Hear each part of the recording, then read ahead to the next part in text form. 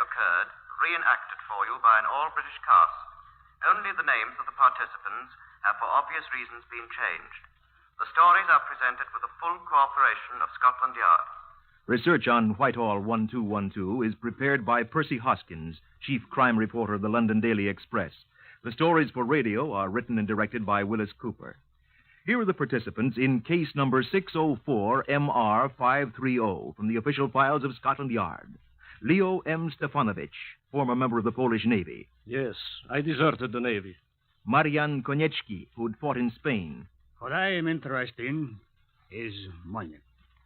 Kazimir Kashuba, who was found dead. Albert Stevens, the copper's narc. It's a living. Superintendent Alistair Watkins of Scotland Yard. I must warn you that if you expect high adventure in Limehouse or sinister Orientals lurking in dark byways, you'd best turn off your wireless now. We're quite ordinary people at Scotland Yard. Professional policemen, catchers of criminals, and we don't go in much for the picturesque, the way we're sometimes pictured. However, if you'd like to see how we proceed upon a case, I'll ask you to step inside our Black Museum and meet the man in charge of it. Come in. This is Chief Inspector John Davidson, who's in charge here. Well, how do you do? I'm afraid that the so-called Black Museum is neither black nor a museum, nor is it the Grand Guignol. We have here a large number of guns, knives, other weapons which have been used in crimes. We have also disguises, clothing, exhibits of all sorts that have helped in solving many of these crimes. I think you ought to explain, John, why we keep these gruesome relics. Yes, indeed. They're here for a purpose quite removed from idle curiosity. They're principally for the use of the men of Scotland Yard in studying crime techniques and exemplars of crime methods. They bring to life the cold words contained in our files, and the most useful as well as graphic. For example, in this case, Superintendent Watkins is reenacting for you. Now, this is a bullet that killed a man. It was fired from this gun, 32 caliber Wolfe automatic pistol. And it was Scotland Yard's job to prove that. And this, the top of an ordinary mechanical pencil. This was a very important bit of evidence. Just a cheap little metal pencil. It wasn't cheap for the man who lost it, John. Well, it cost him his life, you see.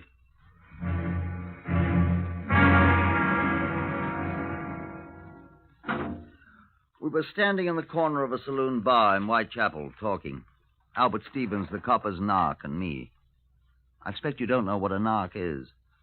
N-A-R-K. In America, I think you call him a stool pigeon. Every detective in the world has his pet narc, and Albert Stevens was mine. It was an insignificant place we were in, and Albert Stevens' 2 mild and bitters had set him talking 16 to the dozen. I don't suppose you'd know him by sight, sir, but I could tell you how to find him. That is, I've seen him about here and there. It's American cigarettes they're handing now, but they ain't got many left. And when they're sold out of them, they'll try something else. Have you got any ideas, Albert? No, sir, not yet. But it'll be something big, I'm sure of that. Do they know you, do you suppose? Nobody notices a taxi driver, sir. They've rode in my cab twice now, and they've never even looked at my face. But I've looked at them. Will you have another mild and bitter, Albert? Well, I wouldn't say no, sir. Here, miss. Fill this up here, will you, again? Will you? Thank you. They're some kind of foreigners, sir, they are. Thank you, miss. This I know. They're in the black market up to here. You said that. What kind of foreigners? I can't understand them much, except when they talk about, well, what they think is English. Greeks or Spaniards or Russians, I think. All 3 of them. Oh, they tip quite nice, too. But you're sure they're in the black market? No doubt about it, sir. I hear enough about it. Don't know their names? Well, one is called Marion. Marion? And the other's name is Kashmir. Kashmir. Maybe he's an Hindu. And the other is a gentleman in some kind of navy, sir. Not ours. Some foreign navy. He wears a uniform. Who seems to be the boss? Well, I'd say this here Kashmir is, sir. He's an odd man, he is, sir. Is that all you know about them, then? That's all I know right now, sir. Well, ain't that worth 3 pints of mild and bitter, sir? Just about, Albert. Well, I was sort of hoping you'd have a spare 10-shilling note on you, sir. I have, Albert, but not for you, my lad. When you've something better than a comic trio of foreigners who gibber about American cigarettes, maybe, but not till then. Would you like to buy a magnificent new solid gold mechanical pencil, sir? Here. A sacrifice for 10 shillings. Where'd you get it? A lady gave it to me, sir. Now, what say 7 and 6 to you, sir? Come now, Albert. You know that's worth all of 9pence. 9pence, then, sir? I need the money. Come off it, Albert. Well, then, sir, What did you say if I told you these foreign blokes is murderers? Shouldn't believe a word of it. Oh, they might be, sir. Well, when you can prove it, come round and see me, Albert. Well, don't I get another pint, sir? Here, miss. Another of the same for my friend here. Night, Albert.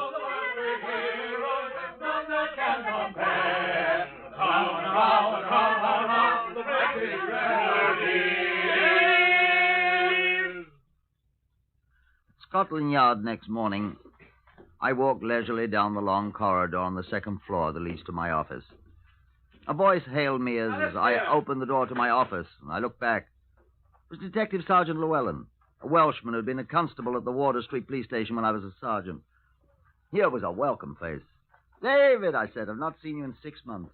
Longer than that, indeed, Superintendent. It's 10 months, and I'm very glad to be seeing you. Where have you been? To the Army all this time, sir.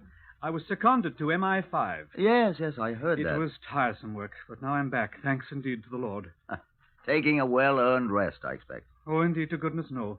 There's no rest for the wicked. I'm on a case already. Can we have dinner this evening, then? I'm not so sure, sir. What have they given you? Oh, a murder. Good bloody one?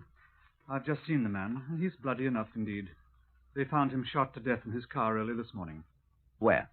Chepstow Place, Notting Hill. The constable who found him in his car parked beside the curb thought he was taken with drink and sound asleep. But it was a .32 caliber bullet in the back of his neck and out the front of his head. Very gory.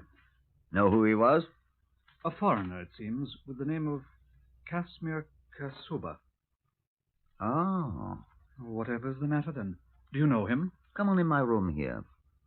I don't know the chap, but I have an idea I know someone who does. Well, indeed, to goodness. Come on in while I telephone. I've got his number in my book here. At least a number where I can reach him. Ah, here it is.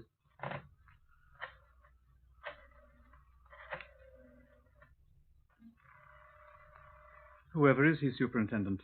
Chap named Albert Stevens, a narc. Talking to him just last night. Mentioned a chap named Kashmir, he called him. Foreigner. Just might be. Now, where is the beggar? Every little bit. Yes? Who is it? Oh, hello. Is Albert there?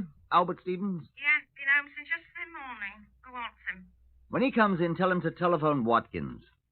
Watkins, got that? Hoskins? Watkins. Watkins. He knows me. What do you want? Just tell him to call me, that's all. Does he know where to call? Yes, it's very important. Do you understand? He ain't come home since yesterday morning. All right, have him telephone me at once. You needn't shout at me, Mr. Bloodywell Watkins. Goodbye. Not there. No, telephone me. I say, where can I reach you? Oh, I've got all this report on the man to write up, for goodness sake. I'll be in my office till noon. Oh, he'll telephone me before that, I'm sure. Well, I must be going, sir. I'm sorry I couldn't reach him just now. But I'll be in touch with you as soon as I hear from him. I'll be very grateful to you, sir. It was good seeing you again. Been a long time, Llewellyn. Well, goodbye. So long. So long, old chap. Oh, you dropped something. Eh? Where? There on the floor beside your right foot. Oh, must suppose this. What is it? Found it in the car with the dead man. Huh? A top off a cheap mechanical pencil. Let's see it. Do you mind? Not at all. Don't have to be careful of fingerprints. They've had it in the laboratory. Nothing on it. That's it. Beg your pardon, sir? I've seen this pencil before, Lou. Oh, millions of them about, no doubt. The chap that was killed must have lost it. No. Eh? I've seen this particular one before. I saw it last night. I don't follow you, sir. Huh. That settles it. Look here, closely. Yes? See these initials scratched on it? Very tiny, yeah? Probably done with a pocket knife. Is he? A.S.? By crikey, A.S., that's what they are. Whose do you suppose? He offered to sell it to me last night. Who? Albert Stevens, the copper's narc. I was just trying to telephone. Goodness sake. So that's why he hasn't come home. Eh? He said he knew this Casimir. He said Casimir had money. And money was what he needed. Well, Casimir was robbed, we know that. But I never knew a copper's narc to have the courage to commit murder, sir. Why, I bought him the courage, old boy. 4 pints of mild and bitter. Suppose that makes me an accessory to murder?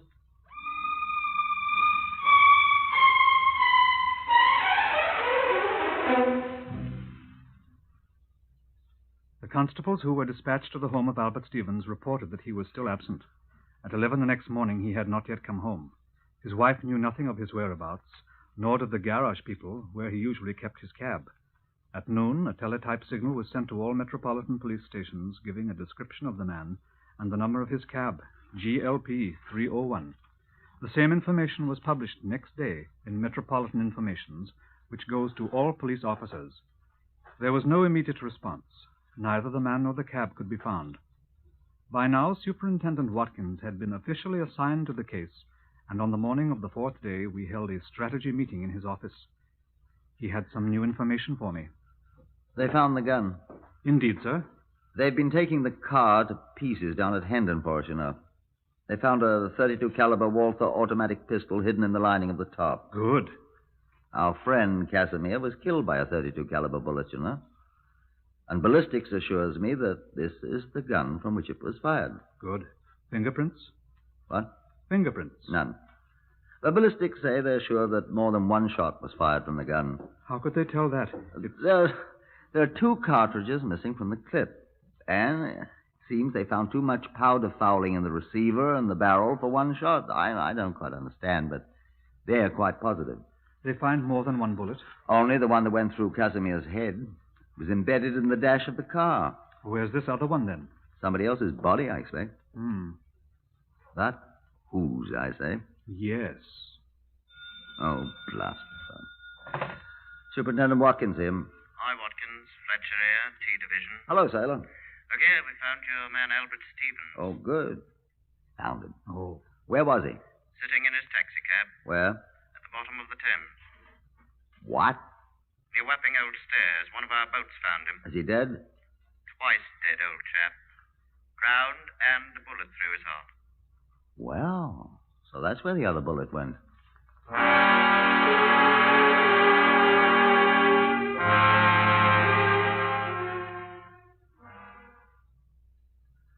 I admit I'd more or less dropped a brick in pinning all my hopes of a quick solution of the case on Albert Stevens. Llewellyn and I moved at once to realign our strategy. This was our estimate of the situation. It is possible that Stevens did murder Casimir, of course. Possible, but not probable.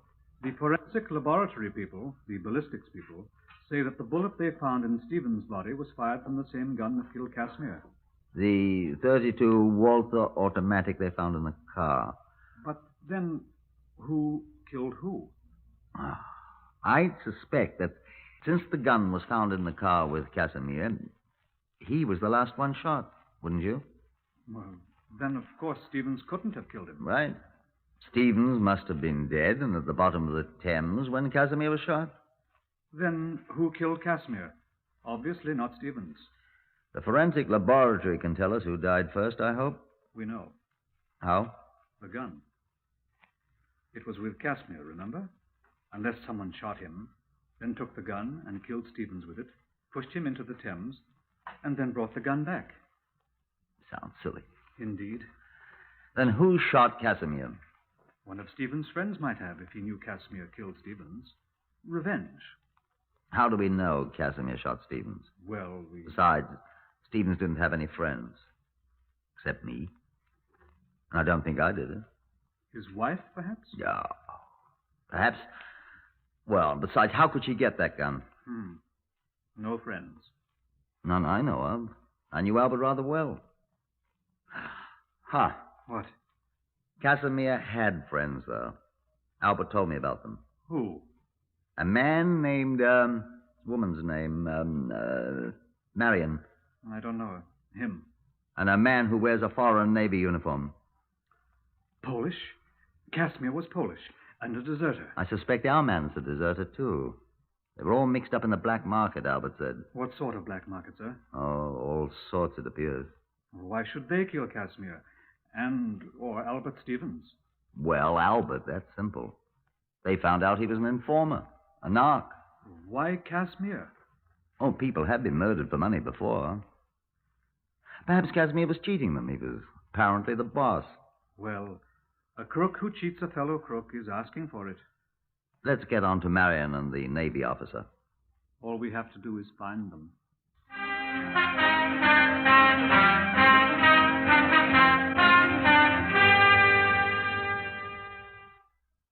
Now, allow me to digress for a moment. There was, of course, no record anywhere of Casimir's former address.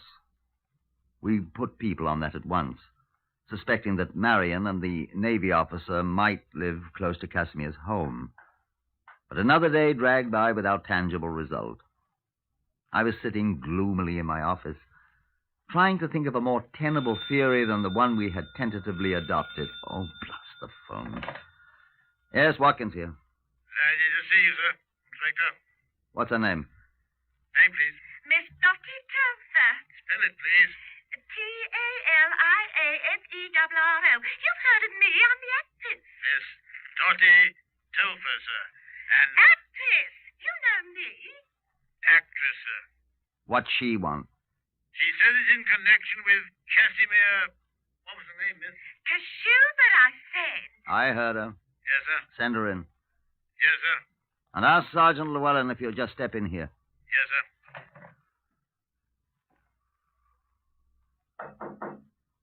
Come in. Good afternoon, madam. Are you Superintendent Watkins? I am. Sit down, madam. I thank you. You said you knew something about Casimir Kashuba. Yeah, I saw in the Express that he's dead. Extremely. And good enough for him, I'd say. You knew him? Yes, he was a crook. I'm afraid you're rather late in telling us that, madam. Well, I mean to say, What sort of dealings did you have with him? I never had any. Well, I mean, he cheated me, and now he's dead. How am I going to get back the £17 I gave him? That's what I want to know. Why did you give him £17? Oh, excuse me, sir. Oh, come on in, Llewellyn. This is Miss Dottie... Telfer. I'm a music hall star at the Shepherd's Bush Empire. How do you do, madam? Sit down, Llewellyn. Seems Miss Telfer has given Casimir £17. Whatever for, miss? Well, I expect it was rather silly of me, but I couldn't resist it. Resist what? Well, I was having a late supper after the show last Tuesday, and there was a man, Kashmir Kashuba it turned out to be, sitting 2 tables away from me. That the first time you met him? Of course. Do you think that... On the table before him was the most magnificent handbag. Handbag? A woman's handbag, the kind I hadn't seen for simply years. I couldn't resist doing what I did. What did you do, madam?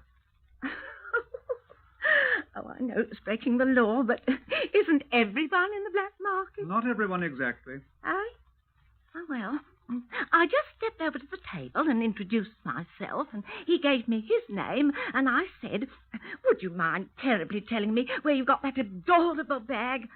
I wanted one myself, you know. Black market. So he said he manufactured them and that I could have one if I liked. All I had to do was to give him £17 so that he could buy the special leather it was made of. And in a day or 2, I could call at his flat and it'd be ready for me, do you see? And you fell for that old one? You called at his flat? Would you believe it? When I called, he professed never having seen me. He said he was not a manufacturer. He wasn't. And nothing I could say would make him give me back my £17 or the bag. And did you kill him then? I did not. Later, perhaps. I never killed anyone in my life. I'm a law-abiding... Will you give us the address, my dear law-abiding young woman?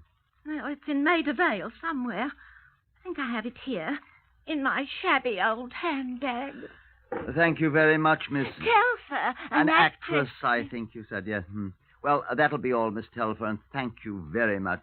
Come along, Llewellyn. Yes, but how am I going to get You're now? not going to get it back, Miss Telfer. What? You're very fortunate.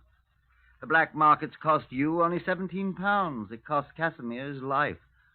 Ready, little one? Within 20 minutes, a Scotland Yard car dropped us at the address in Maida Vale Miss Telfer, actress, had supplied us.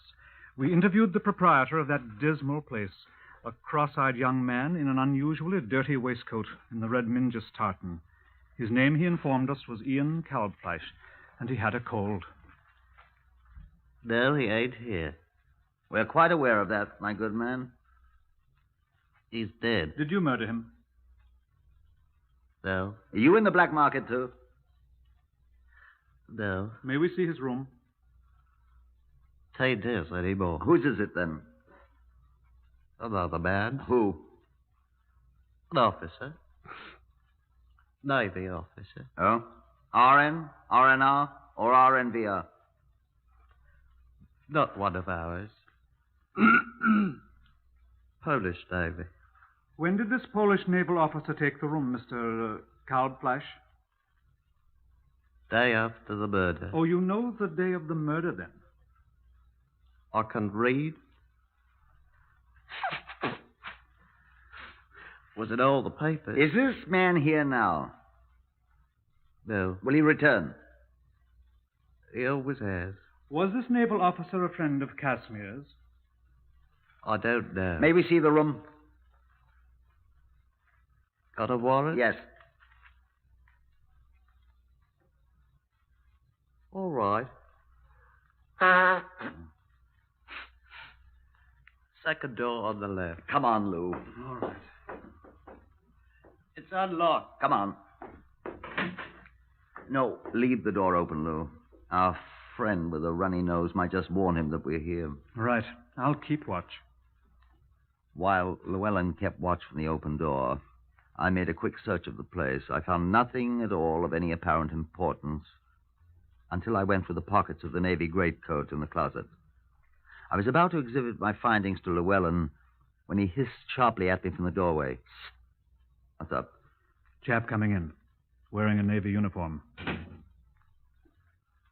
People in your room, Commander. Who are they? Police. Scotland Yard. What do they want? If you'll come in, Commander, we'll be glad to tell you. Who are you? Sergeant Llewellyn of Scotland Yard. I think you'd best come in, sir.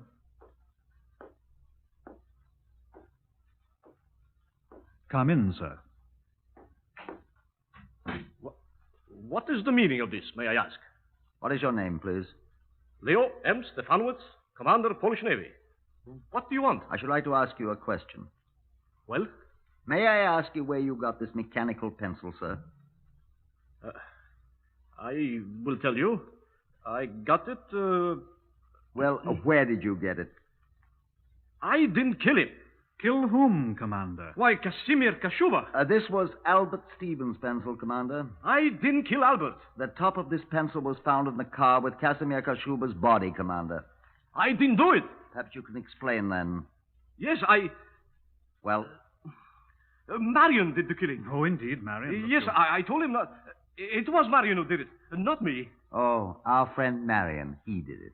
Yes, I am telling you the truth. Marion. You know where Marion is? I will take you to him.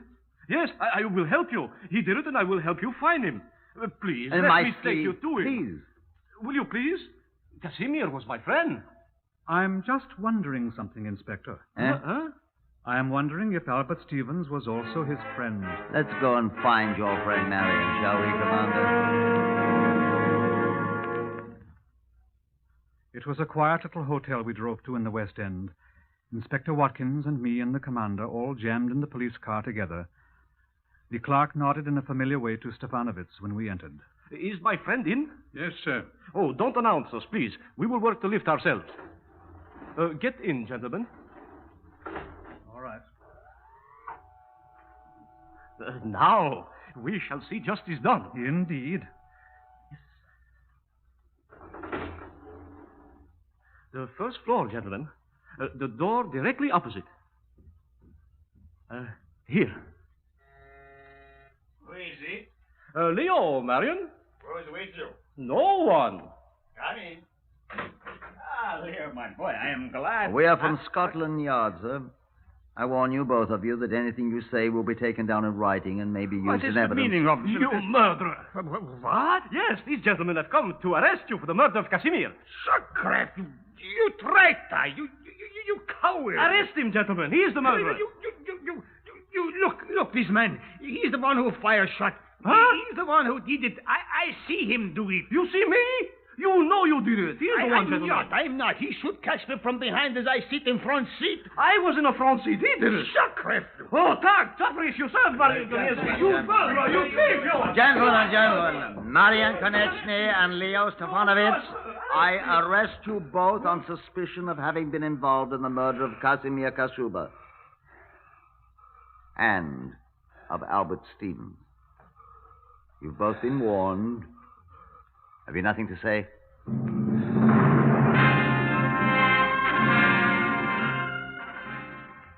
At the trial, the two men admitted all the details of the two murders. Albert Stevens, it seems, had talked too much about his relations with the police, and someone in a moment of rage had shot him, and his cab had been dumped into the Thames. Walking away from there together, they'd stolen a motor car. Casimir Kashuba, who had been drinking heavily, twitted his companions about the new hold he had on them as murderers.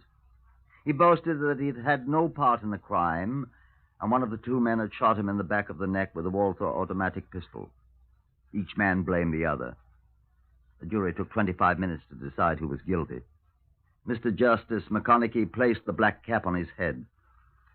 Marian Konechny, Leo Stefanovich, the jury have found you and each of you guilty of the murder of Casimir Kashuba.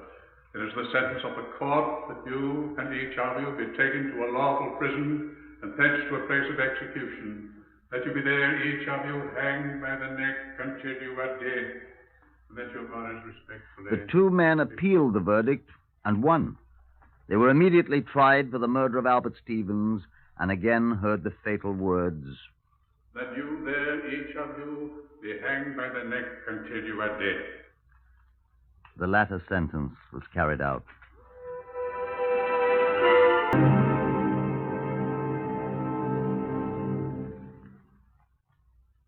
You have heard the eighth in the series Whitehall 1212, compiled by special permission from the official files of Scotland Yard. Only the names have been changed. Otherwise, the story is true. Research for Whitehall 1212 is prepared by Percy Hoskins of the London Daily Express, and the stories for radio are written and directed by Willis Cooper and produced by Jack Goldstein and Collie Small.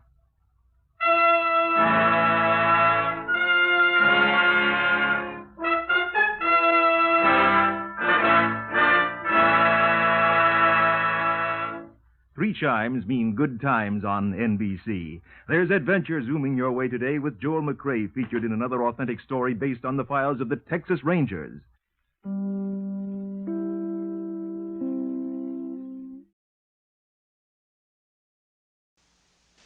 This episode from the life of Sherlock Holmes will be transmitted to our men and women overseas by shortwave and through the worldwide facilities of the Armed Forces Radio Service. Petri Wine brings you Basil Rathbone and Nigel Bruce in the new adventures of Sherlock Holmes.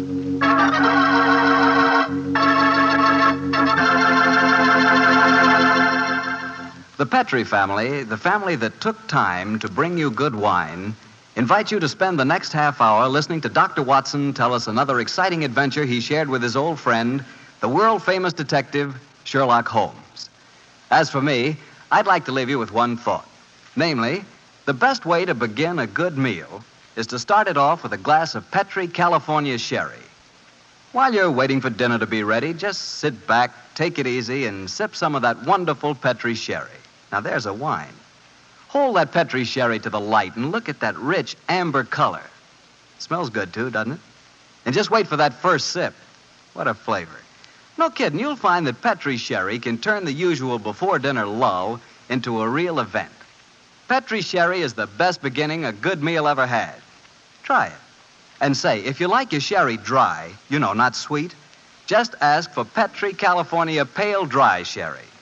But no matter how you like it, you're sure to like it if the label says Petri. See for yourself.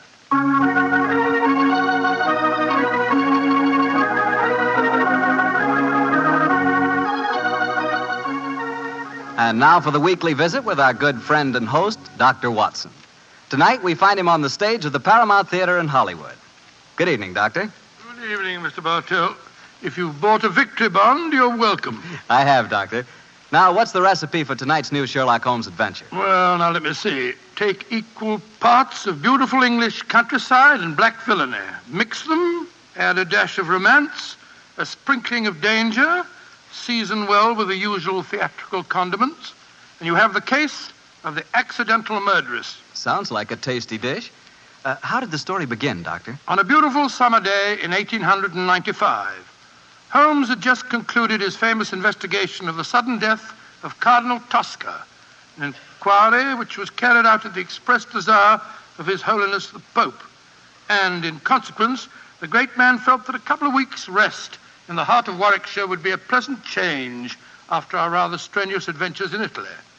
And so, Mr. Bartell, we went to Stratford-on-Avon.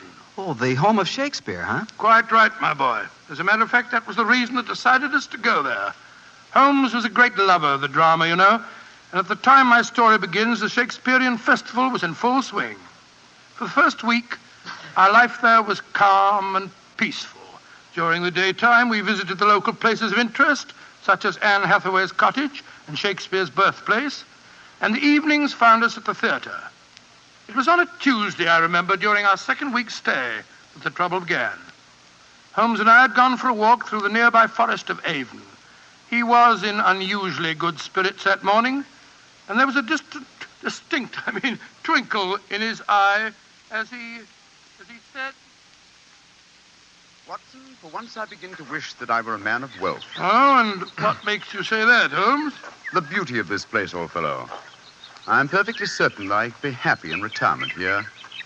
It's rather depressing to think that in a week or two, the sordid necessity of making money will demand my return to Baker Street in a world of criminals. No, I must say that in an environment like this, it is a little hard to think of crime. How does the old saying go?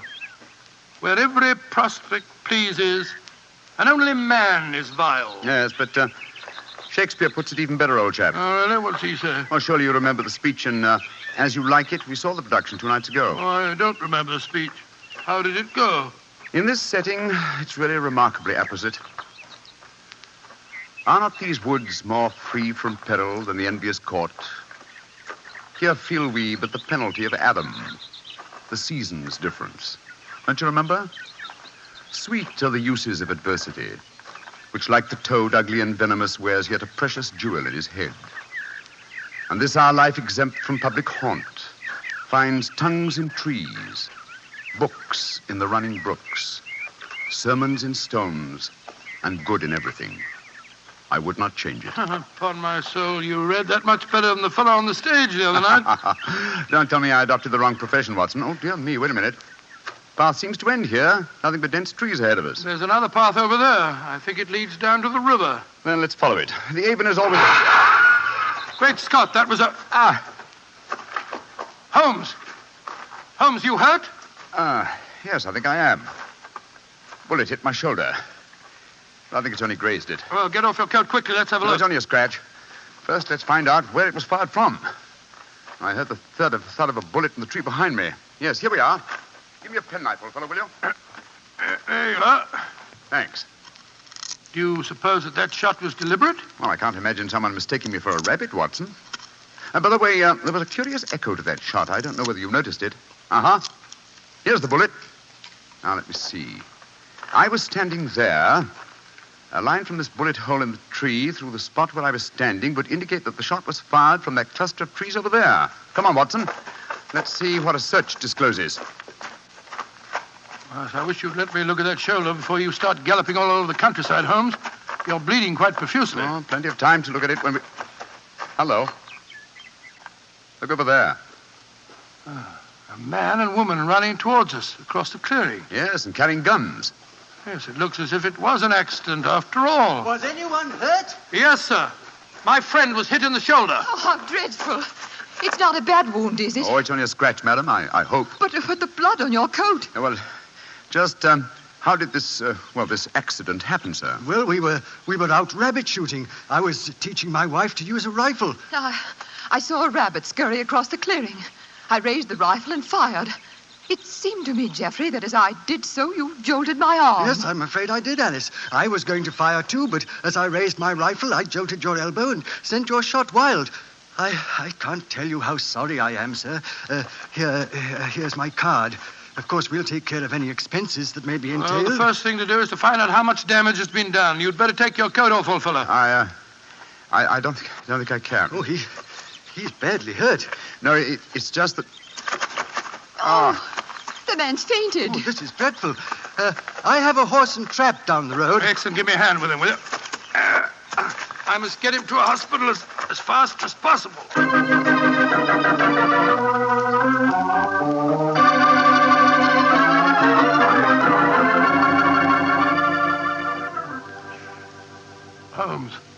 Holmes, you feeling any better?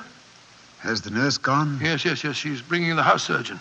And the man and his wife? They're down in the hospital waiting room. Oh. I found out their name. It's Markham. Then we're alone. Yes, old fellow. In that case, I can stop behaving as if I were at death's door. Holmes, you mean that you shammed that collapse just now? Yes, I did, Watson. But spare me a little pity, old chap. My shoulder's confoundedly painful, I assure you. Well, I'm sure it is. But what made you pretend to faint? I recognized this Mrs. Markham, and I think she recognized me. It's important she assume I'm out of action for a while. Oh? Mrs. Markham. Why? Well, Mrs. Markham is, in reality, the notorious Mrs. Dangerfield. You remember the Dangerfield case? The Dangerfield? Great Scott, yes. She was tried for the murder of her husband by poisoning, wasn't she? Yes, she was, old fellow. She was acquitted when the jury decided he was an habitual arsenic addict who happened to take an accidental overdose. Well, didn't you have some connection with the case? It was I who tracked down the sale of the arsenic she claimed to have bought for cosmetic purposes. Well, if you ask me, that shot at you was no accident. Oh, of course it wasn't. I'm certain that I was recognized. In any case, her record is a bad one. Prior to her husband's death, there was an episode in which her uncle was killed in a shooting accident on a grouse moor in Scotland. An uncle who left her a large fortune on his death. And I suppose Mrs. Dangerfield was a member of the shooting party when the accident happened. Yes, she was. She's something of a femme fatale, Watson. I must plan my actions very cautiously. I'm up against a dangerous opponent. Well, you'll have to stay in the hospital until your wound's being examined and dressed. That's true, old fellow. And while the local staff are taking care of that, I want you to shadow the Markhams. Of course I will, Holmes. Stick close to them, old fellow. Make them believe that I'm going to be kept here for some days. Find out as much as you can and then report to me. Right, I'll do my best.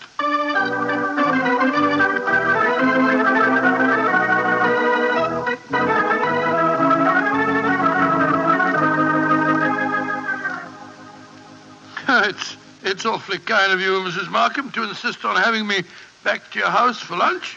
My dear Dr. Watson, after injuring the famous Mr. Holmes, it's the least I could do. Of course it is. Geoffrey, dear, will you bring us some sherry? It's Ada's day off, you know. Very well, Alice. Is anyone else coming to lunch? Only Dennis Romney. Oh, Lord, that fellow seems to live here. Well, I'll go and get the sherry. Sit down, won't you, Dr. Watson? Thank you, madam. Thank you. You say that you think Mr. Holmes will be in the hospital for some days? I'm afraid so. The wound wasn't serious. He lost quite a bit of blood. Oh, I feel perfectly dreadful about it. Well, you mustn't blame yourself too much, madam. It was an accident. Yes, but I might so easily have killed him. Well, you haven't, and that's all that matters. Did you say that Dennis Romney was coming to lunch? Is that the actor fellow from the Memorial Theater? Yes. Have you seen him on the stage? Yes, several times. Holmes and I have been going to the festival regularly since we came down here. A fine actor, isn't he? A shame they give him such poor parts. Well, it was really good. Imagine them letting that frightful Basil Grant play Hamlet last night, while Dennis only played Laertes. Dennis is 3 times a better actor. I suppose he is. He's coaching me in acting. Oh, coaching you? Really? Yes, he thinks that I may be able to get small parts here next season. I've always had a great urge to go on the stage, but no one's ever encouraged me before. Oh, here's Geoffrey. This sherry's rather special, Doctor. Jerez de la Frontera. Only a few bottles left. Oh, that's very nice of you, sir. Oh, that must be Dennis. I'll go let him in. We might as well have a drink. You'll find it'll help making this actor fella more tolerable. I take it, Mr. Markham, that you're not an admirer of Mr. Dennis Romney's. Can't bear him. He's always quoting Shakespeare and behaving generally as if he were another Irving. He's got Alice completely fooled. Here's a glass, Doctor. Oh, thank you, sir, thank you. Dennis, I want to introduce you to Dr. Watson. How do you do, Mr. Romney? How do you do, sir? Hello, Geoffrey. Want a glass of sherry? Thanks, that'd be very nice. Are you a disciple of the theater, Dr. Watson? Well, hardly a disciple, sir, but I've been attending the festival during the last week. I enjoyed your performances immensely, if I may say so. Oh, you may say so, Doctor. Here's your sherry, Dennis. Oh, don't be crotchety, Geoffrey. And please remember that Dennis is our guest. Oh, it's all right, Alice. I know that Geoffrey's bark is a good deal worse than his bite. And what play are you appearing in tonight, Mr. Romney? King Lear. I shall once again portray the thankless role of the King of France. While that incredibly bad actor, Basil Grant, tears a multitude of passions to tatters in his rendition of Lear. Oh, horrible, horrible, most horrible. I thought his Hamlet was atrocious last night, Dennis. Wasn't it? When he came to his final line, the rest is silence, was as much as I could do to prevent cheering. I felt rather the same way when you were killed in the duel, Dennis. Oh, Geoffrey, you're being intolerably rude. Why don't you take Dr. Watson upstairs and show him your butterfly collection? Then at least you'll know what you're talking about. Are you interested in butterflies, Doctor? I have quite a rare collection. Oh, really? I'd like to see them very much. Come on, then. I think we've just got time before lunch. Try and bring yourself down with a few better manners, Geoffrey, dear. I'm really quite an easygoing man, Doctor, but the arrogance of that fellow Romney infuriates me. I must say he does seem to have rather a good opinion of himself. Don't put too much weight on that balcony rail. It's absolutely full of wormholes. Part of the attraction of an old house, my wife tells me. But I regard it as confoundedly dangerous. Yeah, and this is my little museum. In these cases, I think you'll find some of the finest specimens of Lepidoptera you've ever seen. It's my hobby, and I may say that, with the exception of the Natural History Museum, I doubt if you'll find a finer collection. It must have taken you years to collect them. Oh, it has. Many years, many disappointments, and a great deal of patience. Look at this fella. He's my prize specimen, a North American monarch. North American monarch? Beautiful, beautiful. Isn't he? And this is an admiral. Yes, of course, I know him. Rare. And this is a perfect bee-hawk moth. Bee-hawk moth? Here's an emperor. Ever see more exquisite markings? Well, never. Tell me, Mr. Markham, when you captured a butterfly, how'd you kill it without marking it in any way? With poison. Oh? What poison? Cyanide. Not arsenic? You heard me say cyanide, Doctor. The only reason I mention it is that a friend of mine collected butterflies once, and I'm certain that he always used arsenic to kill them. Why'd you keep talking of arsenic? You're trying to hint at something. No, my dear fellow. I was just curious, that's all. Yes. A trifle too curious, perhaps. There's the luncheon gong. Let's go downstairs again. So, old man, I didn't mean to offend you. Oh, of course you didn't. But my nerves are a little on edge today. Must be that accident to your friend that's upset him. I really must get that balcony rail mended. Shh. Shh. What is it, sir? My wife and young Romney. They're going into lunch. Listen. But, darling, why won't he understand? How can you expect him to, Dennis? Geoffrey has no imagination. He's never understood me. Well, Doctor, they say that listeners never hear good of themselves. You know, sometimes I wonder if my wife wouldn't like me out of the way. Let's go down to lunch, shall we?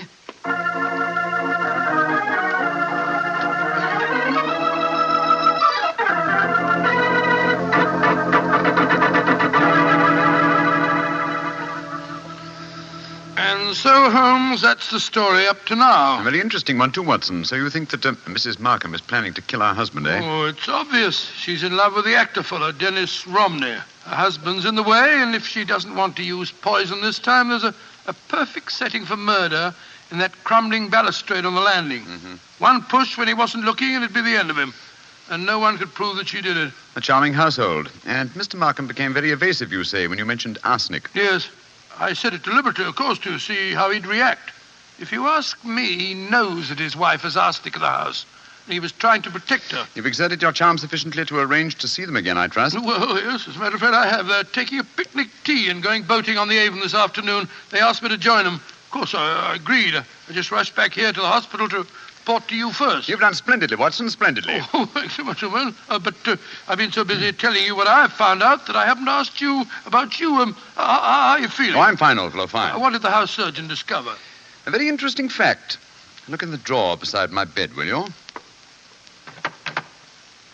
Great Scott, it's a bullet. A bullet that the house surgeon removed from my shoulder. But we found a bullet in the tree also. Precisely. Therefore, 2 bullets were fired. But, good Lord, that means... It means, old chap, that we have a dangerous task ahead of us. Not to solve a murder, but to prevent one.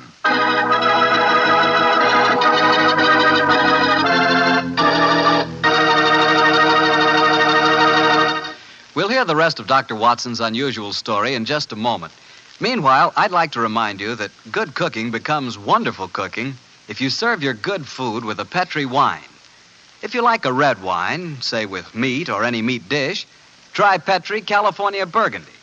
If white wine's your favorite, then you'll love Petri California Sauterne. It's wonderful.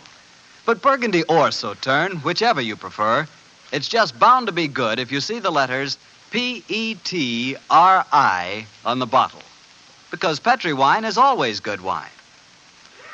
And now, Dr. Watson, what happened next? We left you at Sherlock Holmes' bedside in the hospital.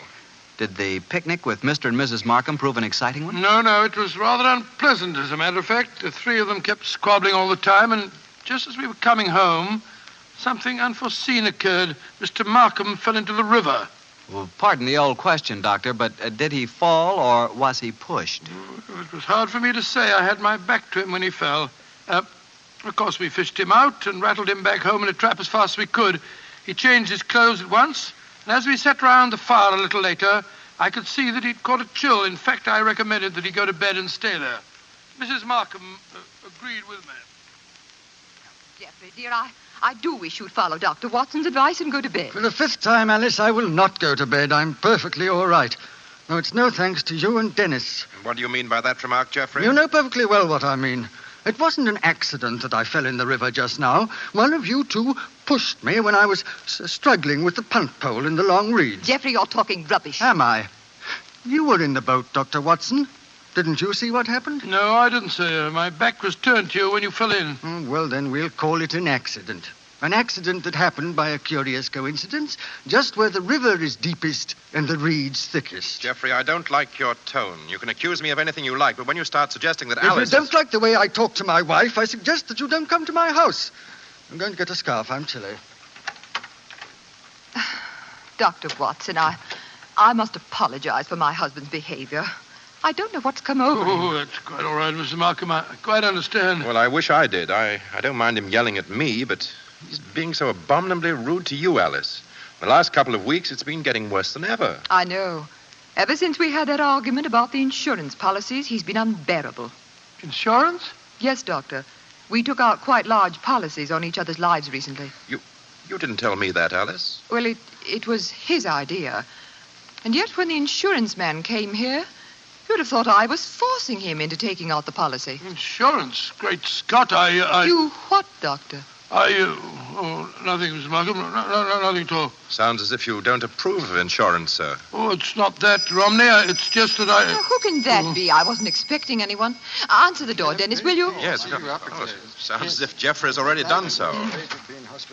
Oh, Alice, we have a visitor. Holmes, you shouldn't be up. Good evening, Mrs. Markham. Hello, Watson. Well, I'm delighted to see you, Mr. Holmes. Though I understood from your friend that you'd be in the hospital for several days. The constitution of an ox and the obstinacy of a mule, 2 characteristics of mine, have combined in making possible an early departure from the hospital. How do you do, Mr. Romney? I think I've seen you at the theater. My name is Sherlock Holmes. How do you do, sir? You'll stay to supper, I hope. If it's not inconvenient, Mrs. Markham. Of course it isn't. I'll go in and arrange for it. Upon my soul, Holmes, I'm glad to see you. And are you, old fellow? Let's take a stroll on the terrace, shall we? It's rather warm inside this evening. You can go out through the French windows. Oh, thank you, Mr. Markham. Holmes, are you quite sure that you're well enough to go walking about? Of course I am. You must tell me, Watson, what the latest developments are. In the meantime, I myself have not been idle. Yes, Watson, I think our stage is set, and I have a feeling that I may contribute to a rather dramatic last act curtain.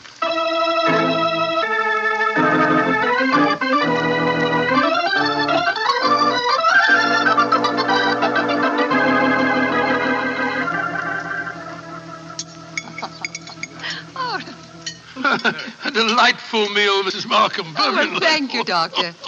Mr. Holmes, you're not eating very much. My appetite is a trifle jaded. The mental fencing that we have indulged in during the meal has been somewhat disturbing. I don't understand you. Oh, come now, madam. I know that you were once Mrs. Dangerfield, and you know that I know it. Why keep up the pretense any longer? Very well, Mr. Holmes. But we needn't converse in lowered voices.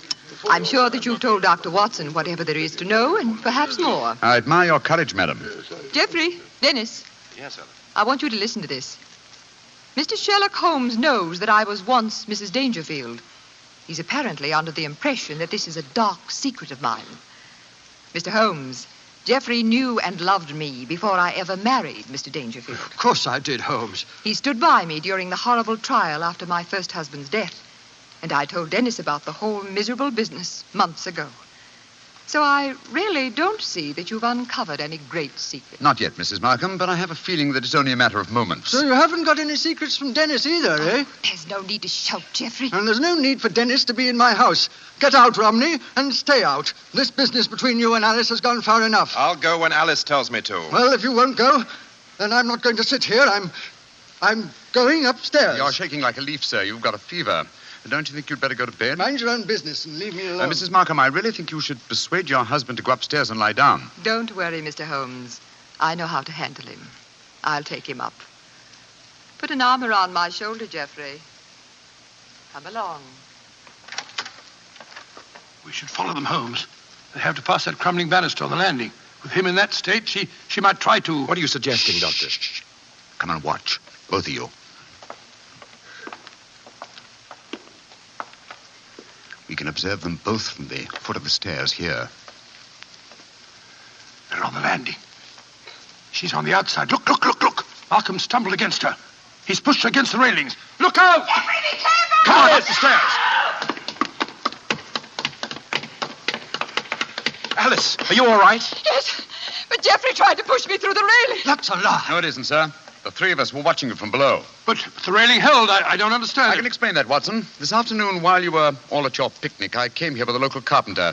You had informed me, old fellow, that it was the maid's day off, and I took the liberty of reinforcing that decaying woodwork. What the blazes do you think you've been up to, Holmes? Preventing murder, sir, and finding the true solution to the Dangerfield case. What do you mean, Mr. Holmes?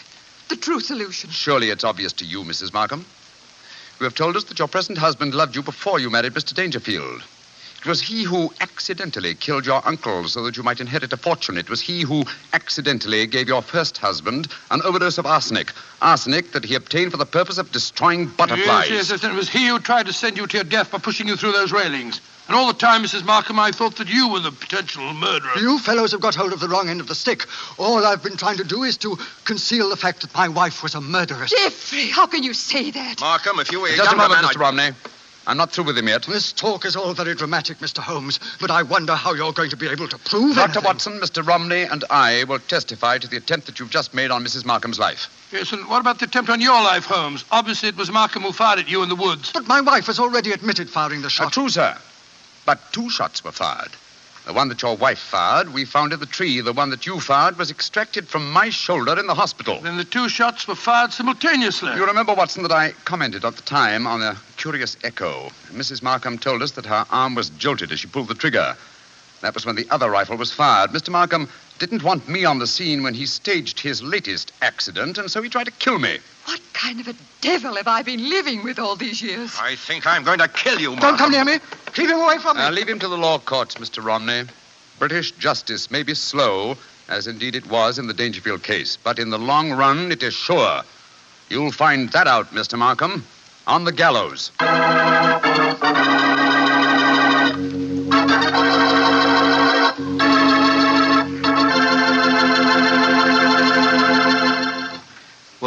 tell me, Doctor, did Mr. Markham finally end on the gallows? Yes, he did. And it might interest you to know that Mrs. Markham and Dennis Romney were married. A nice chap and a fine actor, that boy. Maybe that's what I should have been. An actor. To be or not to be, that is the question. Whether it is noble in the mind to suffer... Well, what's the matter, Doctor? Don't you like it? The words are beautiful, but your delivery of them... Not good, huh? No, not good, Mr. Bartell. Okay. I'd rather talk about Petri wine anyway. Now, there's something to really talk about. Petri wine. A wine with generations of winemaking behind it. That's a fact, you know. The Petri family started making Petri wine generations ago. Way back in the 1800s. So they've had the time to develop the art of winemaking, and they've been able to hand down that art from father to son, from father to son. Yes, the Petri family really knows how to turn luscious, sun-ripened California grapes into clear, fragrant, delicious wine. And those letters, P-E-T-R-I, on the bottle, are the personal assurance of the Petri family that every drop of Petri wine is good wine. It's got to be. Because don't forget, Petri took time to bring you good wine. Well, Dr. Watson, what new Sherlock Holmes story are you going to tell us next week? Well, now, let me see. Next week, Mr. Bartell, I'm going to tell you an exciting adventure Holmes and I had in North Africa. It begins at the headquarters of the Foreign Legion and ends with a strange death in the Cafe of 1,000 Sighs. I call the story Murder in the Casbah.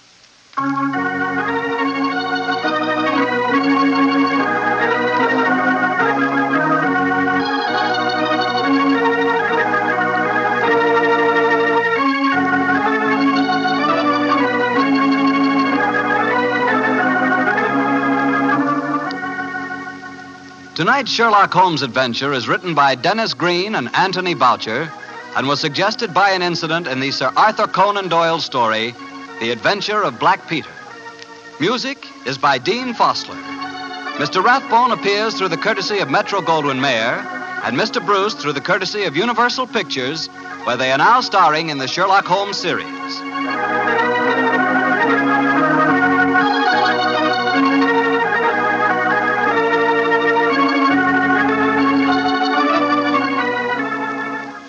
The Petri Wine Company of San Francisco, California, invites you to tune in again next week, same time, same station. This is Harry Bartell saying goodnight for the Petri family. This program originated in the Paramount Theater in Hollywood for an audience of Victory Bond buyers.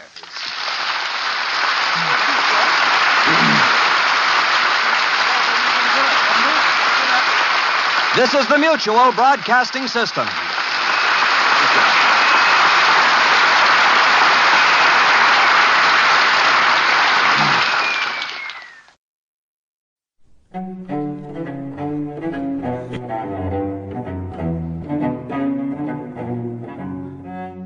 Some can gaze and not be sick, but I could never learn the trick.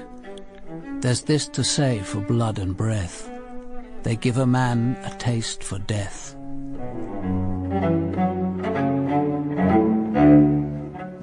John, Adam Dalgleish. Sir? Well, the Commissioner's had a word with the Home Office. This one's ours. Ours? But the new squad isn't officially up and running till Monday week. I know, but a government minister with his throat cut. That's exactly the sort of high-profile case we're meant for. We are being commissioned early. Government minister? I thought he'd resigned. Ex-minister then, perhaps even ex-MP. It's still ours. I take it Division ashore the body really is Sir Paul Barone. One of the bodies, John. Don't forget the tramp. Yes, it's Barone, all right. The parish priest knew him. Apparently it wasn't the first time Barone had spent the night in his church vestry.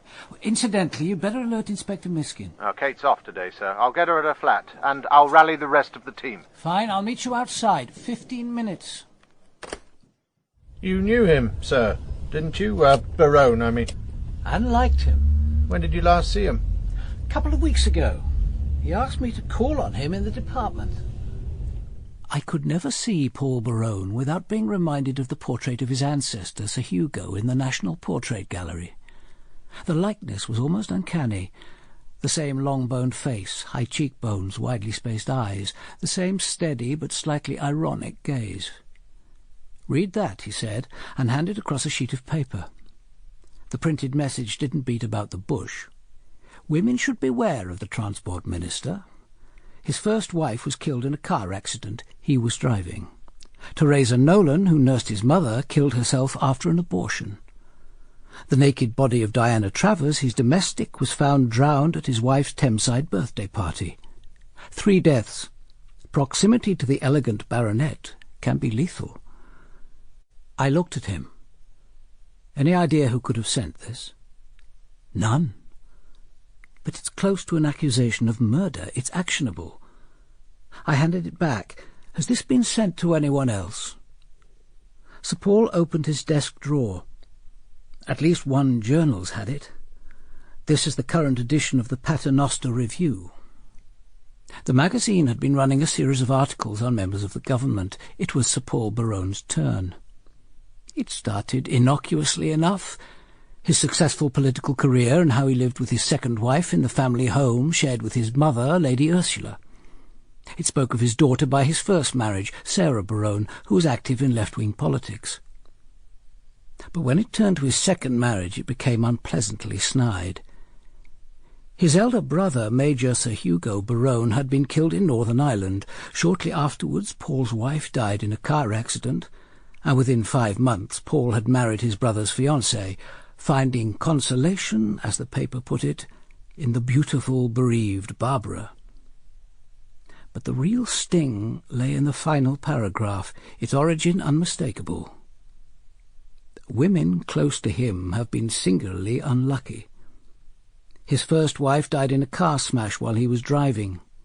Teresa Nolan, a young nurse caring for his mother, killed herself after an abortion, and 4 weeks ago a young girl who worked for him, Diana Travers, was found drowned following a party he threw to mark his wife's birthday. "They're wrong about that, you know," he said. "I didn't arrange that birthday party, Barbara did.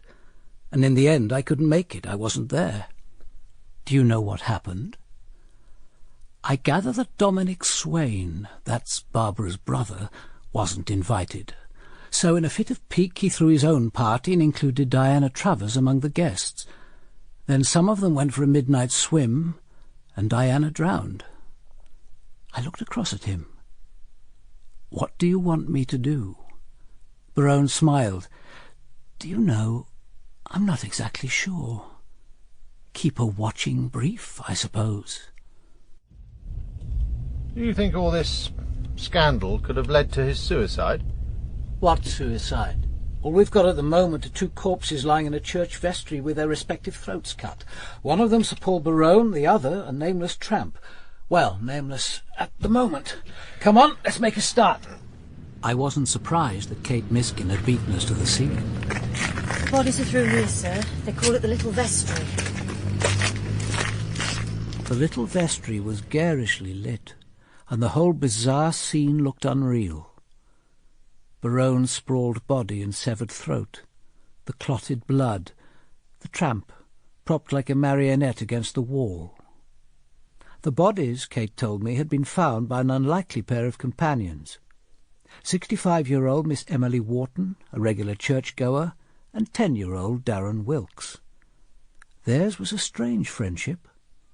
Some months before, Darren had attached himself to Miss Wharton, and now they met regularly every Wednesday and Friday when she came to replace dead flowers in the vase before the statue of the Virgin. It was 8:45 on the morning of Wednesday, the 18th of September, when the two of them approached the south door, the one to which Miss Wharton had the key. But to her surprise she found the heavy iron-bound door unlocked. Kate said that as Miss Wharton felt for the light switch, Darren scampered past her. He liked to light a candle when they arrived, thrusting his thin arms through the grille that separated the passage from the church nave so as to reach the candle-holder and the coin-box. Early in their walk she'd given him the usual 10p piece, and she heard the faint tinkle as it fell into the box. Now a faint smell, alien yet horribly familiar, came to her nostrils, and suddenly she knew that something was dreadfully wrong. Gently at first, and then with one sudden movement, she opened the door to the little vestry, and she saw the horror itself. 2 bodies lay like butchered animals in a waste of blood, their throats cut. She sent Darren to fetch Father Barnes. 5 minutes later, the priest arrived. He stood staring at the scene. "Do you know them, Father?" "Oh, yes, the tramp, that's Harry Mack. Poor Harry sleeps in the porch sometimes. And the other?" "The other is Sir Paul Barone, MP. Until a few days ago, a government minister." "Well, Kate?" Murder followed by suicide, I'd say. Harry Mack has 1 clean slash. Barone shows the classic pattern of self-inflicted wounds. 3 cuts, 2 tentative, the 3rd severing the trachea. Seems obvious. Yes, perhaps too obvious. But that blanket. Barone must have clutched at it as he fell. It's half dragged off the bed, all bunched up on his right side. What of it? Look at the razor. It's lying on top of it, just by his right hand. He couldn't have dragged the blanket while holding the razor. No. He'd have dropped the razor first. So why should it be lying on top of the blanket? While waiting for the team to arrive, John Massingham and I pulled on latex gloves and took a look round the little vestry. What we found confirmed my growing conviction that this was a murder scene. In the grate lay a partially burned diary. Among the fragments of blackened paper lay a used match, but the box it came from was nowhere to be found. On the ancient oak desk lay a pink blotter that seemed almost as old as the desk itself, but superimposed on the faded markings were blottings that were clearly very recent. I went over to Barone's jacket. Inside was an elegantly slim fountain pen. It should be possible for the lab to match the ink with that on the blotting paper. But if Barone had been writing, where was the paper now? Had he himself disposed of it? Or had someone else found it, perhaps even come specifically in order to find it? Lastly, Massingham and I went through into the kitchen. A tea towel hung by the sink. I peeled off my gloves and felt it. Damp all over, as if it had been soaked, wrung out, and left to dry. Well, the murderer would have had to have washed his hands and arms. Above the sink was a simple glass shelf. On it lay a sponge bag. With my gloves back on, I opened it. Inside was a narrow leather case with the initials PSB stamped in faded gold. I lifted the lid and found what I'd expected. The twin to the cutthroat razor lying so incriminatingly close to Barone's right hand. I thought these went out with Sweeney Todd. Who on earth uses them these days? Darren was still waiting in the police car. He looked up at me with bright, suspicious eyes. "She never did it, Miss Wharton. She's innocent." "We never thought she did." "That's all right, then," he said. "It's lucky you were together when you found the bodies," I said. "Turned her up proper," said Darren. "She don't like blood. I went to fetch Father Barnes." "John, I want you to go home with Darren. There's something that boy's keeping back. See if you can get to the bottom of it." Sir? Father Barnes was sitting bolt upright, staring at the gleaming curve of the apse. "When did you first meet Sir Paul Barone?" "Last Monday, just over a week ago. He called at the vicarage and asked if he could see the church. We keep it locked, you see. He said he'd always wanted to see St. Matthew's." "So you gave him the key?" "Well, he was away for about an hour. When he came back, he said he'd like to sleep that night in the little vestry. He'd noticed the bed. It was an odd request. Did he give any reason?" "No. He made it sound quite ordinary. So at about 8 o'clock that evening he turned up, carrying a hold-all, and I gave him the key. The following morning I went to the little vestry. The bed had been made up. Everything was very tidy. So I went into the church, and he was sitting in this row a little further along. There were just the 2 of us. He took communion. Afterwards we walked together to the little vestry, and he left." "And that was all on this first visit?" "Not quite. When I placed the wafer in his hands..." "Yes?" "I thought I saw There were marks, wounds, on his wrists, stigmata, evidence of an intense religious experience. Have you told anyone else about this? Only you. Then please don't. Only imagine the effect if this were to become public. It isn't even necessary to refer to it in your statement. If you need to confide in anyone, tell your bishop. During the following week, Barone resigned from the government and announced his intention of leaving the Commons as well. Yesterday morning, he'd rung Father Barnes, asked to spend the night in the church again, and arranged to pick up the key at 6 o'clock that evening. He'd arrived promptly, carrying the same holdall. The next thing I knew was when young Darren came for me and told me there were 2 dead bodies in the little vestry. I asked him to tell me about Harry Mack. Poor Harry was a problem for St. Matthew's. For some reason he'd taken to sleeping in the south porch, bedded down on newspapers and covered with an old blanket. Perhaps, said Father Barnes, he'd already settled down under his blanket when Barone arrived, and Barone had asked him in out of the cold to share his meal.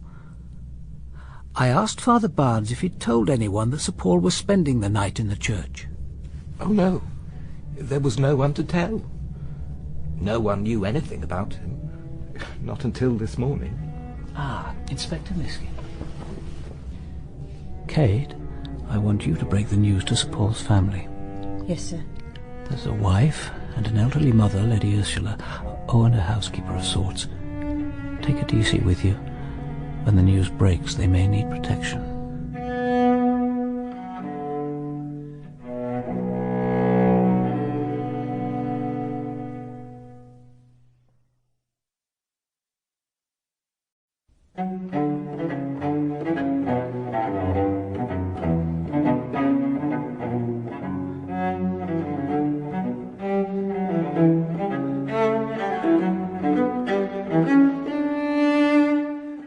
The shocking news of Paul's death brought back to me the moment I first heard that Hugo had been killed in Northern Ireland.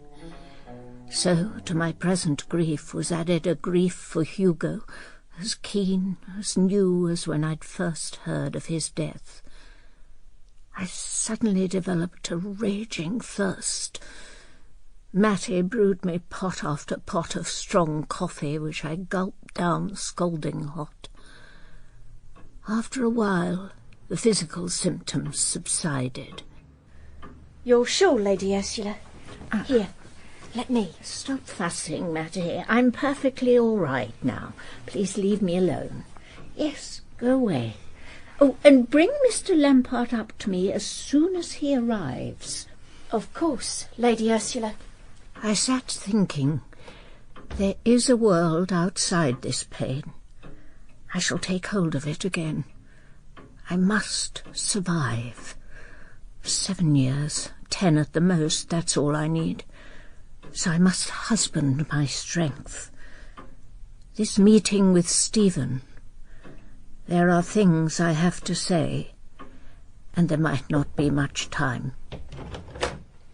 Mr. Lampart, my lady. Stephen! Oh, please, don't stand up, Lady Ursula. You mustn't. You're due for a hip replacement, aren't you? I'm on the waiting list. Forgive me, but aren't you suffering unnecessarily? Why not go private? I'm not in favour of buying privilege. I prefer to be treated on the National Health Service. But I haven't called you here for a professional opinion. Which, as an obstetrician, I wouldn't in any case be competent to give. Lady Ursula, this news about Paul is horrifying. Unbelievable. Shouldn't you have sent for your own doctor? Or a friend? You should have someone with you at a time like this. I have Mattie. At 82, the few people one might wish to see are all dead. And I've outlived both my sons. That's the worst thing that can happen to a human being. I have to endure it, but I don't have to talk about it. I could have added, least of all with you. It seemed to me that the words unspoken hung between us. Underneath his pattern of professional success, I thought Stephen Lampart ambitious and a little vulgar. But this was prejudice, and prejudice is dangerous. After all, Stephen had been Hugo's best friend at Oxford. I knew I must be careful to betray as little as possible if this interview were to go the way I wanted. Stephen, there are 2 things we have to discuss, and there may not be another opportunity. Of course, Lady Ursula. Paul was murdered. The police will know that soon, if they don't already. Forgive me, but can you be sure? All Barbara could tell me when she rang this morning was that the police had found Paul's body and that of a tramp, and that there were injuries to their throats. Their throats had been cut, both of them. And from the careful tact with which the news was broken to me, I imagine that the weapon was one of Paul's open razors. I suppose Paul was capable of killing himself. Most of us are, given sufficient pain. But he most certainly was not capable of killing that tramp. No, my son was murdered. And that means there are certain facts the police will make it their business to discover. What facts, Lady Ursula? That you and my daughter-in-law are lovers. I see. Who told you that? Paul or Barbara? Neither.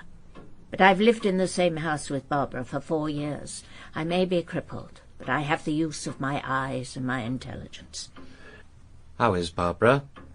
How's she taking all this? I don't know. She's apparently too distressed to talk to visitors. Seems that I count as a visitor. Is that quite fair? Paul was her husband, and she did care for him. Perhaps more than either of us understand. Look, do we have to talk now? We're both of us in shock. Yes, we have to talk, and there isn't much time. The policewoman who broke the news to me said that Commander Dalgleish is coming here as soon as they've finished with whatever they're doing at the church. Presumably he'll want to interview Barbara as well. In time he'll get round to you. I have to know what it is you propose to tell them. This Dalgleish, isn't he some kind of a poet? An odd hobby for a policeman. If he's as good a detective as he is a poet, he's a dangerous man. Dangerous? I've no reason to fear the police. You aren't seriously suggesting that they'll suspect me of cutting Paul's throat because I go to bed with his wife? I'm not saying they'll suspect you, Stephen, but it will cause less trouble if neither of you lies about your relationship. I'd prefer not to have to lie about it myself. Naturally, I shan't volunteer information, but it is possible they'll ask. But why on earth should they do that, Lady Ursula? Because my son was a minister of the Crown, and Commander Dalgleish will liaise with Special Branch. Do you suppose there's anything about a minister's private life which isn't known to these people? Of course. I should have thought of that. I don't think my mind is working properly yet. Then I suggest that it begins working. You and Barbara have to agree on your story. Better still, agree to tell the truth. I take it Barbara was your mistress when you first introduced her to Hugo, and that she remained your mistress after Hugo was killed and she married Paul. Believe me, Lady Ursula, none of that was intended. It just happened. There's something you must understand. I may be her lover, but she doesn't love me. She'd never get rid of a perfectly good husband and a title to marry me, and certainly not by murder. You have to believe that. If you and she are going to go on living together. That at least was frank. You seem well suited to each other. Yes. We suit each other.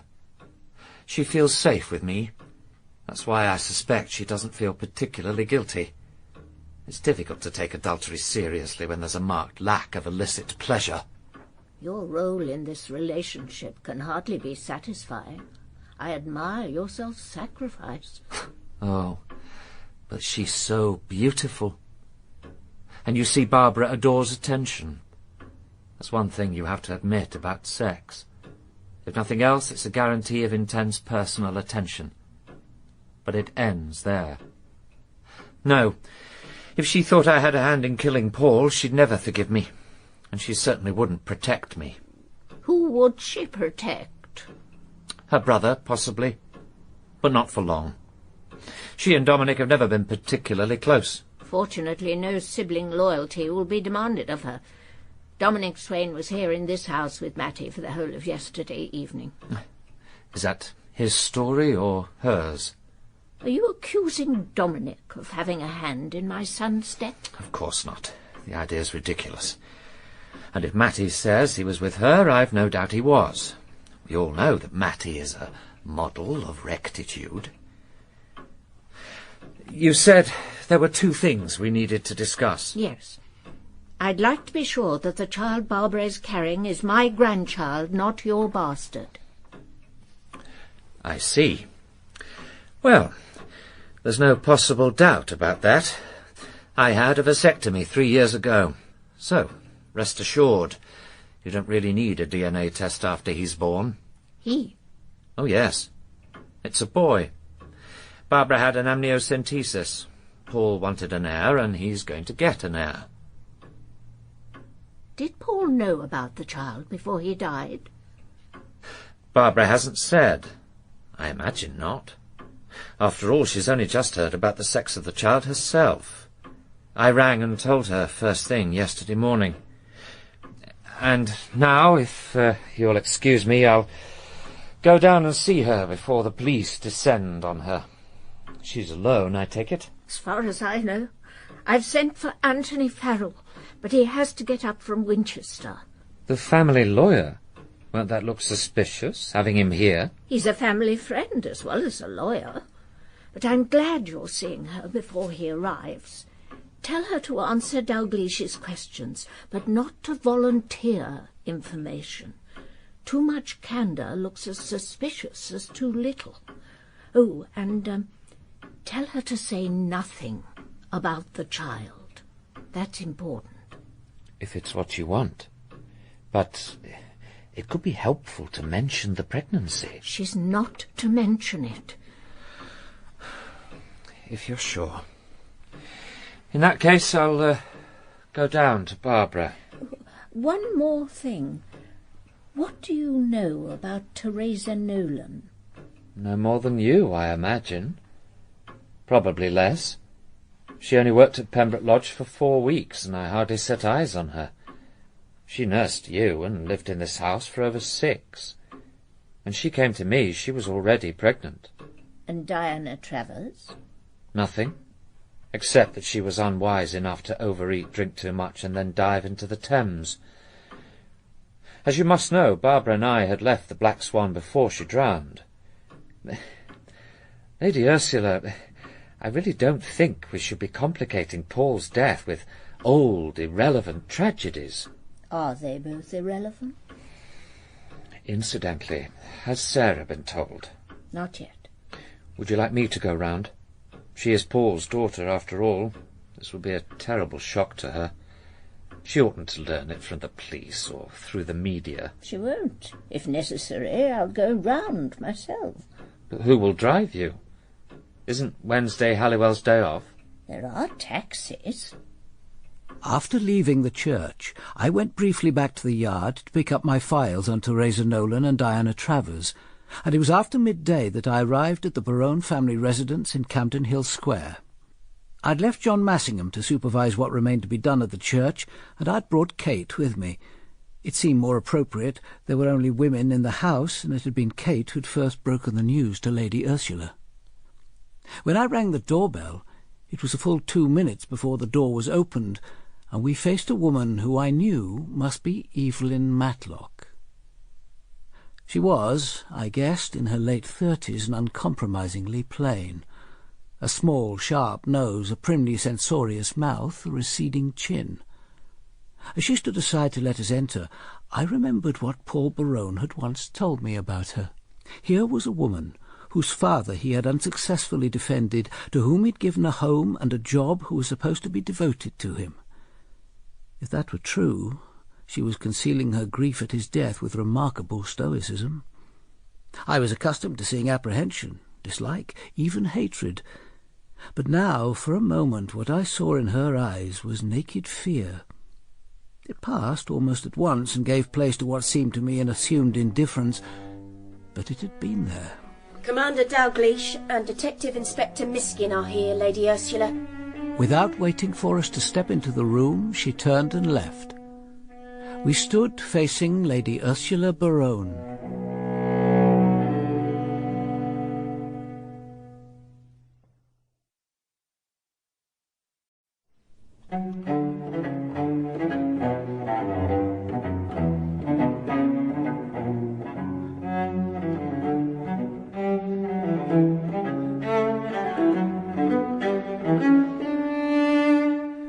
Lady Ursula Barone was sitting very upright, her back to the window.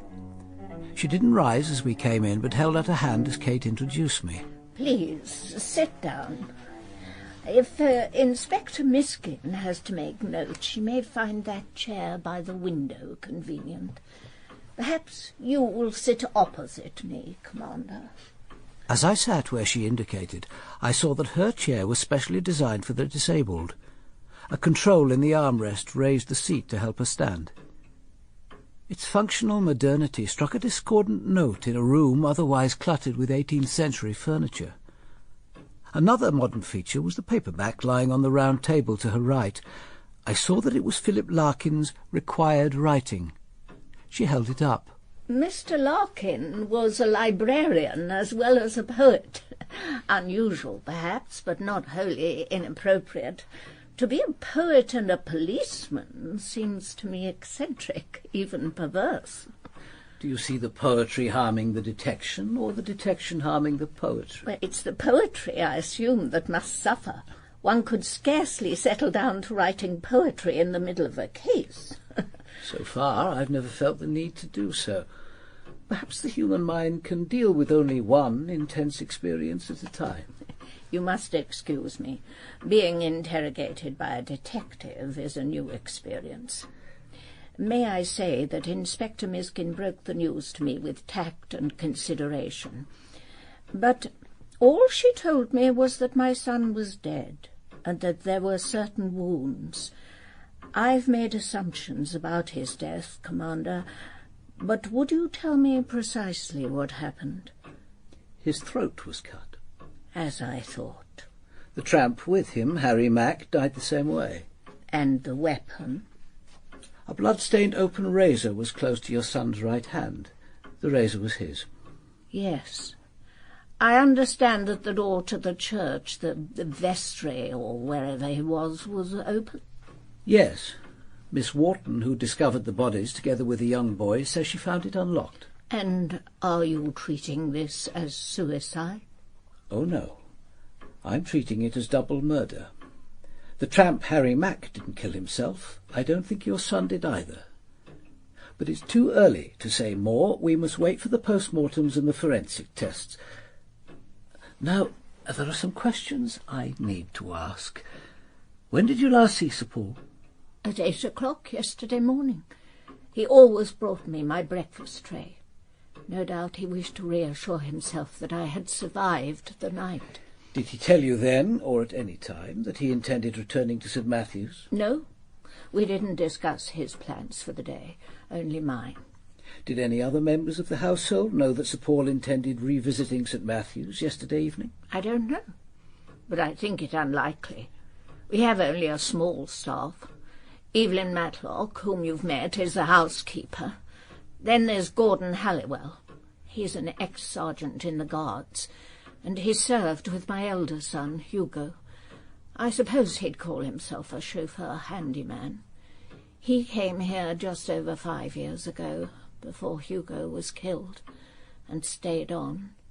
He has a flat over the garage. He drove Sir Paul? Rarely. Before he resigned, Paul used his ministerial car or drove himself. No, Halliwell drives me. He takes me out almost daily. Sometimes he drives my daughter-in-law. But you'll have to wait to speak to him. Today's his day off. Any other staff? Only one. Mrs. Iris Minns. She comes here 4 days a week to do general housework. Miss Matlock can give you her address. This religious experience of your son's in the vestry of St. Matthew's, did he talk to you about it? No, he wouldn't have expected me to sympathise. I'm not a religious woman. His alleged experience in that church is inexplicable, and he didn't try to explain it. Not to me, anyway. In the last few seconds she had been overcome with exhaustion, and her gnarled hands began very gently to shake. But I controlled my compassion as she was controlling her grief. I took from my case the half-burnt diary, still in its protective transparent wrapping. Would you please take a look at this, Lady Ursula? I'd like you to confirm that this diary is in fact Sir Paul's. Please don't unwrap it. Yes, this is his. But it's simply a record of engagements. It can't be of any importance. Then why should he or anyone else wish to burn it? And there's another oddity. The top half of the last page has been torn away. Shows the calendar for last year and this. Can you recall what else, if anything, was on that page? I can't remember that I ever saw that page. When and where did you last see the diary? I'm afraid that's the kind of detail it's impossible for me to remember. There's really only one more matter. Is there anything you can tell me about the two young women who died after they'd been working in this house? Teresa Nolan and Diana Travers? Very little, I'm afraid. Teresa Nolan was a gentle, considerate nurse who helped me over a bad attack of sciatica for about 6 weeks. She had a room in this house, but she was on duty only at night.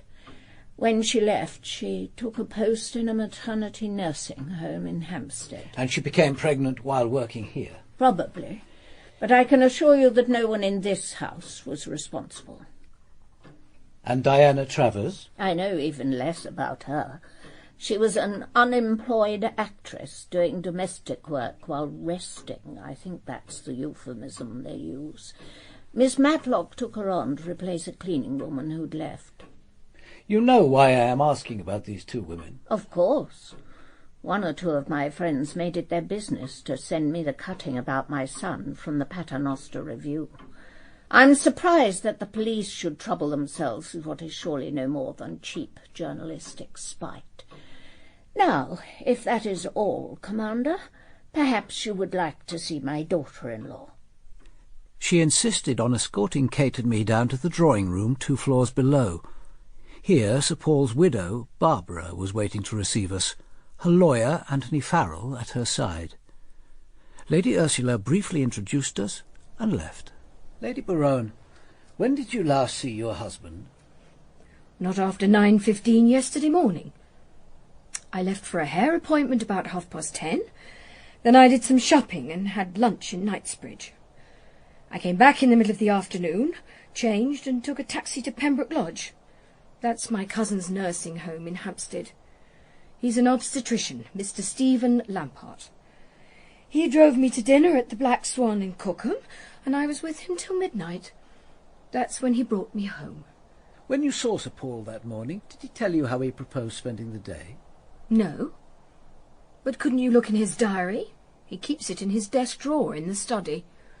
We found the diary, or what remained of it, in the vestry with the 2 bodies. Good God! It was mutilated and someone had tried to burn it, so we need to find out what he was doing some other way. I'd hoped you could help. But does it matter? I mean, how does it help to know that he went to the estate agent a few hours before he was killed? Did he? He said he had an appointment. Did he say which one? No, and I didn't ask. I suppose God told him to sell the house.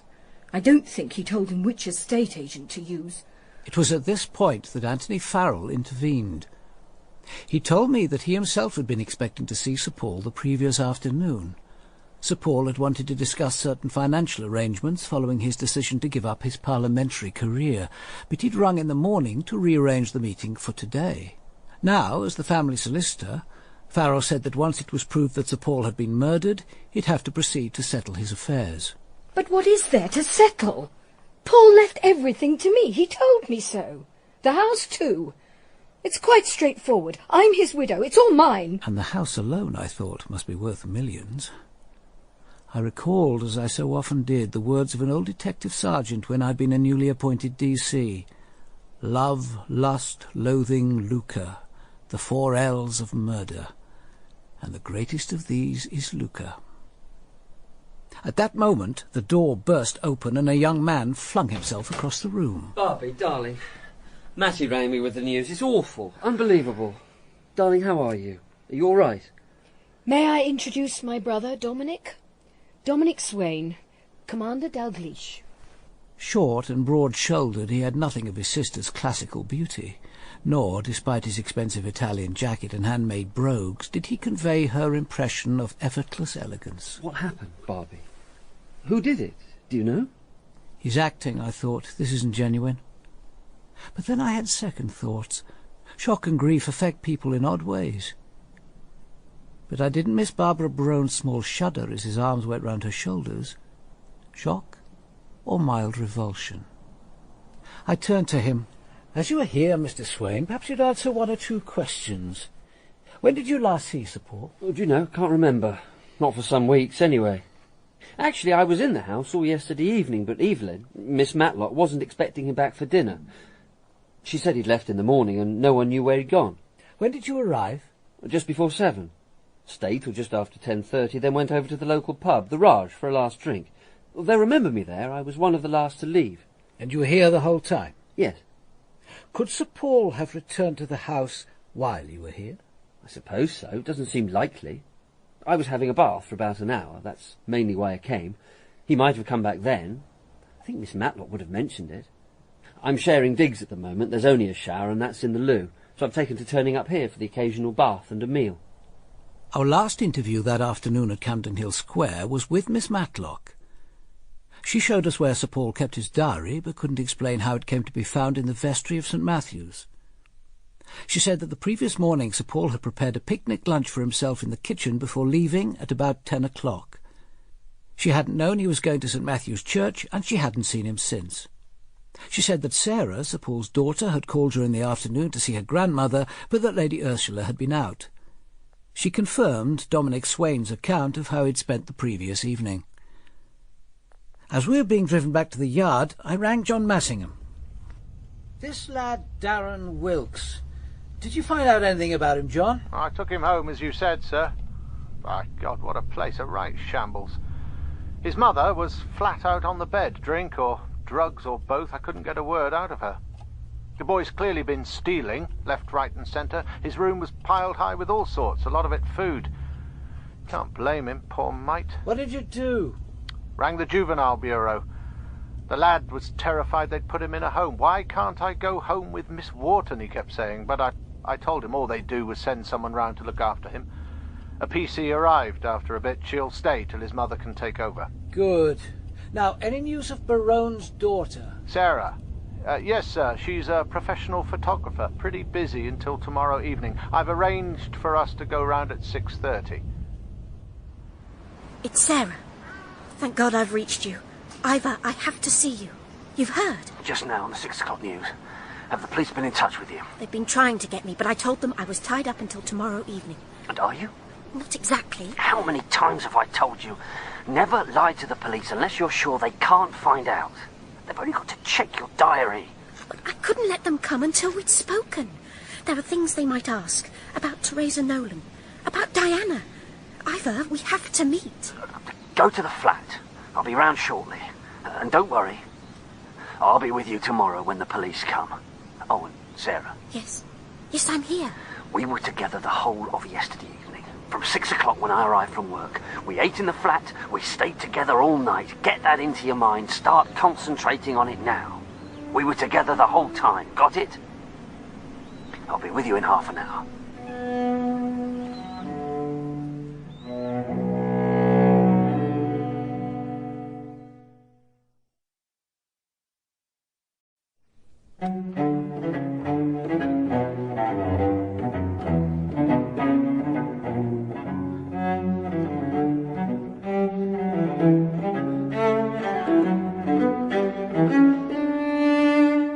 It was just before 10, and John Massingham and I were thinking of locking up our papers for the night when Lady Ursula rang. I apologise for telephoning so late, Commander, but Halliwell has returned home, and I should be grateful if the police could see him now. Tomorrow will be a busy day for both of us, and I'm not sure when he could be available. The door was opened by a resentful Miss Matlock in a long, flowered dressing gown. We followed her through the house and out to the cobbled yard that led to 2 large garages. The doors of the left-hand one were open, and in the glare of the fluorescent lights we could see a black Vauxhall and a white VW parked neatly side by side, with room for a third car. The entrance to Halliwell's flat was by way of an iron staircase leading up the side of the garage wall. A man's bicycle was propped against it. Miss Matlock left us, and we were making our way down the side of the Vauxhall when the door above opened, and Gordon Halliwell was silhouetted against the light, broad-shouldered and stocky. He invited us in, and we accepted his offer of coffee. He told us he knew that Sir Paul used a cut-throat razor, and that the diary was kept in the top right-hand drawer of Sir Paul's desk. But he couldn't remember when he'd last seen the razors or the diary. He hadn't been told that Sir Paul would be visiting the church the previous evening. He himself had been in the flat from 5:40 until just after 10, when he'd left to visit the widow of one of his comrades killed in action. He told us that Lady Ursula had phoned twice during the evening, once at about 8 to discuss arrangements for the coming week, and again about 9:15 to remind him that he could use the Vauxhall that evening because his own car was in for servicing. Is there any chance that someone from the house or from outside could have taken out a car without your knowing? Halliwell asserted that it would have been impossible. He'd have heard the garage being unlocked. To be absolutely clear, I said, last night from 5:40 until you left for the country shortly after 10, you were here alone in the flat and the garage door was bolted. We'd have to check that country visit of his, I was thinking. When suddenly we heard someone coming through the garage. A moment later the door was flung open and Dominic Swain stood in the entrance. Oh, my God, sorry. I am always bursting in when the police are doing their stuff. I only came about borrowing the VW tomorrow. Don't worry, Mr. Swain, we're just leaving. But as we're here, perhaps we could ask you about 1 or 2 matters. In the main house, do you think? Just to confirm, sir, you were here in the house the whole of last evening from the time you arrived, just before 7, till you left for the Raj at 10:30. That's right, Inspector. Clever of you to remember. Look, I admit I'm hardly everyone's favourite brother-in-law, but I had nothing to do with Paul's death. Actually, I don't see why Paul resented me so much. I admit I bath and eat at his expense occasionally. He's hardly on the breadline. And an occasional game of Scrabble with poor Evelyn can't have bothered him. But I didn't slit his throat for him. I'm not in the least bloodthirsty. I'm not like Halliwell, trained to creep about among the rocks with my face blackened and a knife between my teeth. That's not my idea of amusement. You prefer an evening's Scrabble with your lady friend. Who won? Oh, Evelyn. She usually does. 382 points to my 200. If she weren't so depressingly honest, I'd suspect her of cheating. Anyway, you wanted to ask me something, Commander? Tell us about Diana Travers. What about her? She's dead. We know that. She died after a dinner party given by you at the Black Swan. Tell us about it. Why did you invite her? Call it a generous impulse. I knew my dear sister was having what she described as an intimate dinner party at the Black Swan for her birthday. Too intimate to invite me, apparently. So I thought I'd organise a little celebration of my own. Diana happened to be around, so I asked her to join us. What happened after the meal? We went out to the river bank, found this punt moored upstream. The rest of them thought it would be fun to mess about on the river. Diana and I decided to have our fun on the bank. Afterwards, we thought we'd swim out to the punt and bob up beside them. Having first taken off your clothes? They were already off. Sorry if I shock you, Inspector. You dived in first? Waded in. Then I struck out and reached the punt. I looked back for Diana, but I couldn't see her. So I struck back for the bank. She wasn't there, but her clothes were. It was then I became scared. And then the body surfaced right by the punt. They struck it with the punt pole. So they held her head above water and paddled to the bank. I helped drag her out. She just lay there, eyes staring. We tried mouth to mouth for a bit, and one of the girls ran to the restaurant for help. No good. End of Diana. End of a jolly evening. Did you know much about her? Tell you one thing I found out. She wasn't an actress. She told me on the way to the Black Swan. No equity card, no drama school. Did she say what her job really was? She said she was working her way through a creative writing course. She was gathering material. And no one asks why you want a temporary job when you say you're on the stage. I can't say I cared one way or the other. Kate? Past your bedtime, isn't it? Where are you? Back in the office, sir. I wanted to tell you I've spoken to the pair who look after Father Barnes, Mr. and Mrs. McBride, sort of housekeeper and handyman. They both swear that when they passed St. Matthew's last night on the way to the pub, it was just after 8. Water was fairly gushing out of the drain pipe. Mrs. McBride remembers saying to her husband, "That's Father Barnes having a strip wash in the vestry." Excellent, Kate. I reckon that more or less pinpoints the time of the murders. We know the murderer had a lot of blood to wash off. Look, John and I aren't coming back. Let's call it a day.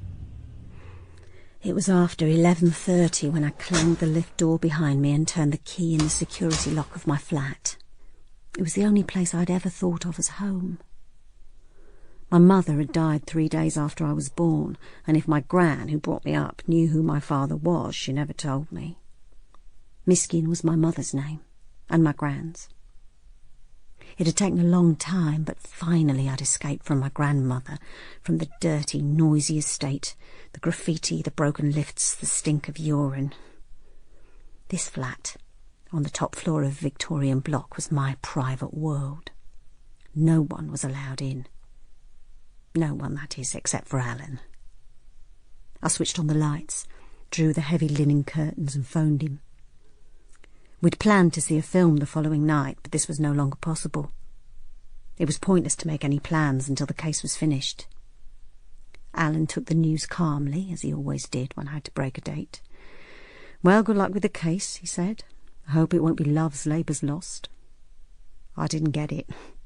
Barone, he explained. Interesting name. Barone was a lord in Shakespeare's play. I was getting ready for bed when I saw there was a message on the answer phone. "Kate," I heard, "this is Joe Mason, your grandmother's social worker. There's been some trouble. Mrs. Miskin went to collect her pension this afternoon, and when she came back she found a window smashed. Please ring me as soon as you get in. If it's after 5:30, would you ring your gran direct? This is really urgent." "Oh, there you are," was Gran's greeting when I rang. "Fine time to call." "You all right, Gran?" "Of course I'm not bloody all right. When you coming round?" "I'll try to look in tomorrow, but it won't be easy. I'm in the middle of a case." "Better come at 3. Mrs. Mason says she'll look in at 3. She wants to see you, special. 3 o'clock, mind." And she put the phone down. I thought, oh, God, I can't cope with this again, not now. Not just at the beginning of a new case. I'd done everything possible to make my grandmother independent, to avoid having her come to live with me. But that, I knew, was what my grandmother, in alliance with her social worker, was inexorably pressing me to accept. I couldn't do it. I couldn't give up my freedom. I couldn't give up Alan. I had a right to my own life. Pembroke Lodge was a low, elegant Edwardian villa in Hampstead, in its own grounds, set well back from the road. Although on the staff of 2 major London teaching hospitals, this was Stephen Lampart's personal domain, and I had no doubt a highly profitable one. "I know, of course, why you're here. Lady Barone phoned me soon after she'd heard the news, and I called at the house. I wanted to offer what help I could to her and to Lady Ursula. This really is an appalling business. Are you any clearer yet what exactly happened?" Both their throats were cut. We don't yet know why or by whom. "I see. So, what do you want of me, Commander?" "I'd like you to talk to us about Sir Paul. We need to know as much about him as possible." "I don't think I can give you much help. I suppose he must have had political enemies, but they're not the sort to go in for murder. Unless... You have someone in mind, sir? No, Inspector. I was thinking, possibly, of someone on the radical fringes of society, but it's more than unlikely. It's ridiculous.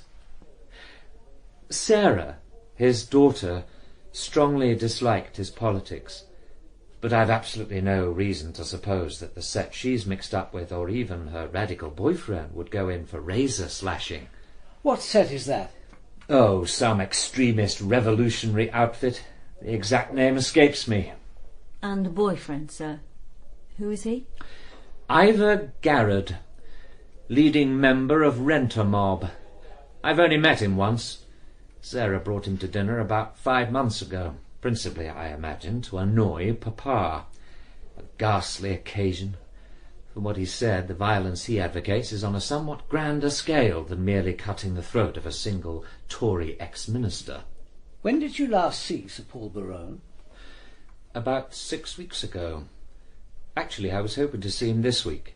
I wanted to discuss his decision to drop out of public life.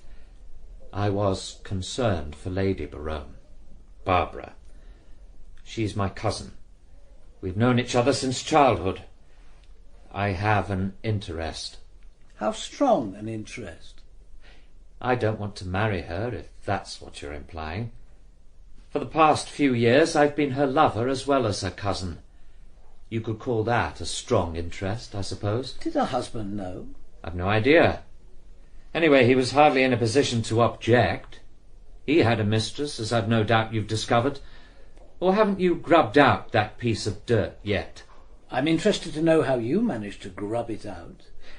Barbara told me of her suspicions about 18 months ago, and I got hold of a suitably discreet private detective on her behalf and had him followed. She just wanted to know. I don't think she saw the woman as a serious rival. Actually, I suspect she was quite pleased. It gave her something to hold over Paul if the need arose, and of course it freed her from the disagreeable necessity of sleeping with him regularly. We shall of course need to know this woman's name and address. Of course, Commander, but I may say the information made very little difference to Barbara. She didn't lock her bedroom door against her husband. Barbara liked an occasional assurance that he was still suitably enthralled. I wondered whether his willingness to talk so freely arose from arrogance, or whether there was a more sinister motive. Lampart wouldn't be the first murderer to believe that if you told the police details they had no right to demand, they'd be less likely to suspect other, more dangerous secrets.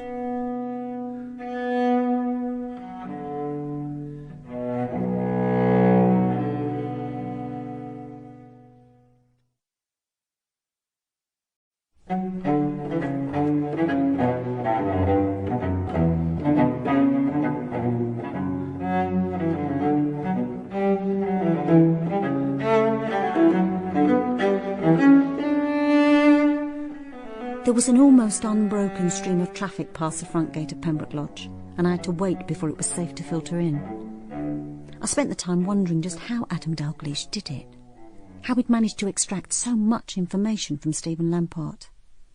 Where had AD been so clever? Did you enjoy yourself, Kate? Yes, sir. I must admit it. I like the sense of being in control. Is that wrong? No. No one joins the police without getting some enjoyment out of exercising power. The danger begins when the pleasure becomes an end in itself. That's when it's time to think about getting another job. I'm only sorry we got so little about Teresa Nolan out of him. This dinner at the Black Swan, sir. You and Lady Barone were there, both of you, on the evening of the 7th of August, when Diana Travers drowned. You obviously know we were. It was Lady Barone's 27th birthday party. And you escorted her, not her husband. He was expected to join us later, but rang to say he couldn't make it. Since you know so much, you must also know that we left before the tragedy. And that other tragedy, sir, Teresa Nolan. You weren't, of course, present when that happened either. If you mean, did I sit by her side in Holland Park while she swallowed a bottle of distalgesic tablets? No, I wasn't. She left a note, making it plain that she'd killed herself because of guilt over her abortion. She was one of your nurses here. I wonder why she didn't have the operation at Pembroke Lodge. I wouldn't have done it. I don't operate on my own staff. Actually, I can't see how her death or that of Diana Travers has anything to do with Sir Paul's death. Ought we to be wasting time with irrelevant questions? Not irrelevant. Sir Paul received letters suggesting that he was somehow connected with these two deaths. I see. Well, I knew absolutely nothing of the Travers girl except that she worked in the Barone house as a part-time domestic, and that she was at the Black Swan on the night of the birthday party. As for Teresa Nolan, she came here after nursing Lady Ursula. She had a midwifery qualification, and she was perfectly satisfactory. She must have got pregnant when she was working in the Barone house, but I didn't ask by whom, and, well, she never said. Did it occur to you that the child could have been Sir Paul's? Yes, it occurred to me. It occurred to a lot of people. What happened when she discovered she was pregnant? She came and told me she wanted a termination. I referred her to a psychiatrist and left him to make the necessary arrangements. After the operation, she came back here. A week later, well, you know what happened. He had the means. He could have stopped off at the church on the way to the Black Swan, leaving Lady Barone in the car. He had the knowledge, he had the motive. I don't think he wanted to marry the lady, but he certainly didn't want an impoverished mistress. And heaven knows what Sir Paul was planning to do with his money following that religious conversion of his. But Lampart's a doctor. There are more subtle methods available to him than throat-slitting. But killing without arousing suspicion isn't easy, sir, even for a doctor. And if he could have pulled this off, it would have been the perfect murder. It wouldn't have even been considered murder. It was Harry Mack who did for him. Without that second killing, wouldn't we have taken it at its face value as suicide? Except for the mistake of half-burning the diary and taking away the matches. In some ways, the clue of that half-burned match is the most interesting in the case. How do you think it happened, sir?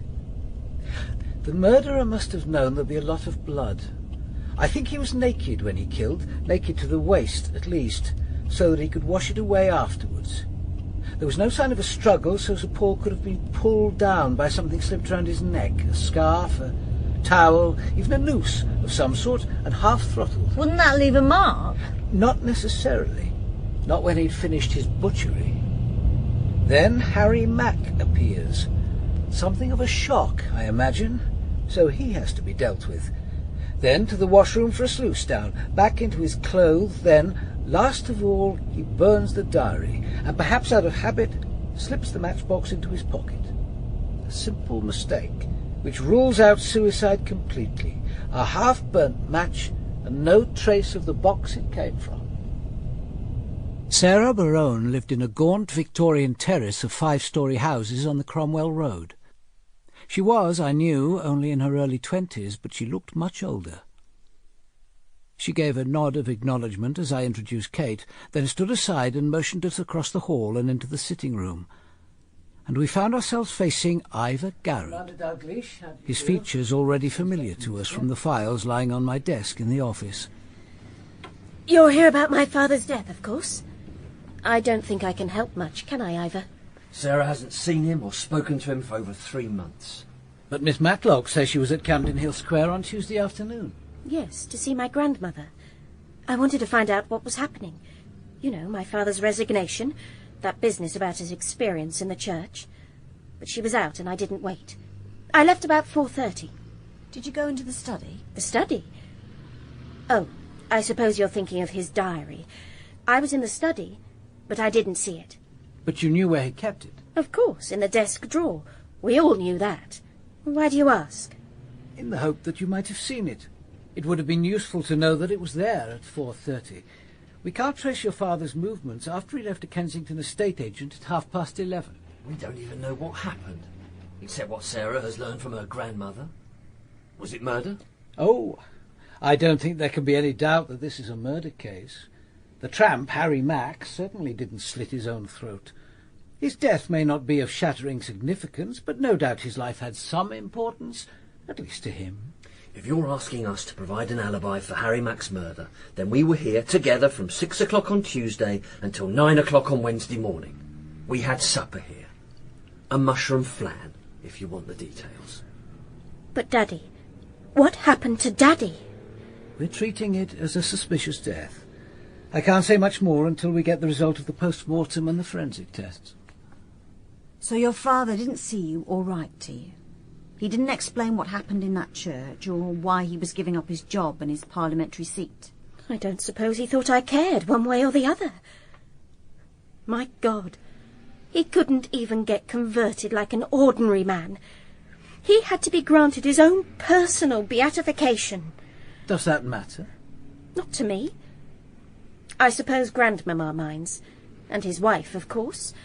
She thought she was marrying the next Prime Minister but one. She wouldn't relish being tied to a religious crank. Well, she's free of him now. And he's free of us. All of us. Sorry. I'm sorry. Don't mind me. I'll be all right in a minute. Could any more questions wait until another time? Miss Barone is upset. I can see that. If she wants us to leave, of course we shall.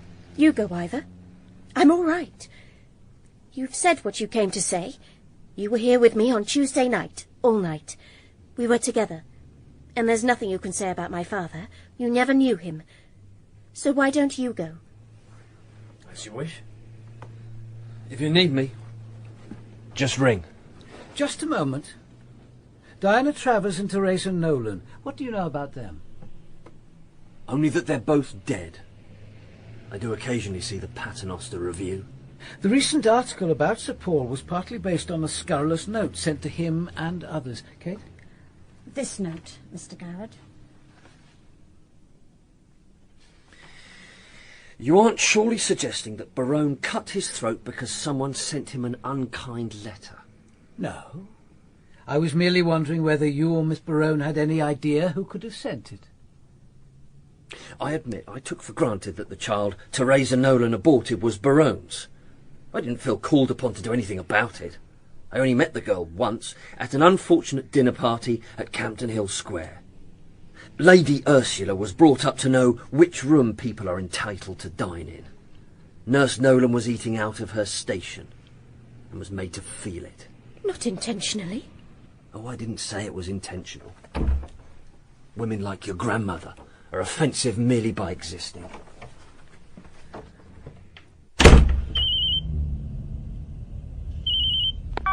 Yes, John. There's been a development, sir.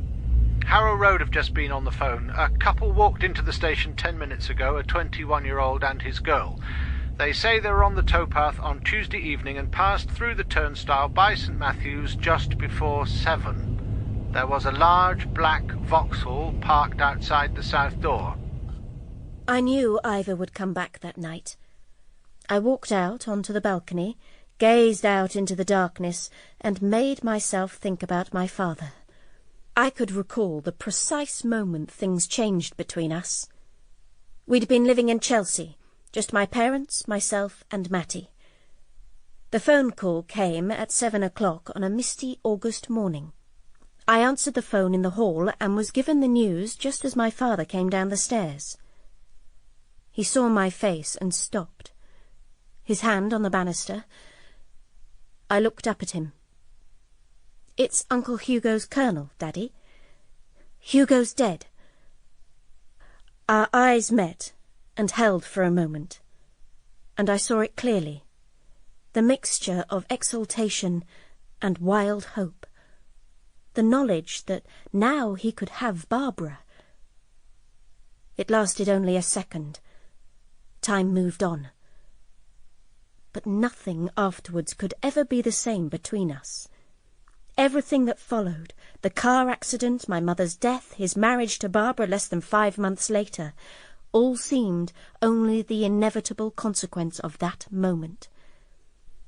It was after 11 before Ivor arrived, and I was very tired. He wasted no time on preliminaries. Wasn't very clever, was it? Allowing yourself to be left alone with probably the most dangerous detective in London and his fascist sidekick. It wasn't like that. They were quite human. You haven't any idea what the police are like. Just get it into your head.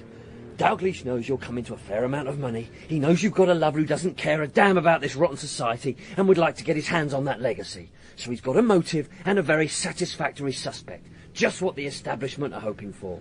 Now he can get down to fabricating the evidence. You don't really believe that? For heaven's sake, Sarah. There's only one way with the police. Tell them nothing. I suppose if I'm actually arrested, you'll let me tell them where I really was on Tuesday night? I'm not sure I oughtn't to tell them anyway. Tell them what?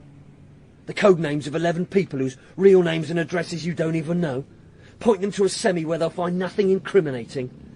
The moment a policeman sets foot in the safe house, the cell is disbanded, reformed, rehoused. We're not fools. What's more, there is a procedure for treachery. What procedure? Throwing me in the Thames? Slitting my throat? Don't be ridiculous. Ivor, where were you on Tuesday night? You have never been late for a cell meeting before. There was a hold-up on the tube. I explained at the time. I wasn't at St. Matthew's cutting your father's throat, if that's what you're implying. And until this case is over, we better not meet. If necessary, I'll get in touch with you in the usual way.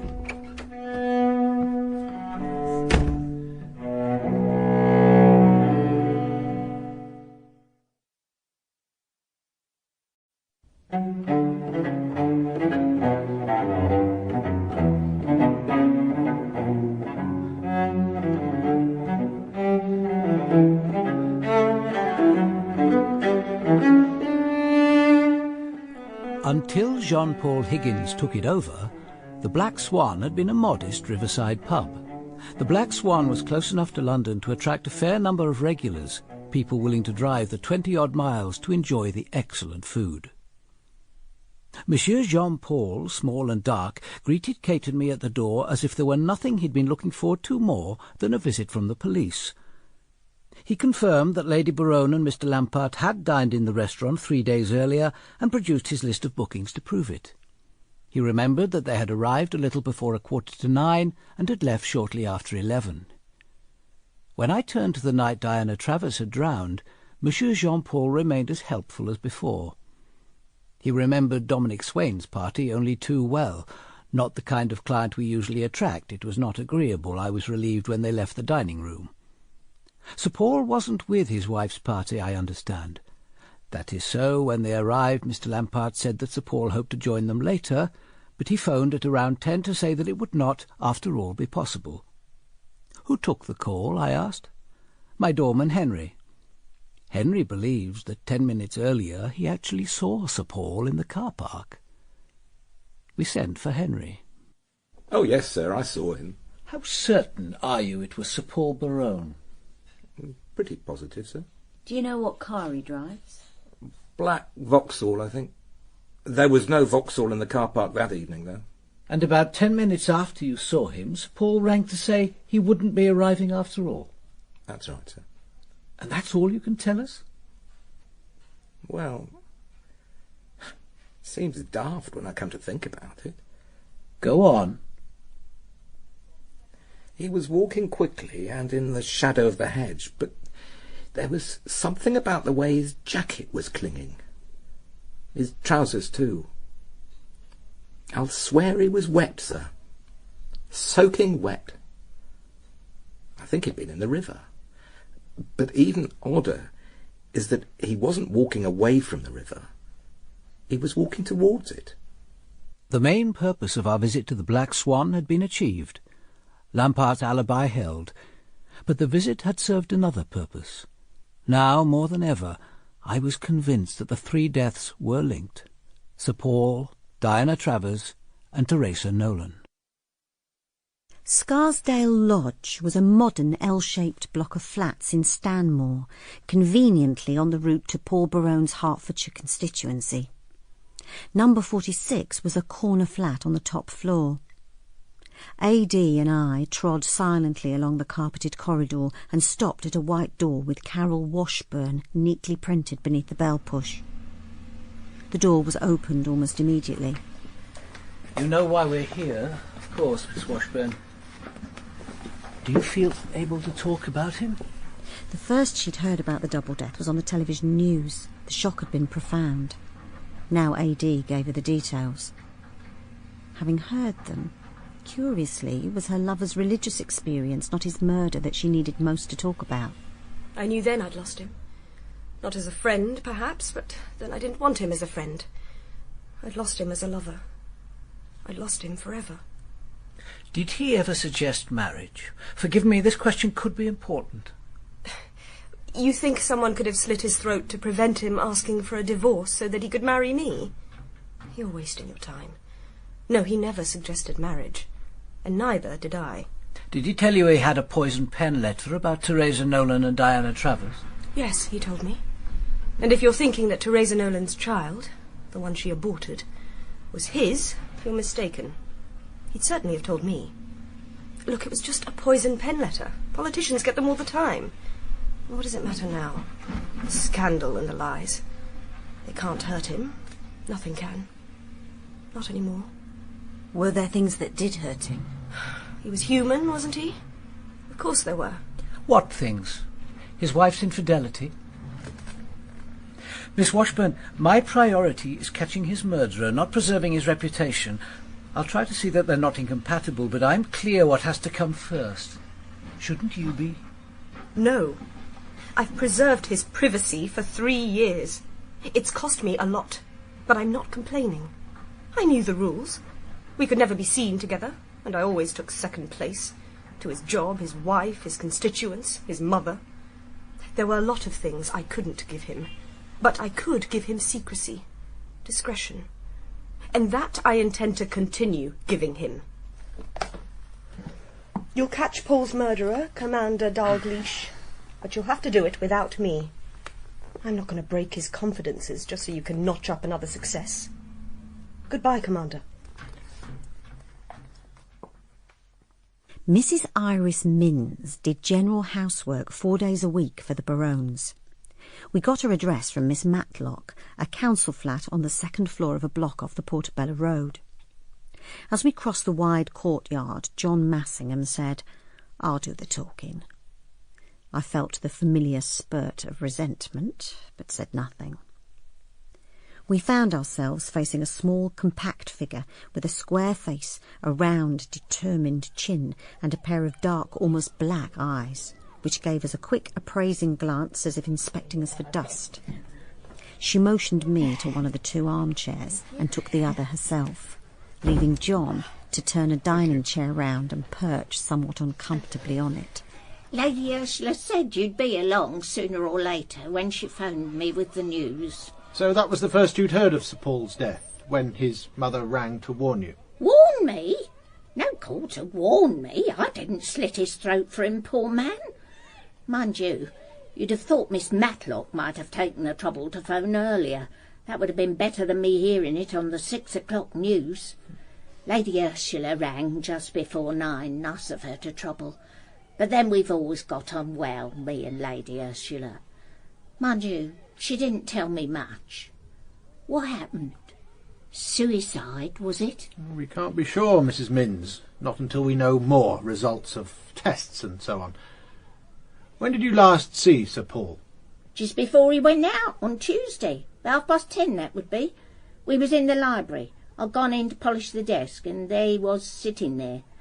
So I said I'd come back later, and he said, "No, come in, Mrs. Minns, I won't be long." What was he doing? Like I said, sitting at his desk.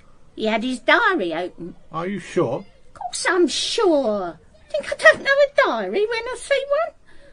After he'd finished writing in it, he closed it up, put it in the top right-hand drawer where it's usually kept. Anything else happened between you? Not much.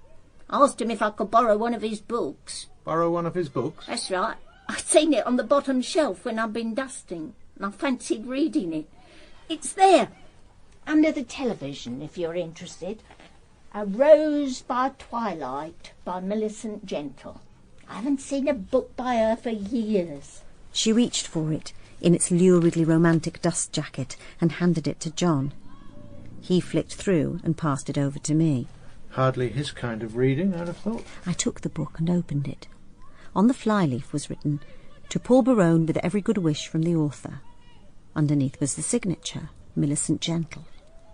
And the date, the 7th of August. It was the date of Diana Travers' drowning. Apparently John hadn't noticed. I closed the book.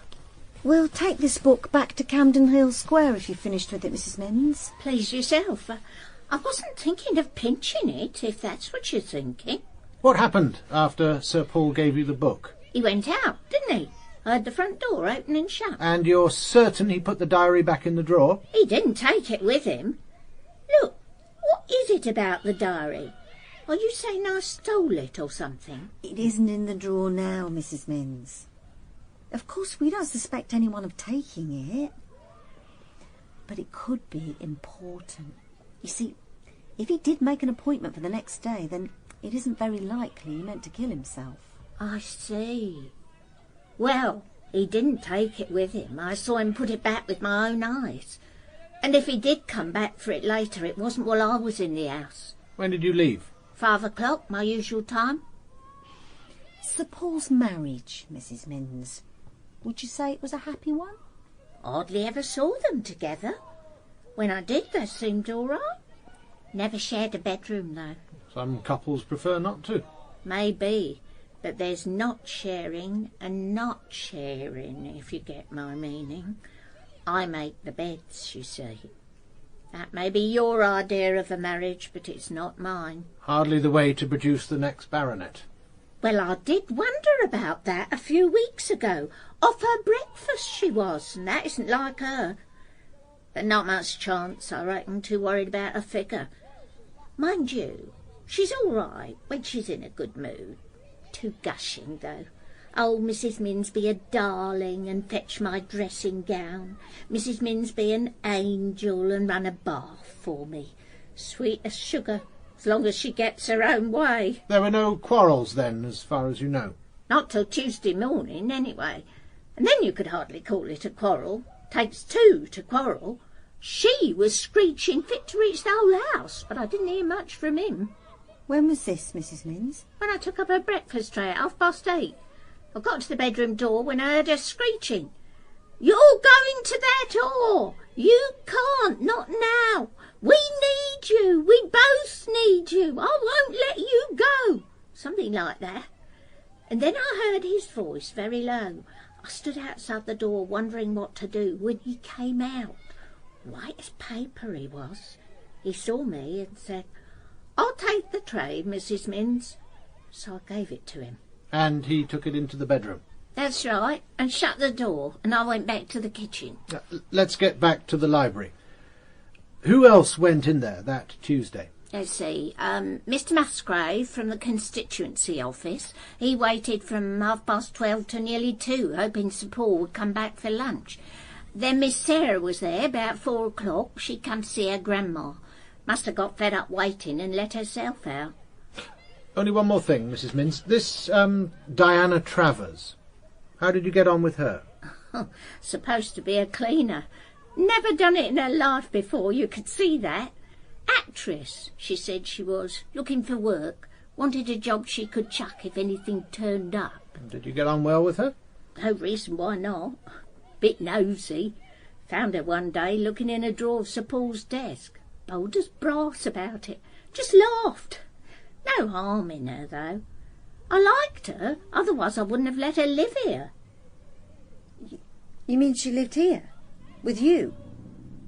No one told us that. Well, they didn't know, did they? No reason why they should. She left about 10 days before the accident. What did she do with herself while she was living here? I hardly saw her. 2 mornings a week she worked in Camden Hill Square. The rest of the time she said she was off on auditions. She went out a good bit at night, but she never brought anyone here. Then the evening after she drowned, before the inquest even, these 2 chaps turn up. Just when I got back from Camden Hill Square, sitting in their car watching out for me. Said they were from her solicitors, come to collect any of her things she might have left here. Did they show you any identity, any authority? A letter from the firm, posh writing paper. And they had a card, so I let 'em in. I stayed by the door and watched them, mind. There's nothing here, I said. She left nearly a fortnight ago. They properly turned the place over. Found nothing, of course. Who do you think they were? Come off it.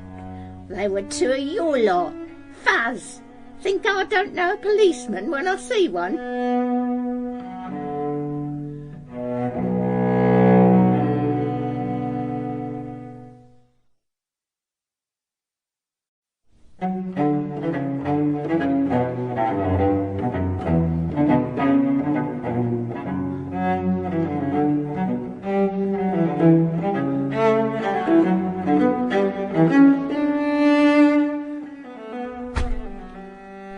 Kate, why did you bring away that novel? Millicent Gentle's signature is dated the 7th of August. That's the day Diana Travers died. So it's on the cards that Barone met Millicent Gentle that day and she gave him the book. Oh, yes. Could be. It's also possible she signed it on the 7th and left it for him at his constituency office, or posted it to his London address. Those men, John, the ones who searched Diana Travers' room, who do you think they were? Special branch? That's my guess. Oh. Look, Kate, either Travers worked for them and they planted her in Camden Hill Square, or she worked for some much more sinister organisation and they rumbled her. If they were special branch, there's going to be trouble. Come to think of it, they did tell us about Barone's mistress. Knowing that we'd have discovered all about Carol Washburn for ourselves quickly enough. That is typical of Special Branch. Their idea of cooperation is make sure you don't tell them anything they don't know already. I decided to drive alone that Saturday afternoon to see Teresa Nolan's grandparents in their Surrey cottage. Mrs. Nolan, a small-boned elderly woman with a sharp, anxious face, opened the door and led me into the square sitting-room. Her husband was sitting facing the window and responded to my greeting with a stiff nod. I explained that I was investigating Sir Paul Barone's death, and that shortly before he died he'd had an anonymous letter suggesting that he might have had something to do with their granddaughter's death. Shaken, Mrs. Nolan said that Teresa had taken her own life, and that the anonymous letter certainly hadn't been sent from their cottage. I hastened to reassure her that we'd never thought it had, but I wondered whether Teresa had ever talked to them about anyone, a close friend perhaps, who might have blamed Sir Paul for her death. Mrs. Nolan turned to him. She insisted there was no proof, and that he was a married man, and Teresa wouldn't ever do such a thing. Albert Nolan maintained that there was no knowing what she might have done. After all, first she got the baby, then the abortion, then she committed suicide. What was one more sin when you've got that on your conscience? Mrs. Nolan offered to show me Teresa's room. I followed her up the narrow staircase. The room was at the back of the cottage, small, north-facing. The furniture was minimal, the bed had been stripped. Having nothing to remember but grief, they'd divested the room even of her personality and closed the door. I had no hope now of learning anything useful at the Nolans' cottage, but my instinct to search made me pull open the drawer of the bedside cabinet. Then I saw that something of Teresa did remain, her missal. I picked it up and leafed through it. A small square of paper torn from a notebook fell out. Picking it up, I found myself looking at 3 short columns of figures and letters. And that's what today's brush with reality has brought me, I thought, as I eased the car gently back onto the road.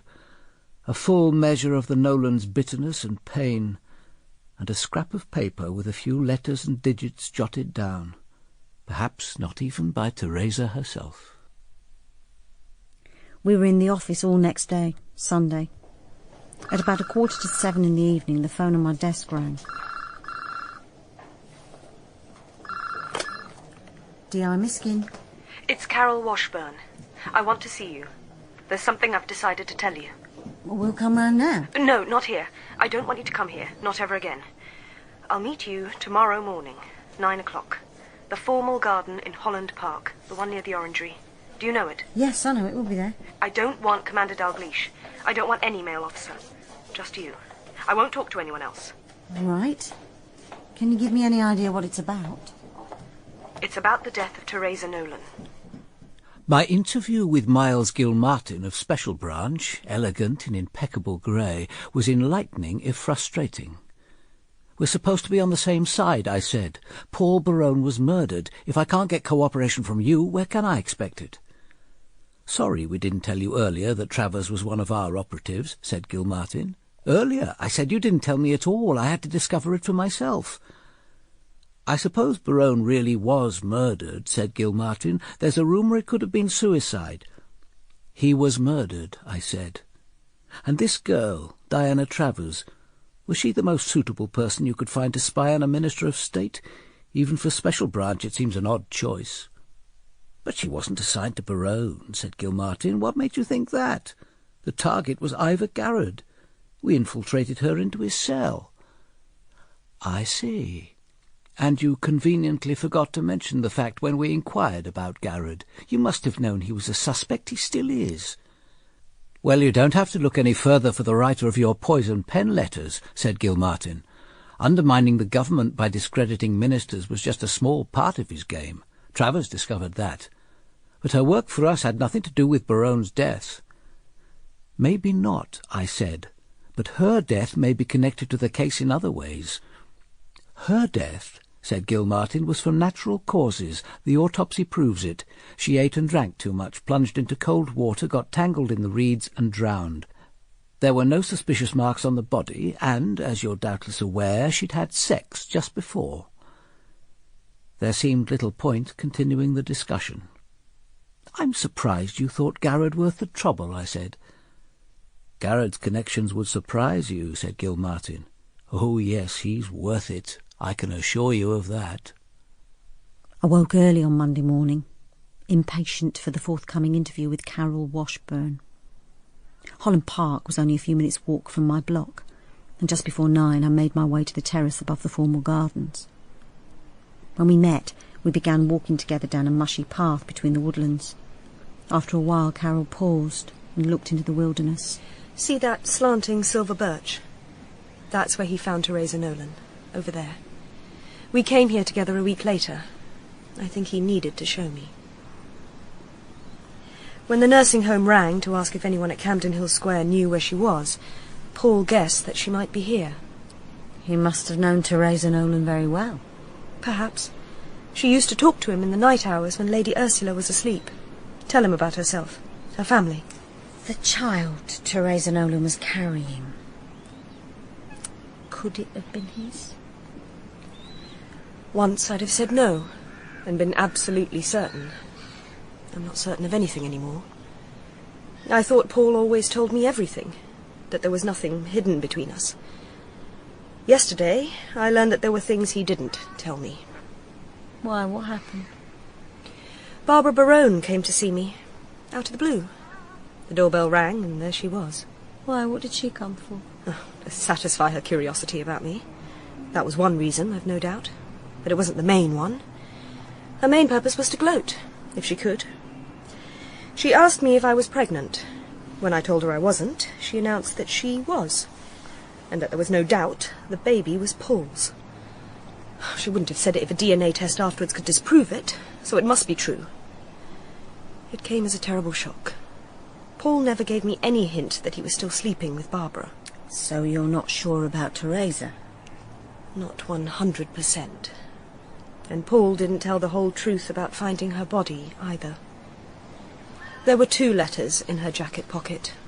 One was addressed to her grandparents, asking their forgiveness. That was read out at the inquest. But there was another, addressed to Paul. That's what I've come to tell you. Did you see it? No. He brought it to the flat, but he didn't let me read it. He told me what was in it.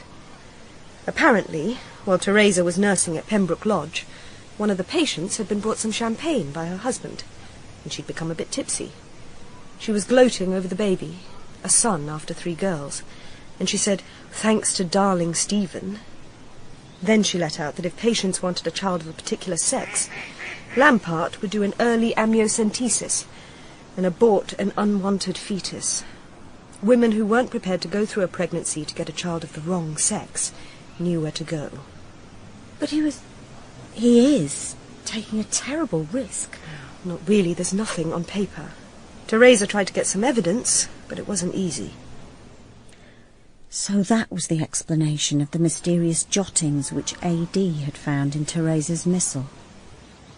Of course, she didn't dare speak to anyone about all this. What could she hope to do against a powerful man like Stephen Lampart? In any case, how could she talk about his mortal sin when she was about to commit a mortal sin herself? But she thought that before she died, she had to do something to put a stop to it. She thought about Paul. He was a minister, a powerful man. He'd see that it was stopped. And did he? How could he? Lampart's his wife's lover. It would look like blackmail, or worse, revenge. So he tore up the letter in my presence and flushed it down the lavatory. He said, if I haven't the courage to use it, then I must get rid of it.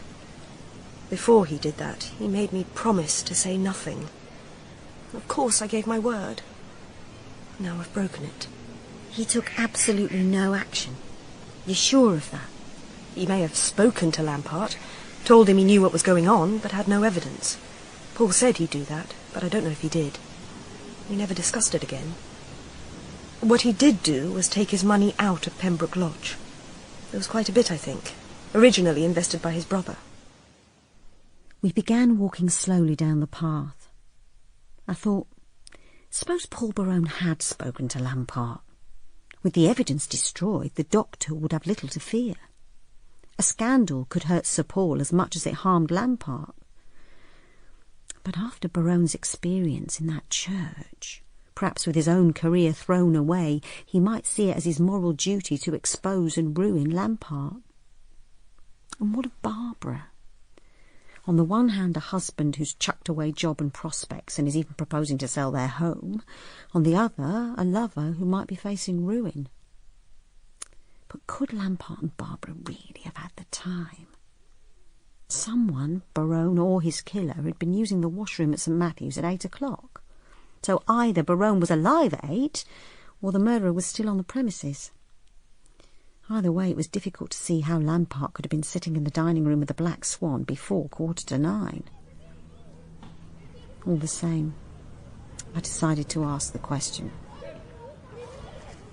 Miss Washburn, do you think Stephen Lampart killed Sir Paul, with or without his wife's connivance?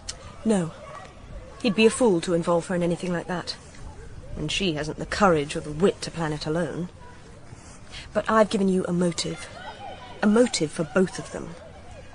It ought to be enough to make life uncomfortable for her. Is that what you want?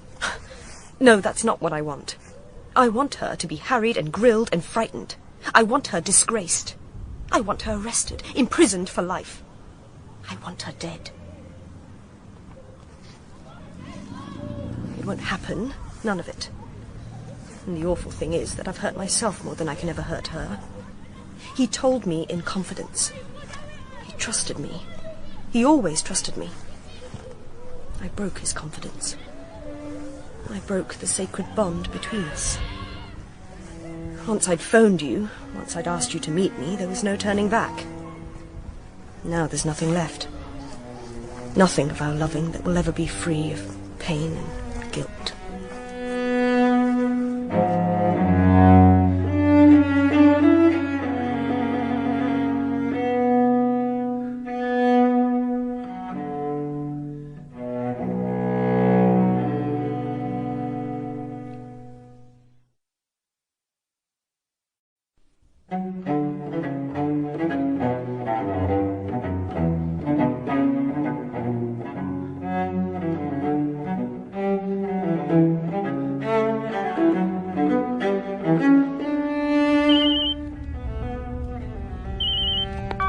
Yes, Kate? Something interesting, sir. We've just got Millicent Gentle's address from her publishers. She'd moved and they took some time to trace her. She's living at Riverside Cottage, Coldham Lane, near Cookham. I've looked it up. Coldham Lane runs almost opposite to the Black Swan. She must have given Sir Paul her book on August the 7th. Seems likely. Ring her, Kate. Ask if she'll see us tomorrow morning. Meanwhile, I'll see you at Pembroke Lodge. This alleged letter, Commander, Teresa Nolan was psychologically disturbed. Something written just before she killed herself couldn't possibly count as reliable evidence. Even if you have this letter, which I assume you haven't, we both know it would be worthless in a court of law. Are you telling us, Mr. Lampard, that the girl's story is untrue? To be charitable, let's say mistaken.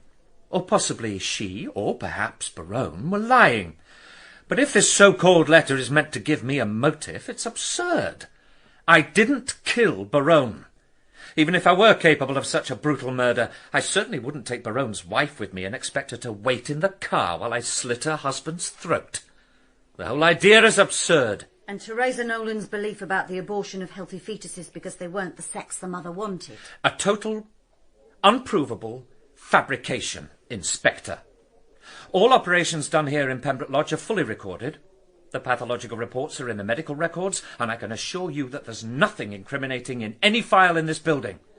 The allegation is ridiculous. But Paul Barone believed it. He got rid of his shares in Pembroke Lodge after Teresa Nolan's death.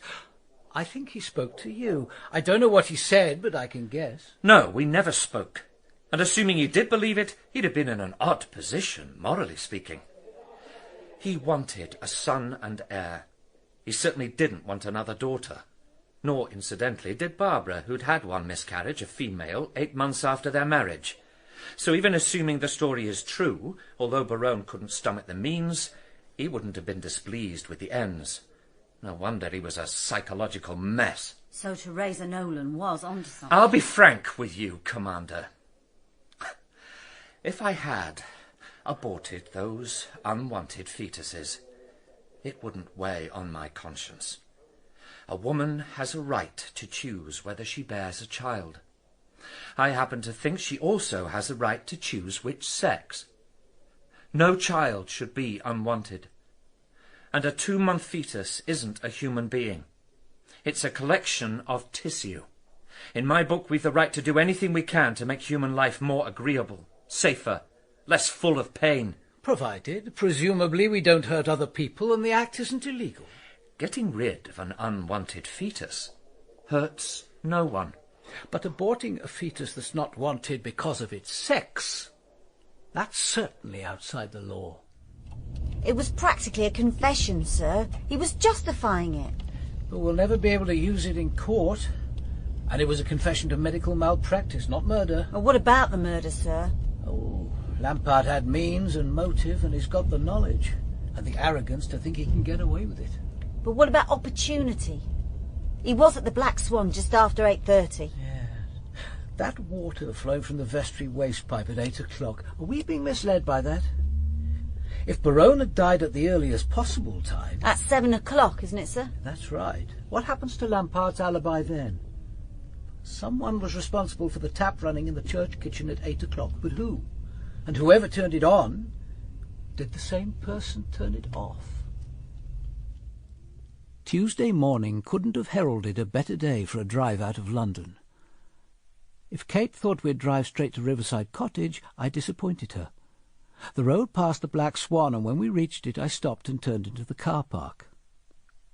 Opposite, and about 20 yards downstream, I could see a bungalow.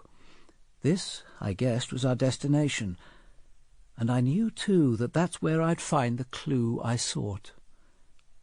As we looked, the dumpy figure of a woman came out of the side door and made her way to the landing stage, a dog trotting at her heels.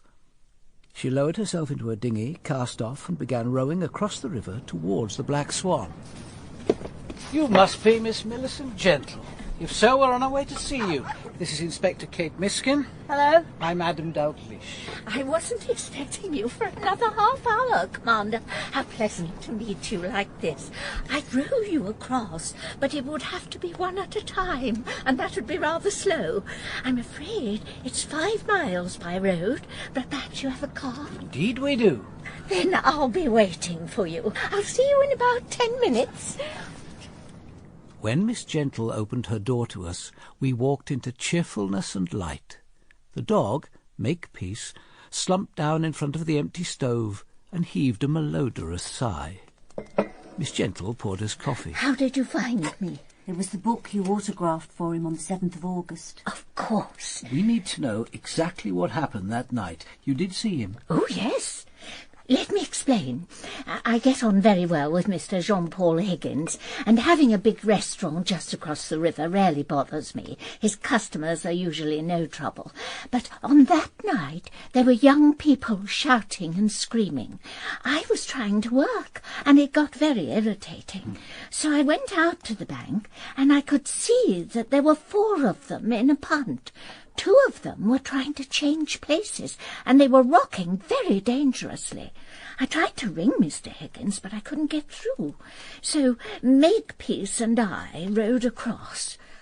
I made for my usual spot, and as I turned the boat to draw up to the bank, I saw these 2 men. Did you know who they were? Not at the time. Afterwards, I knew one of them, Sir Paul Barone. What were they doing, Miss Gentle? Fighting. They didn't notice me, of course. Who won?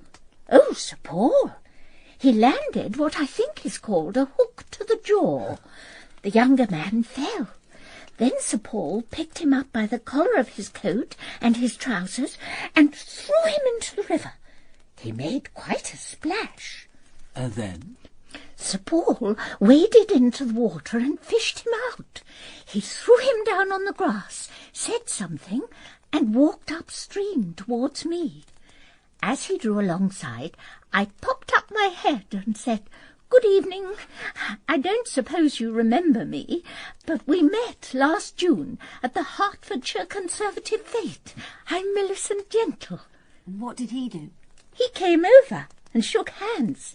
He was dripping wet, of course, but was as self-possessed as when we'd met at the fete.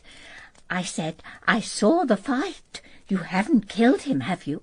He said, "No, I only wanted to." He was beginning to shiver, so I suggested he come back to the cottage and dry off. He said, "That's very kind of you, but I think I'd better move the car." I suggested he park it somewhere at the side of the road, and that I row him across. He disappeared and was back in a few minutes. What happened to the other man? I didn't wait to see. I knew he'd be all right. He wasn't alone, you see. He had a girl with him. You're quite sure about that? Quite sure. She came out of the bushes and watched when Sir Paul threw him into the river. I couldn't have missed her. She was quite naked. This girl. Look. I have a photo. Do you recognise her? Isn't that the girl who was drowned? Yes, it could have been her. I didn't see her face very clearly, I'm afraid. The light was very poor, and they must have been 40 yards away. When Sir Paul flung this man into the water, what did she do? Roared with laughter. When Sir Paul waded in to help him out, she sat on the bank, quite naked, helpless with laughter. The scene was quite bizarre. 2 men stumbling out of the river, and a naked girl sitting on the bank, roaring away. So when Sir Paul had moved his car, you rowed him across. Could you still see the man and the girl? No. The river bends slightly. But I could still hear the girl laughing as I rowed across. I had to go carefully. With Makepeace and a passenger, we were very low in the water. The girl. How long did she go on laughing? Until we were almost on the opposite bank. Then suddenly the laughing stopped. Did you hear a cry? A splash? No, nothing. What happened then? Well, first, Sir Paul asked to use the telephone. I left him here and went into the kitchen. Then I suggested he have a hot bath. While he was in the bathroom, I put his clothes into the tumble-dryer. Oh, I'd given him my father's old dressing-gown to wear after his bath. So while we waited for his clothes to dry, we settled down in front of the fire and I made some hot cocoa. I told him about my work, and that's when I gave him a copy of my last book. Have you spoken of this to any other person? No one. I wouldn't have told you if you hadn't phoned, and he weren't dead. Please continue to say nothing, Miss Gentle. It could be very important. I thought I knew why Barone had been on the riverbank. He'd arrived to join the dinner party, to greet his wife and Lampart, his wife's lover, to take part in a civilized charade. And then he'd heard the murmur of running water and had been drawn to a few moments of solitude and peace. So he'd wandered down to the river. Such a small thing, a simple impulse, and it had led him to that blood-drenched vestry. Dominic Swain, his wife's brother, had stepped out of the bushes. Did he already know that this was Teresa Nolan's lover, the father of her aborted child? Was this the one other secret that Teresa had confided to him in that final letter? Did he confront Swain with that knowledge? And when Sir Paul left you that night, that was the last time you saw him? Oh, no. I saw him on the afternoon of his death. I thought you knew. But, Miss Gentle, how could we have known? I thought he'd have told someone where he was going. Is it important? Very important, Miss Gentle. Oh. Tell us what happened. There isn't much to tell. He arrived quite unexpectedly just before 3 o'clock. He was on foot and carrying a bag. He must have walked the 4 miles from the station. He said he felt like a walk along the river. He hadn't eaten, so I made him something, and then he set out for his walk. He returned about 4:30, and I made some tea. His shoes were very dirty, so I gave him my shoebox, and he sat outside on the steps and cleaned them. Then he took up his bag, said goodbye, and was on his way. It was as simple as that. As simple as that. The lost hours accounted for. He'd wanted to spend a few hours where no one in the world could find him. And then he must have gone straight from Paddington to St. Matthew's Church.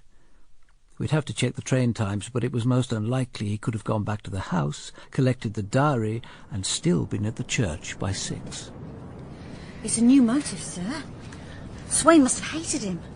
The thrashing, the humiliation, thrown in the river, dragged out like a dog, and all in front of Diana Travers. Oh, yes, Swain must have hated him. So we had it at last. The motive not only for the murder, but for this particular murder with its mixture of planning and impulse, its brutality, the cleverness which hadn't quite been clever enough.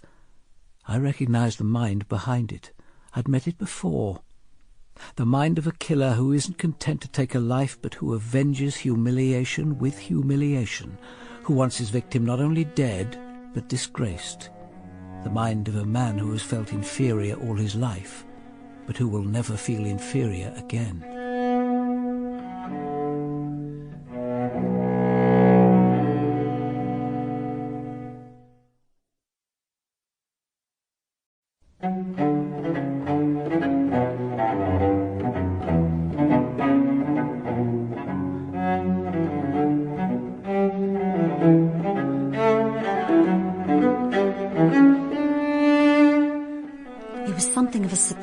When Miss Emily Wharton suddenly appeared in Scotland Yard asking to see me. She completely lost touch with young Darren Wilkes and had come to me as a last resort. "I'm terribly sorry, Miss Wharton," I said, "but I don't see how we can help. The juvenile court has made a supervision order to the local authority. It's their concern now." "I know," she said. "That's what the social worker, Mrs. Kendrick, told me. But I thought you might be able to use your influence." "We have no influence, Miss Wharton, not in this." "Oh, please, Inspector, I'd be very careful. I wouldn't talk to him about the murder. Only I'd feel so much better if I could just see him again, just to know that he's all right." I thought for a moment. "I don't know where Darren's living, but I do remember his school, Bollington Road Junior. Do you know it?" "Oh, yes," she said. "I can get there."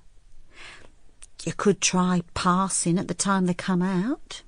If you met him accidentally, I don't see how social work could object to that." Greatly cheered, Miss Wharton said goodbye to me.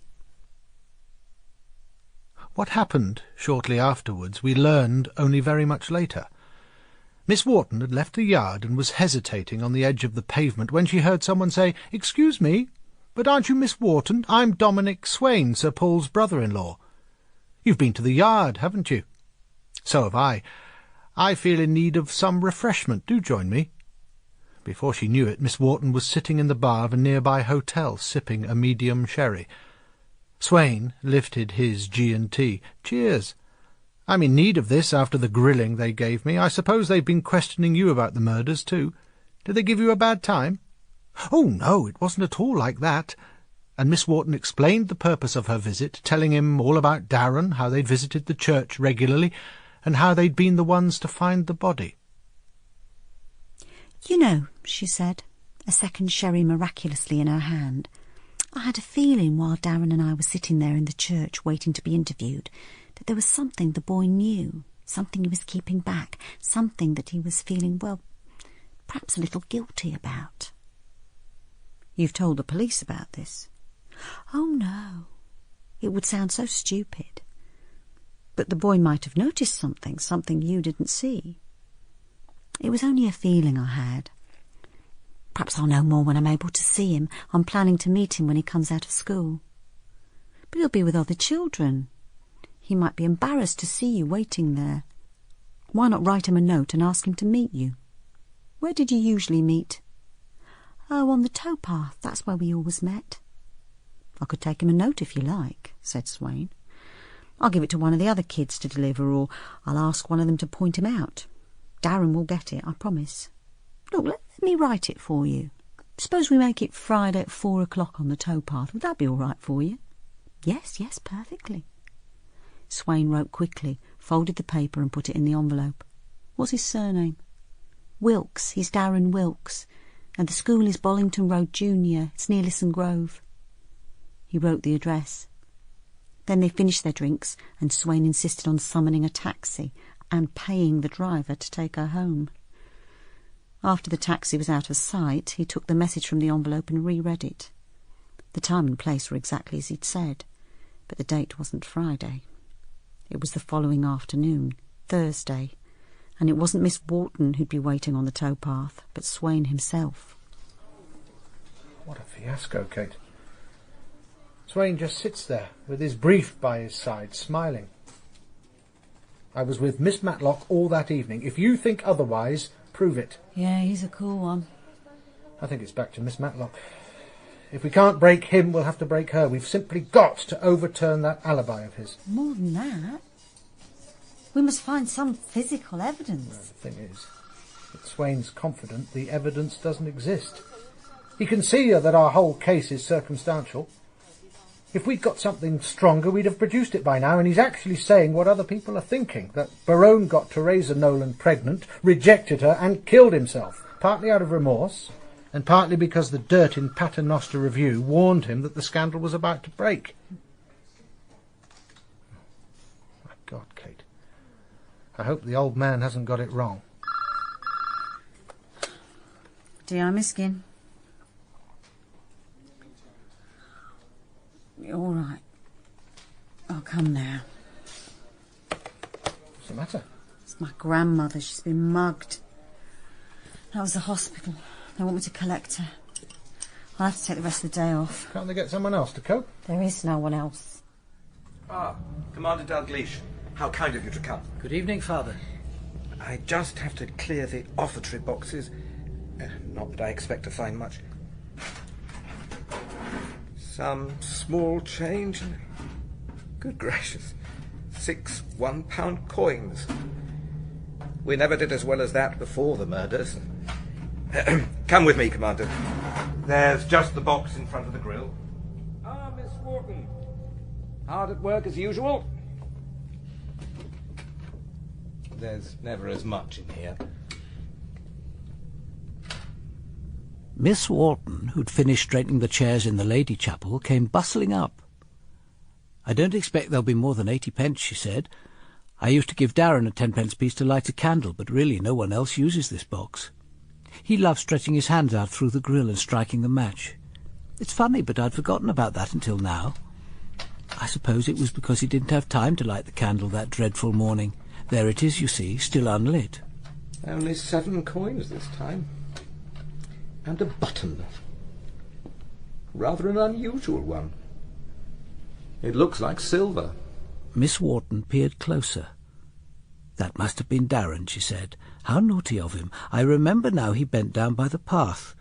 I thought he was picking a flower. It really was very wrong of him to steal from the church. Poor child, it must have weighed on his conscience. No wonder I thought he was feeling guilty about something. I'm hoping to see him tomorrow. I'll have a little word about it. And she bustled away. May I see the button, Father? And there at last it was, resting on my palm, the piece of physical evidence we'd been seeking. I'd seen just such buttons before. They were a feature of the Italian jacket that Dominic Swain had been wearing the first time we'd seen him. A single button, so small a thing, but so vital, and we had 2 witnesses to its finding. I stood looking at it, and there came over me a feeling not of excitement or triumph, but of immense weariness, of completion. When was this box last cleared, Father? 2 weeks ago. The morning of the day Sir Paul was murdered. I'm afraid I forgot to empty it last week. Father Barnes, I'm going to place this button in one of the envelopes from the little vestry. I'll then seal it and ask you to sign across the flap. Of course. Then this button's important? It's a clue? Yes, it's a clue. But do you suppose the owner will come looking for it? I don't think for one moment that he's missed it yet. I saw the owner wearing the jacket after the murder, and it seemed to have all its buttons. My guess is that this is the spare originally sewn inside the jacket on a tag. It must have worked loose.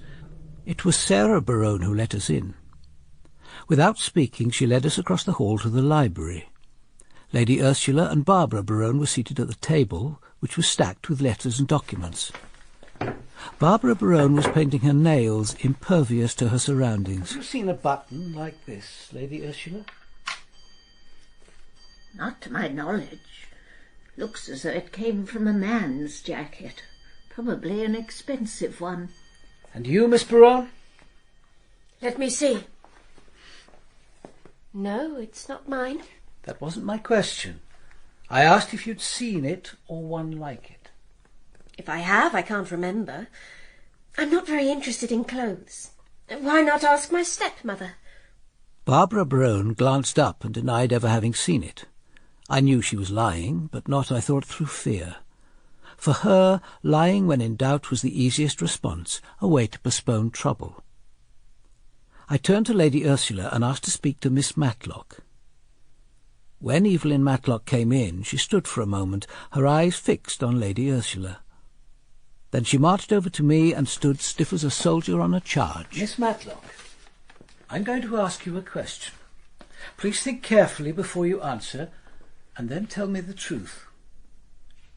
Have you ever seen this button, or one like it? Come closer, look at it carefully. When did you last see a button like this? I've seen something like it. I can't remember where. There must be hundreds of similar buttons. Try to remember. You've seen something like it. Where? In this house? Are you Dominic Swain's mistress, Miss Matlock? Is that why you're shielding him? Because you are shielding him, aren't you? Is that how he paid you? A quick half hour on your bed between his bath and his supper? He was getting it cheap, wasn't he? His alibi for murder? Chief Inspector! Really, Commander, apart from being offensive, I find that suggestion ridiculous. It's grotesque. Why is it ridiculous? Why is it grotesque? You can't bear to believe it, can you?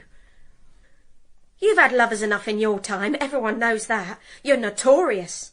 Well, you're old now, crippled and ugly, and no one wants you, man or woman. And you can't bear to think that someone might want me. Well, he did, and he does. He loves me. We love each other. He cares. He knows what my life is like in this house. I'm tired, I'm overworked, and I hate you all.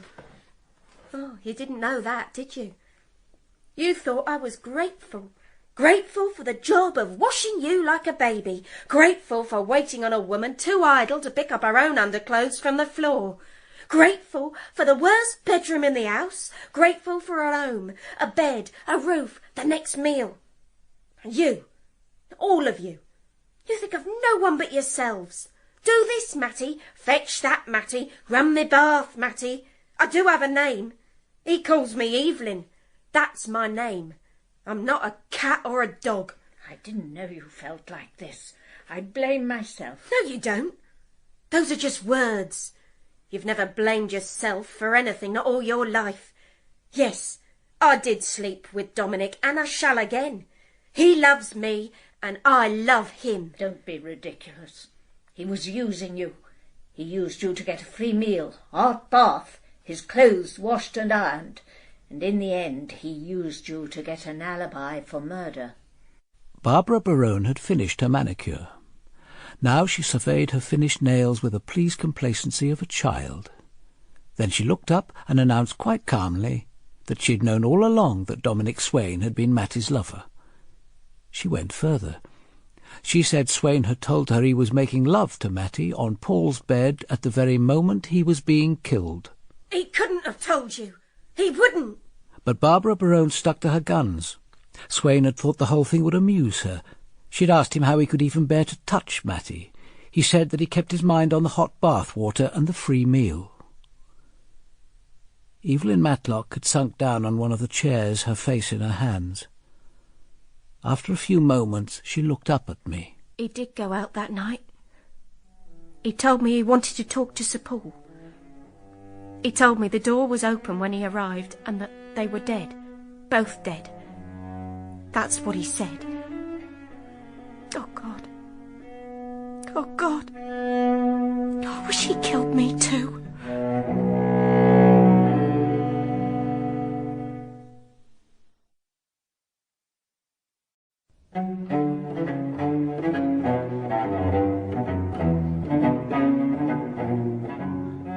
Evelyn Matlock began crying, great sobs that seemed to tear her chest apart. Sarah Barone looked across at me. But surely Dominic couldn't have done it. There wouldn't have been time to commit the murders and clean up afterwards. Not unless he went by car or bicycle, and Halliwell would have seen or heard him. True, if Halliwell had been there, but he wasn't. Halliwell spoke directly to me. He said that Lady Ursula had rung at 10 to 6 asking for the car. Once inside, she told him to drive to St. Matthew's Church, Paddington. When they arrived, Lady Ursula asked him to park outside the south door. She rang the bell and Sir Paul answered. She went inside. About half an hour later she came back to the car and asked Halliwell to join them. That must have been about 7. Sir Paul was there with another man, a tramp. There was a sheet of paper on the table with some lines of handwriting. Sir Paul said he was about to sign his name and wanted Halliwell to witness his signature. Then he signed with his fountain pen, and Halliwell wrote his name underneath. The tramp did the same. When they'd signed, Sir Paul blotted the paper.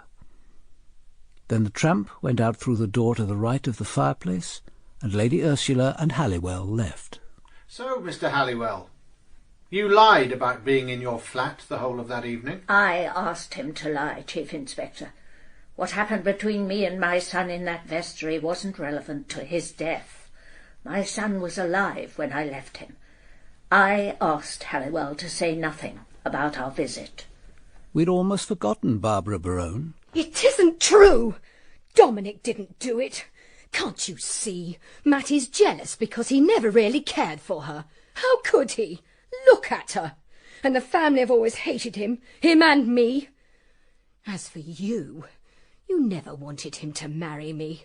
I was never good enough for your precious sons, either of them.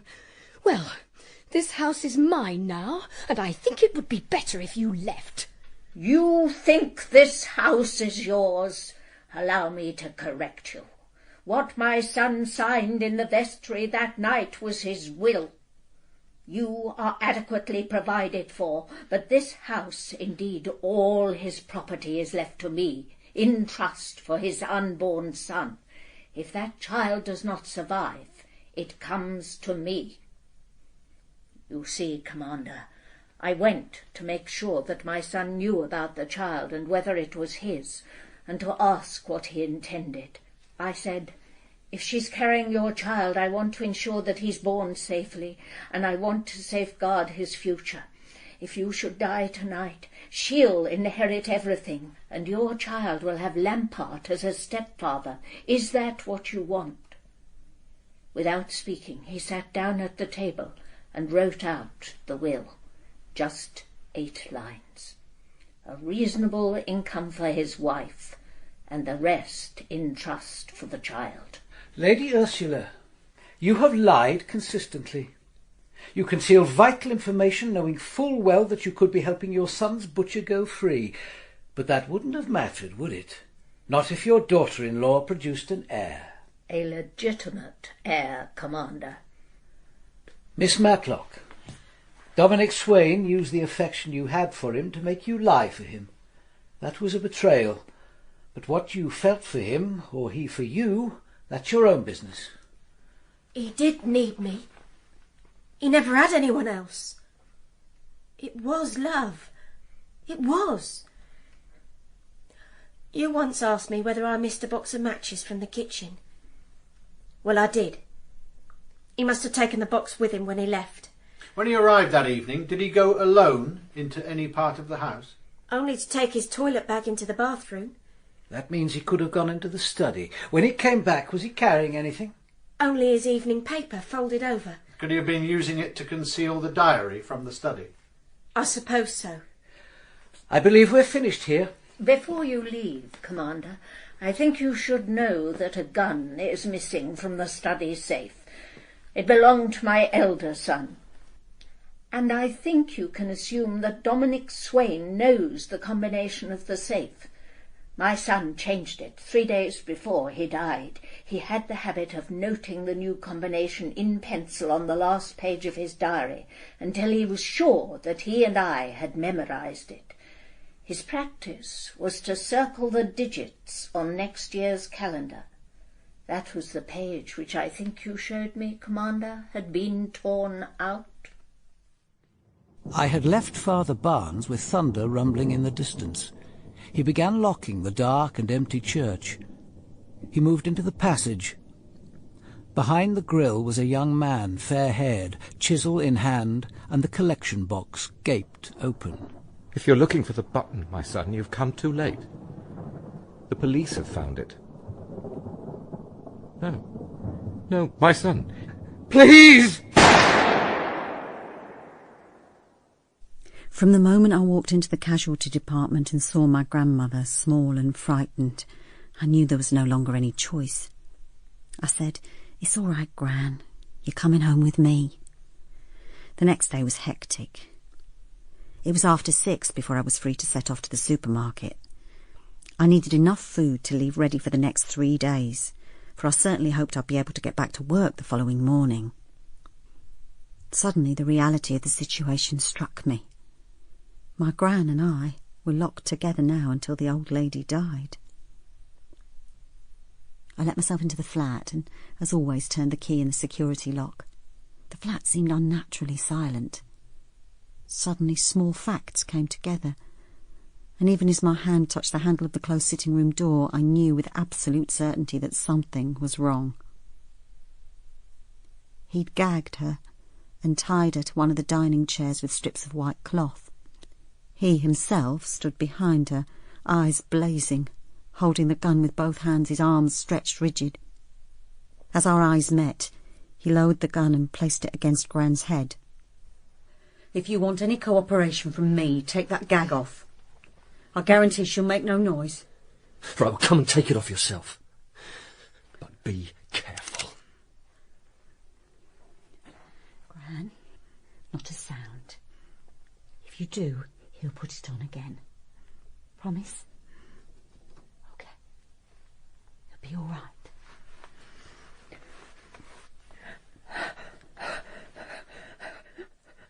Now stand over there against the wall. That's right. Why all this panic? You know we've got no real evidence. Ah, but you have. See? This is where my spare button used to be. Pity these buttons are so distinctive. That's what comes from having expensive tastes. How did you find out about that? From the boy who picked it up outside the church, the morning after the murders. Young Darren. I met him. He told me. Where is he? What have you done to him? Nothing. But he told me about the button and where he put it, so all I had to do was get it back. And after that, the boy would be harmless. But a single button? That's not enough to convict you. Look, don't be a fool. Hand over the gun, go home and call your lawyer. I don't think I can do that. Not now. You see, there's this damned officious priest. Or rather, there was. You killed Father Barnes. Shot him. So you see, I haven't anything to lose. So what's the plan? I'm getting out. Spain. There's a boat at Chichester Harbour. She belongs to my sister's lover, in case you're interested. You're going to drive me there. Oh, for God's sake, it's a rush hour. It's idiocy to risk getting stuck in traffic with every motorist peering into the car. He considered for a moment and then agreed to wait for an hour. I said, look, I've got to ring my boyfriend. He's coming to supper at 8. If he finds the flat empty, he'll know something's wrong. He'll check the car, then he'll ring the yard. I've got to put him off. He was silent, considering. Then he agreed. Alan, it's Kate. Tonight's off. Now, don't ring back. Just come tomorrow if you feel like it. And Alan, remember to bring me that book you promised. The Shakespeare, Love's Labour's Lost, for crying out loud. See you tomorrow. And remember the Shakespeare. That's okay, you'll keep away. He'd better. Now make us something to eat while we wait. We'll omelettes do. I've plenty of eggs. Well, get on with it. He ushered us into the kitchen and got Gran onto a chair and bound her in, still pointing the gun at her head. I thought I might as well ask him about the murders. They always want to talk about it. I asked first about Teresa Nolan. I didn't kill her. She killed herself. Because you made her abort your child? Well, she could hardly expect to have it, could she? Anyway, how are you so sure it was mine? If Barone didn't sleep with her, he wanted to. Why else would he have thrown me into the river? Who did he think he was? He was going to leave my sister for his dreary whore, or for his god. He humiliated me in front of Diana. Well, he chose the wrong man. Before I left the house that morning, he told Evelyn where he'd be spending the night. I took his bike, and when I got there, he let me in. Odd that.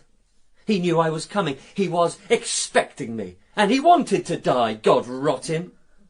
He could have tried to stop me, pleaded, argued, please. That's all I wanted from him. The priest could say it, but not Paul Barone. He looked at me with such contempt. I wouldn't have done it, not if he'd have spoken to me. Christ, why didn't he stop me? And Diana Travers? Did you kill her too? Oh, I didn't need to. The weeds did it for me. She dived and didn't come up. Damned if I was going to rescue her. She'd laughed at me. I whirled round and flung myself at him. The shot shattered the air. An instant later there was a second explosion and the door of the flat burst open.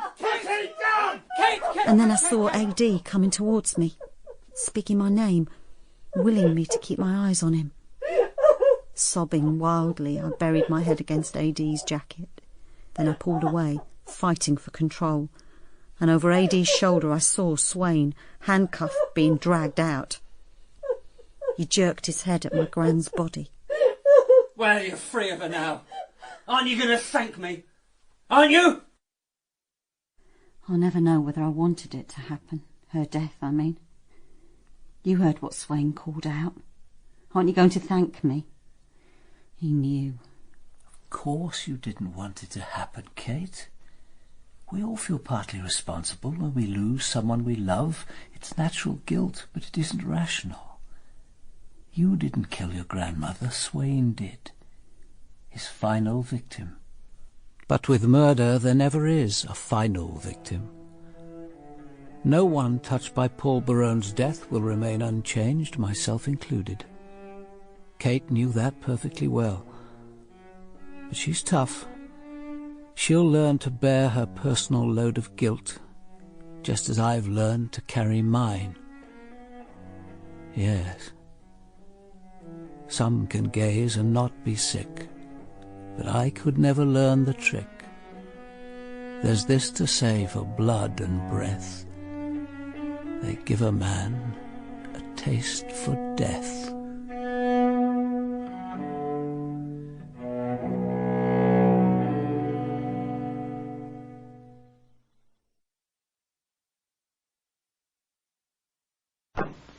Whitehall 1212.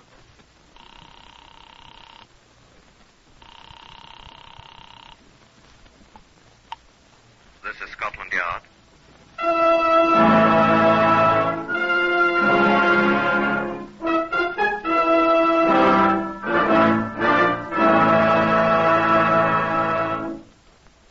For the first time in its history, Scotland Yard opens its official files to bring you the true stories of some of its most baffling cases. These are the true stories, the plain, unvarnished facts, just as they occurred, reenacted for you by an all-British cast. Only the names have, for obvious reasons, been changed. The stories are presented with the full cooperation of Scotland Yard. Research for Whitehall 1212 comes from Percy Hoskins, chief crime reporter of the London Daily Express. The stories for radio are written and directed by Willis Cooper. This is Chief Inspector John Davidson, who is in charge of Scotland Yard's famous Black Museum. Good afternoon. Can you imagine mistaking this exhibit here for a revolver or a pistol, or in fact for a gun of any kind? Here, have a look at it. Sorry, I dropped it. If it had landed on my great toe where that cab horse trod on it in December 1907, well, thank goodness it didn't. No, I shouldn't think that anyone in his right mind could possibly mistake this for anything but what it obviously is, a hammer. Yet a large number of persons, some of them policemen, were at one time quite certain that it was a gun. Now, I hung it up here on the wall in the year 1929, the same year that Pierrepoint, the hangman, did as much for the man who used it. Now, this is Chief Inspector Reginald Porter, who will tell you how it happened. Reginald? On the morning of 11th January 1929, I was handed a telegram which had been sent the night before from Southampton. Shot in a room, the door of which was padlocked. The body was found today. It has probably been in the room some 8 or 9 weeks. Will you please send a man down to investigate the matter? McCormick, Chief Constable of Southampton. One thing was obvious to me at once.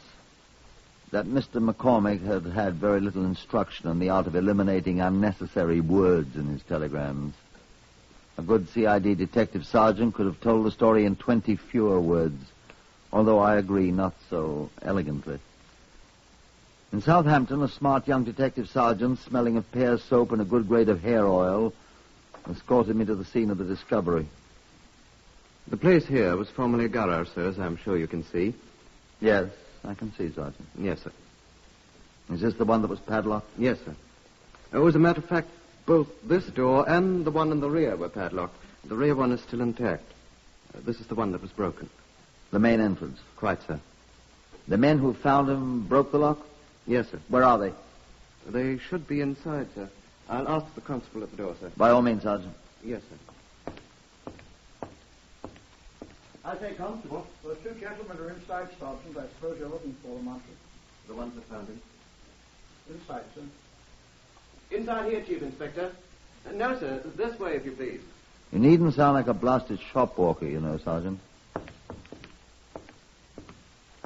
Morning, sir. Morning, Constable. They'll be inside, sir. I heard you. Yes, sir. Door's open, sir. Am I blind? Yes. After you, sir.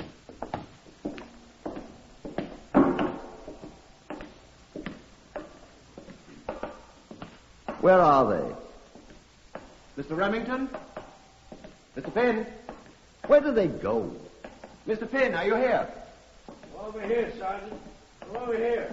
Over there, sir. What are they doing in heaven's name? I don't know, sir. Here, Sergeant. Where? I don't... Behind the oil drum, Sergeant. I see them. Good morning, gentlemen. Good morning, sir. Morning, sir. We got here, Sergeant. Gentlemen, this is Chief Inspector Portner of the Yard. Scotland Yard. Where'd you find him? Right down there, sir. He was crumpled up against them oil drums. Dead, sir. I can see the blood. That is blood, isn't it? I'm afraid so, sir. There's quite a lot of it, isn't there? Yes, sir, for one man, sir. Find the gun? No, sir, not yet. We're starting to look again this morning. You did find the body, though, didn't you? Oh, yes, sir. Rather, these gentlemen did. How'd you happen to find them? You the ones that broke the lock? How'd you get in here? I haven't been briefed in this thing yet. Don't even know the murdered man's name yet. Oh, his name... His name was Rafe Street, sir. He was our agent. Your agent? Our company's chief inspector. Lion Oil Limited. He sold oil and petrol, sir. All these drums are ours, Chief Inspector, you see. Mr. Street was not actually our employee, you see. Just an agent. You see, we hadn't heard from him for several months. Several months? October 28th, to be precise, Finn. I hope you don't mind being precise, gentlemen. This is a murder, you understand. Sergeant. Sir? Had this man been reported missing before his body was found? Not to my knowledge, sir. I'll want to know why his disappearance wasn't investigated, if he was reported missing, you know. I'll check, sir. Now, gentlemen, I am to understand that your agent had not been heard from for something over 2 months. And you people up to now made no effort to find out why. Is that true? Well, sir... Oh, I can explain that, Inspector. Chief Inspector. Do so, please. Well, in the first place, the late Mr. Street was a man of no known relatives, according to our records. That's right, sir. He had sleeping and living quarters in the back of this building. And I suspect there was nobody to notice his absence. Wouldn't you people notice it? Well, the company had written to him several times regarding his failure to send in his reports of November the 1st and December the 1st. Isn't that unusual with you people? Not necessarily, sir. Our agents are often late in rendering their reports. Oh, yes. We did become concerned, Chief Inspector, when we'd heard nothing at all from Mr. Street for so long. He owed us 3 consecutive monthly reports. November 1st, December 1st, and January 1st. That's right. So the company sent us down from London to investigate, you see. That was when you found his body? We found the garage door padlocked front and rear, and... We had no keys, of course. So These premises were Mr. Street's. So I got a tire lever on my toolkit. Together we ripped the padlock off the front door. We have that padlock, sir. Be quiet, Sergeant. And then you entered and found the body? Precisely. We could have them both for breaking and entering. Sergeant, will you please put a sock in it? Well, sir... Sergeant. Yes, sir. You didn't use a hammer to break that padlock, gentlemen? No, sir. No, sir. Tire lever. From, Well, then will you tell me what that bloody hammer's doing? Sir, is it necessary to use such language? Sergeant, you have an evil mind. Will you look at that hammer there beside the Lion Main SAE 30 oil drum? How'd that blood get all over the hammerhead if that man was shot?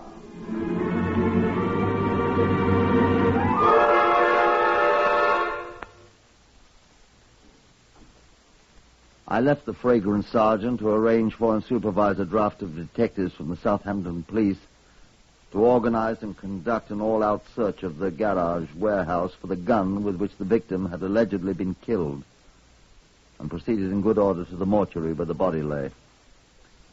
It was not in very good shape, but a careful examination on my part convinced me that the cause of death was not a bullet, but a series of wounds caused by repeated blows from a heavy object. Now, please don't at once begin to find fault with the Southampton police. The wounds resembled a great deal more than superficially those often caused by bullets. Gregory Aldous, the police surgeon, pointed this out to me. You see here in particular, Chief Inspector, a deep punctured wound, exactly like one made by a bullet. And here... Yes, I see. And here again. And the fractures themselves were so covered with dried blood, it would be the obvious thing for a layman to say at once, gunshot wound. I wouldn't have. You Scotland Yard chaps are geniuses, of course. Well, I will admit if I hadn't noticed that bloody hammer on the floor. Don't be so modest. I was about to say where you chaps had seen it a dozen times and paid no attention to it. I think I'd better just make sure there isn't any bullet in his head, or evidence of one having been there. Well, I'm sure I'm not going to watch you do it, Doctor. That will be helpful, sir. Mind you're careful now. I shall want to try that hammer to see if it fits those marks on the skull. So shall I, sir. Must be an extraordinary hammer to produce marks like bullet holes. It is. The end of the hammerhead opposite the striking part, the peen it's called, Doctor, is quite thin and long and about the diameter of a .38 caliber bullet. The kind of hammer often used by motorcar mechanics, as Mr. Remington of Lion Oil Limited was good enough to point out to me. How's he know? He was once a motorcar mechanic himself, my dear doctor. And when are you going to arrest him, Chief Inspector?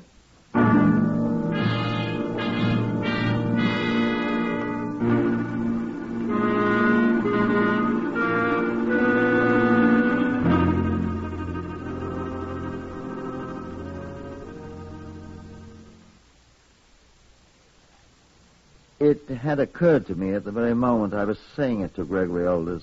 I went back to the garage to find him. He had gone back to London to report to his firm's officials, but Finn was still there, helping assiduously but ineffectually in the search for the alleged murder gun. I sat him down in a corner of the place, which rang to the voices and the noises they made as they overset racks of oil drums.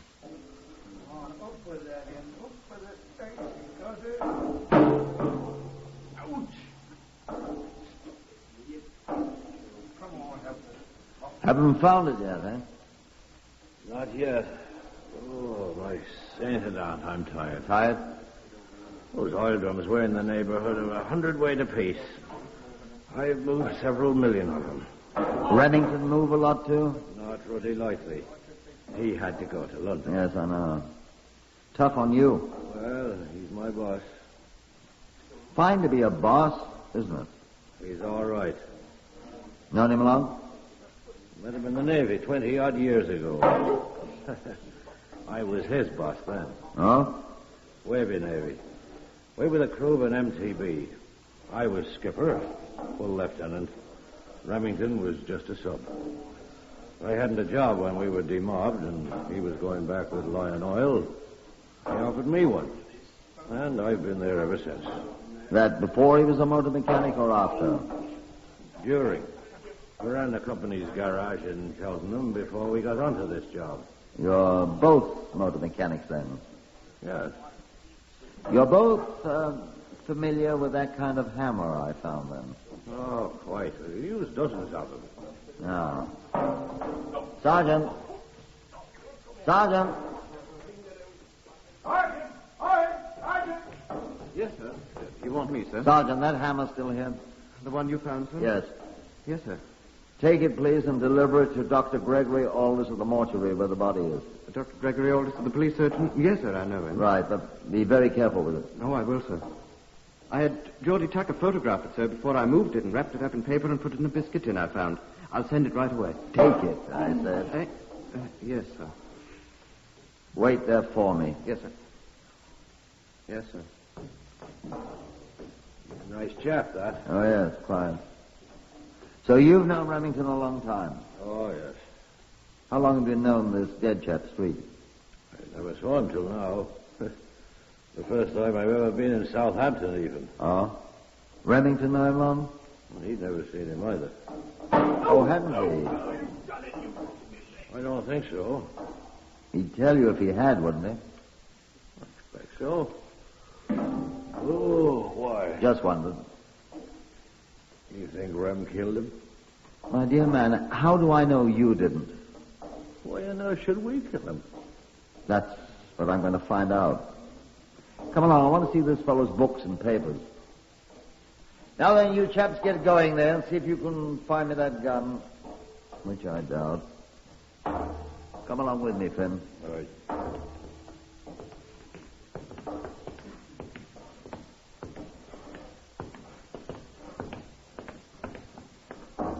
This his office, you suppose?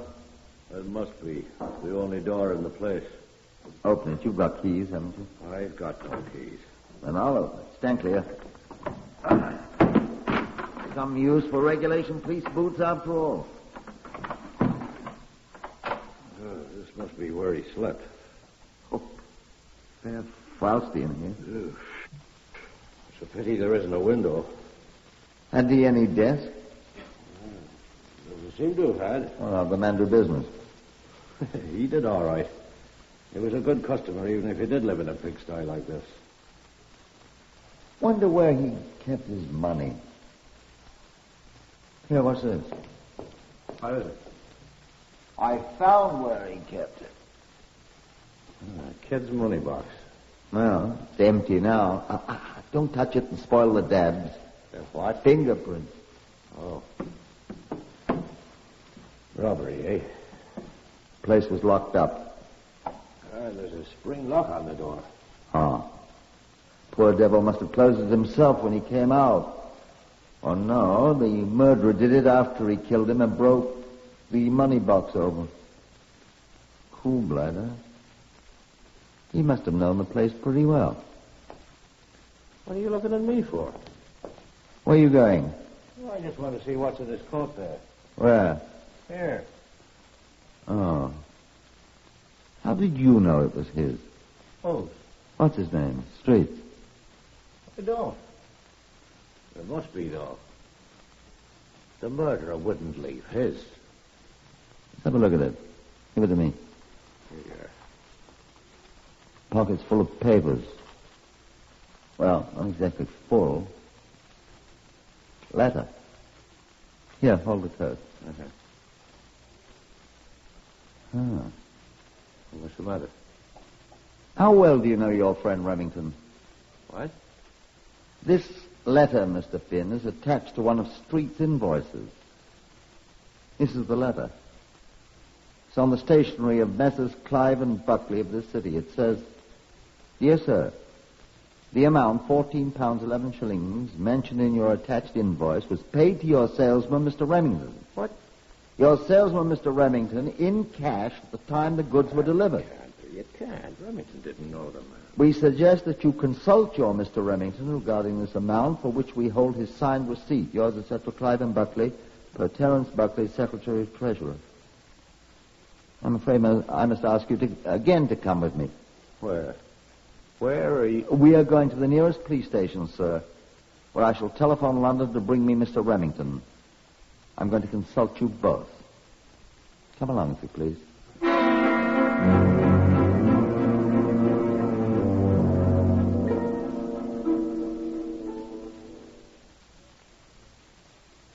It was no trouble at all to reach Scotland Yard in London and to arrange to have Mr. Remington contacted at Lion Oil and then accompany an officer back to Southampton. In the meantime, Mr. Finn consented to accept the hospitality of the Southampton police until his partner arrived. Myself, I went to the mortuary, found Gregory Aldous gone, and left that gloomy place for Aldous' official quarters, where he sat talking with the sergeant, who was not so redolent of oils and unguents by now. Gregory Aldous looked at me pleasantly. Well, was I right, Chief Inspector? Hmm? You arrested Remington? He'll be in custody at once, yes. What did you discover about the hammer? It fits perfectly, sir. I was speaking to Dr. Aldous, Sergeant. Excuse me, sir. Does it fit the wounds, Doctor? Perfectly. Good. There's no bullet in the skull, though. I hope he didn't spoil it. It's a trifle difficult to spoil a skull that's been worked on by somebody with a peen hammer, sir. The sergeant here has made an interesting discovery, Chief Inspector. Oh, has he? And what have you discovered, Sergeant? Where the hammer came from, sir. What's that? You looked at the handle, of course, sir. Of course I looked at the handle. Why? You saw that Morris Works and a number was branded on it.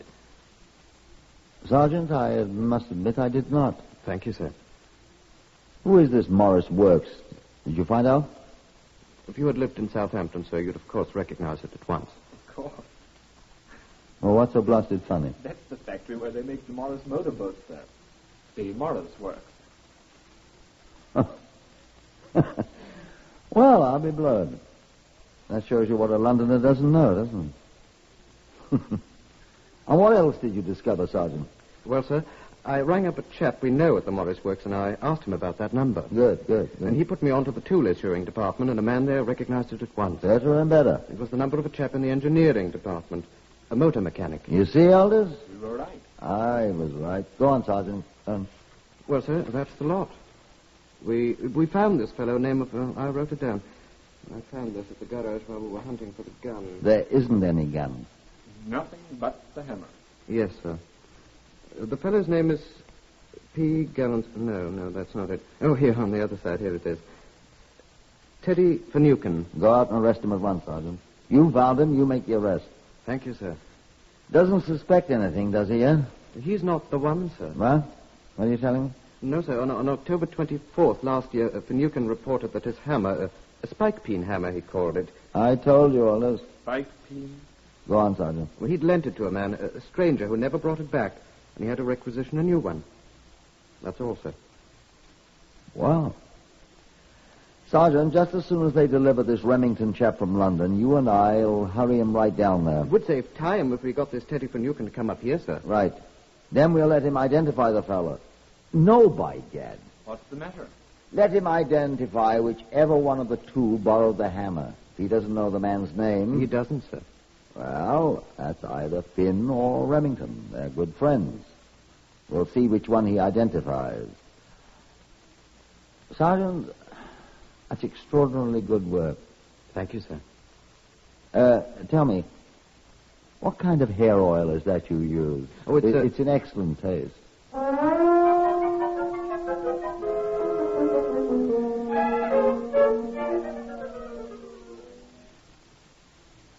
The identification parade, to which both Remington and his friend Finn readily consented, was scheduled for 10 in the morning in a vacant room at the Southampton police station, to which the sergeant was attached. Mr. Teddy Finucane was seated alongside my desk with me as the crowd came in and stood along one wall. I had secured 6 or 8 other persons to stand in with them to make it as fair as possible for the suspects. That, of course, is standard procedure. Will you gentlemen please take off your hats? Thank you. Not that there was any doubt by now. We're all ready, sir. If you please, then, Mr. Finucane. Now, will you please tell us whether you recognize any of these gentlemen, sir? Good, the first one. No. Remington was third, Finn seventh in line. This gentleman, Mr. Finucane? No. This one, sir? Yeah, I know you. Well, you ought to, Ted. Even after all these years. Corky Remington! Oh, I haven't seen you since the night you and I and Joe Finn were thrown into the clink together. And Sheerness. Where in the world have you been? Joe Finn's right here, Teddy. Why, Joe, it's Teddy. Why, Teddy Finucane, why, you old blighter. You know them? No. Why, they're the best pals I ever had in the Wavy Navy in the war, and I haven't seen them since. Say, Corky, what time is it? The pubs will be open any minute. I know you'll excuse us, won't you, Admiral? Why, Corky, what are you doing here? I'm the blinking suspect, mate.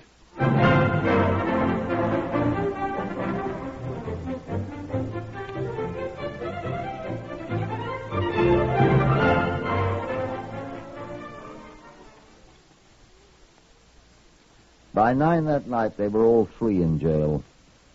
The charge was under the Act of 1872, in such cases made and provided, Section 80 of which reads, being guilty while drunk of riotous or disorderly behavior in any highway or other public place, whether a building or not.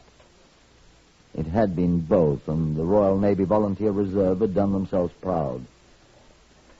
Mr. Teddy Finucane, former artificer petty officer attached to motor torpedo boat squadron Ump, was able at last to master his hangover and speak to me. No, sir. They ain't the man I lent my hammer to. No, sir. Positive. I'm very sorry to put you to all this trouble, Mr. Finucane. Pleasure, sir. But it couldn't be them.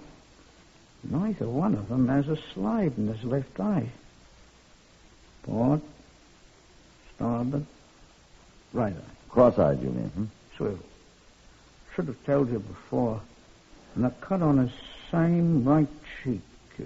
Big one. That's all I know. There's Corky. He'll be able to join you for breakfast, Mr. Finucane, I'm sure. He and Mr. Finn both.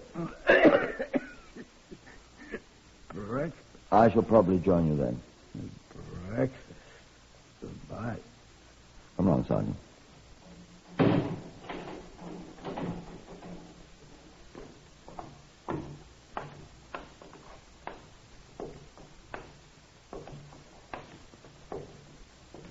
Well? I'm as disappointed as you are, sir. You're not old enough to be, son. Yes. Well, we'll find him someday. Not much use keeping this any longer. What is it? The card I wrote Teddy Finucane's name down on, sir. Picked it up at that garage where the dead man was, stuck in the edge of an oil drum. Anything else on it? Just a name, sir. Oh, well. Name? Gollinson, P. Gollinson. Never heard of him. Why should that card with a name on it be there, though? Gollinson. I don't know, sir. Huh. Did you ever play a hunch, Sergeant? I do all the time, sir. Do they work? Quite often, sir. Come with me. I'm going to play mine.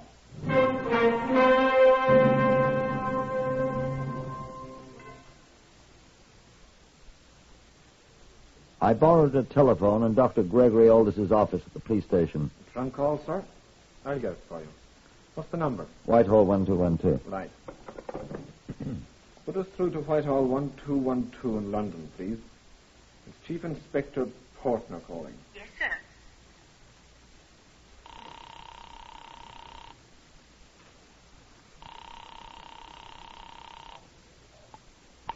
Yes, Chief Inspector. Put me through to the CRO.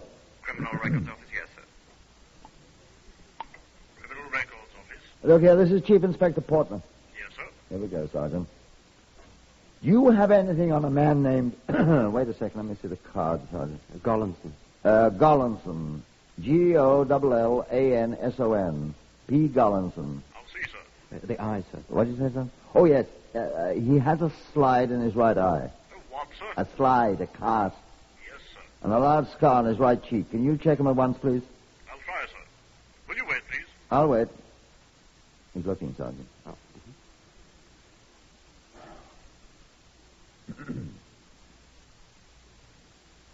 Are you there, Chief Inspector? I'm here. We have him, sir. Sergeant, we got him. Where is he? Gollinson. Peter Herman. You want his record, sir? I want his whereabouts. He's got a bad record, sir. Good. Give me his address. He'll be quite easy to find, sir. He has 8 more months to serve at Wandsworth Prison of the term he was sent on for last November.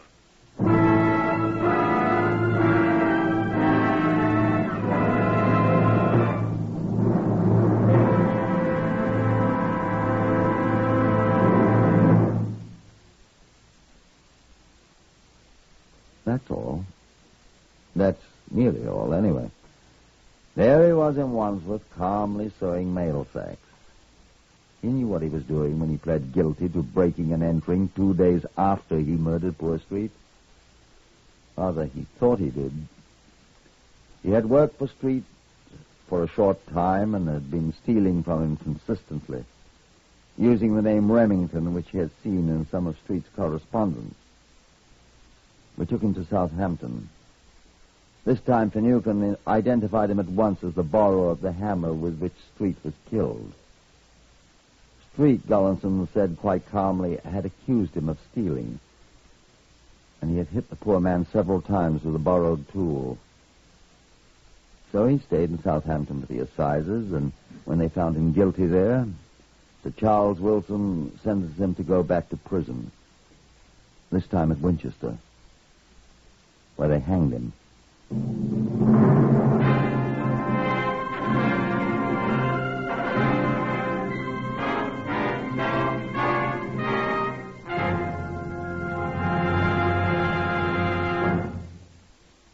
Heard today on Whitehall 1212, Horace Braham as Inspector Portner. Others in the order of their appearance were Harvey Hayes, Lester Fletcher, Maurice Gosfield, Pat O'Malley, Gerard Burke, Francois Grimard, and Gordon Stern. This is Lionel Rico speaking. Whitehall 1212 is written and directed by Willis Cooper.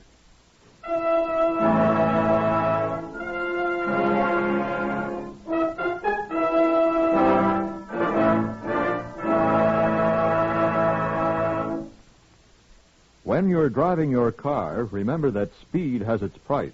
Death or injuries that can cripple you for life with endless bills to pay and endless years of suffering. Just because you may speed at times and get away with it, don't be lulled into a false sense of security. The price tag on speed violations last year was 15,000 killed and 500,000 injured. This year, thousands of lives can be saved if you and millions of other motorists come to the sober realization that speed is the biggest killer on the highways. Follow the campaign of the next president on NBC.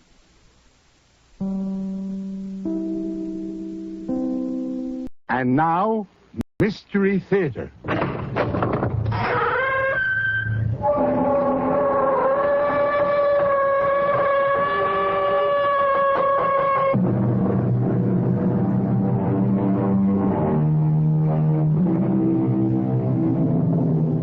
Come in. Welcome. I'm E.G. Marshall, and we're doing business as usual, featuring our full assortment of the mysterious and the bizarre.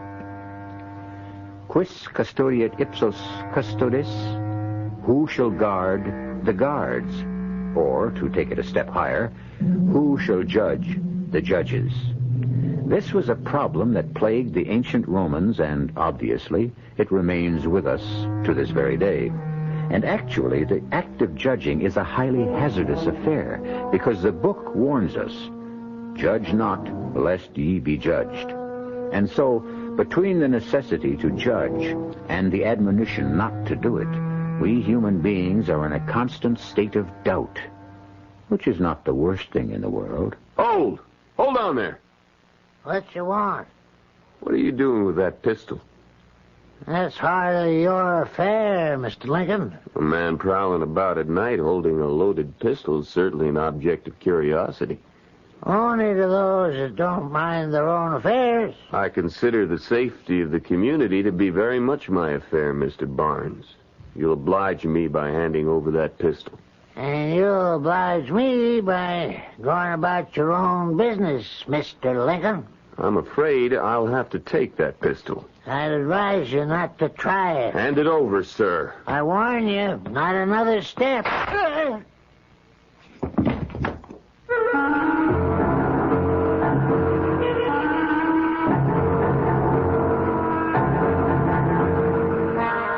Our mystery drama, It's Murder, Mr. Lincoln, was written especially for the Mystery Theater by Sam Dan and stars Keir DeLay.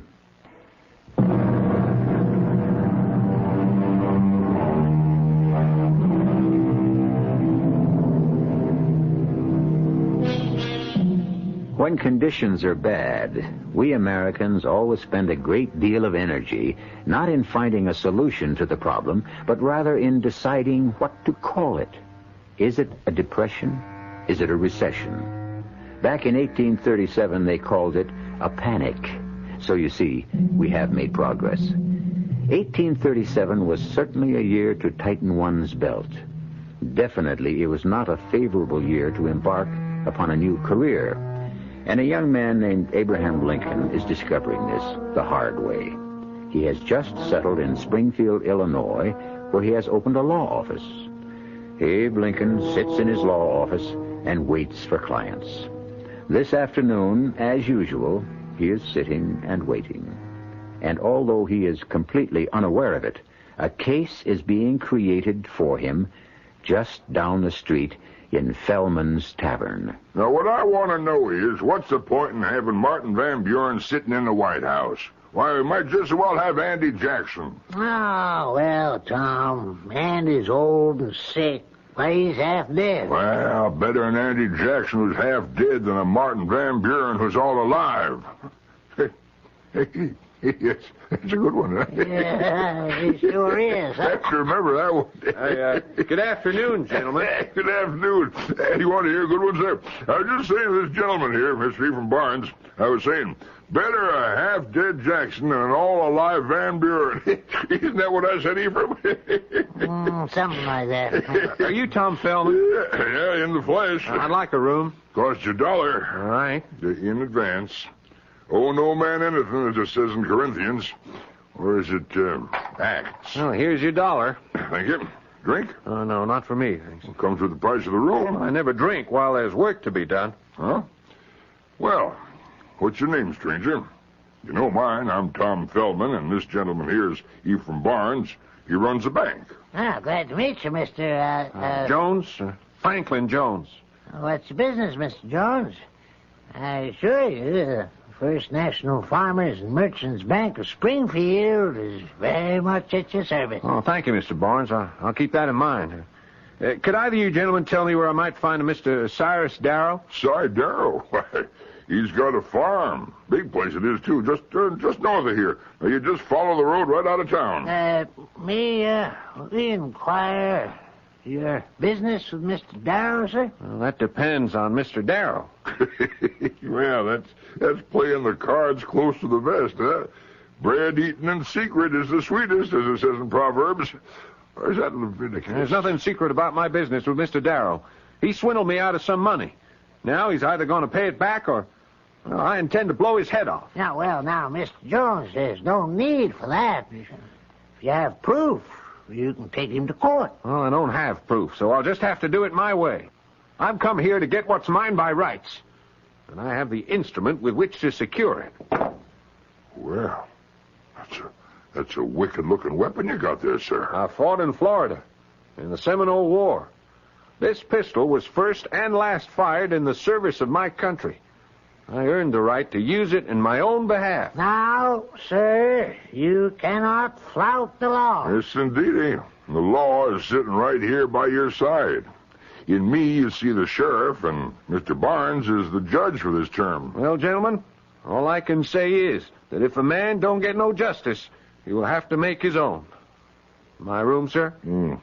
Up the stairs. First door to your right. Supper's at 5 o'clock. That young fellow bears a bit of watching. Yeah. I pity him if he goes up against old man Darrow. Cyrus will just chew him up and spit him out. Wicked-looking pistol, that. You know, I'm not a wagering man, Ephraim, but if it was, I'd lay my money on Cyrus Darrow. Poor fella. Seems kind of young to die after surviving an Indian war and all.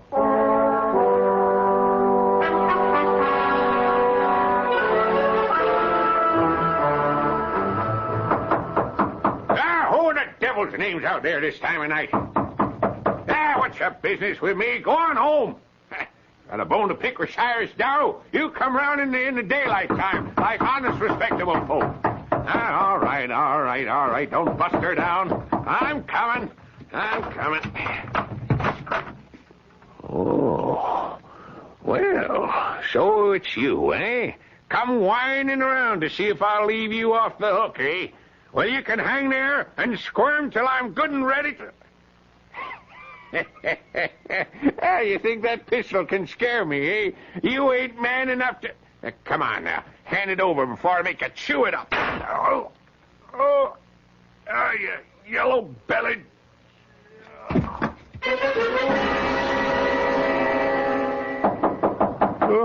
What? Who's there? The sheriff. Sheriff? That's right. Open up in the name of the law. All right. Oh, hi, Mr. Feldman. Oh, Mr. Feldman, the tavern keeper. No, sir. It's Mr. Feldman, the sheriff. You'll have to come along with me, son. What for? What for? Mr. Jones, it looks like you did what you came here to do. What's that? Kill Cyrus Darrow. Killed Cyrus Darrow, but I didn't. He's dead, son. Big hole in his forehead caused by the forcible entry of a pistol ball. There must be some mistake. No, sir. There's no mistake. This your pistol? Of course it's my pistol. It was found 50 yards away from Cyrus's house. No, you couldn't have found it 50 yards away because... Because? Well, it can't be my pistol. I remember I put it back in my bag. Yes? Yeah. Hey, it isn't here. Of course not. How could it be in that bag and in my hand at one and the same time? I didn't... Mr. Jones, as sheriff of Springfield County, I hereby arrest you for the murder of Cyrus Darrow. What? And may the Lord have mercy on your soul. What are you saying? Well, that's right. I shouldn't say that just yet. After all, you ain't been tried. But you'll get a fair trial before they hang you. I don't know what to say, Franklin. I don't know what to say. I didn't kill him, Emily. I didn't. Franklin, everyone says... I don't care what everyone says. You just got to believe in me. Why did you have to come here with a pistol? Why did you have to threaten him in public? Why? Because I'm stupid, that's why. Oh, Franklin, I'm sorry. I guess I really am in the soup this time. This man, Cyrus Darrow, was very well liked. And the evidence against you, it's so strong. Evidence? What evidence? What evidence? Oh, Franklin, your threats to kill him, the pistol. I swear to you, Em. I believe you, darling. But there's gonna be a trial. Well, I'll make them believe me. I'll make everyone believe me. You'll need a lawyer. Yeah, well, I'll hire a lawyer. And Yeah, what is it, dear? a lawyer... Yeah, well, that's just what I said, my darling. I'll hire a lawyer. Dear, there are no lawyers. No lawyers here in Springfield, the state capital? Why, in a place like this, there are nothing but lawyers. I've been asking around, and I've gotten answers. One fella says, sorry, ma'am, I just couldn't take on another case. And meanwhile, he's got his feet on the desk, and I can see the holes in his shoes. And then another fella says, I never did try a murder case. What is it? There isn't nobody in this town doing 15 cents worth of business, and they say, each of them say to me, sorry, Miss Jones, I just can't see my way clear. Well, why won't they take my case? Well, Is it because they don't think they can win? Emily, that should make no difference. Law says every man's entitled to a lawyer. I know, but what the law really means, every man's entitled to a lawyer provided he can get one.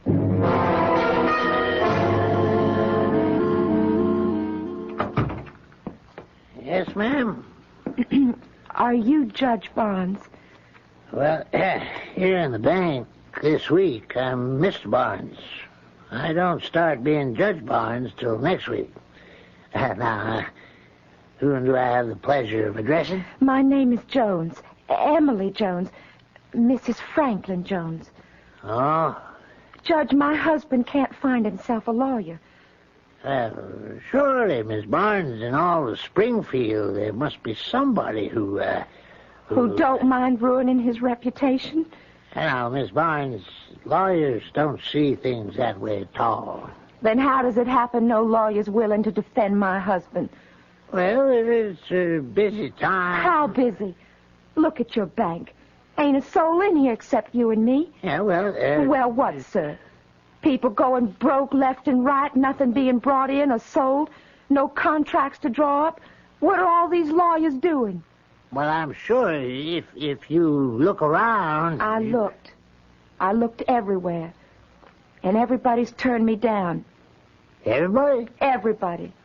Have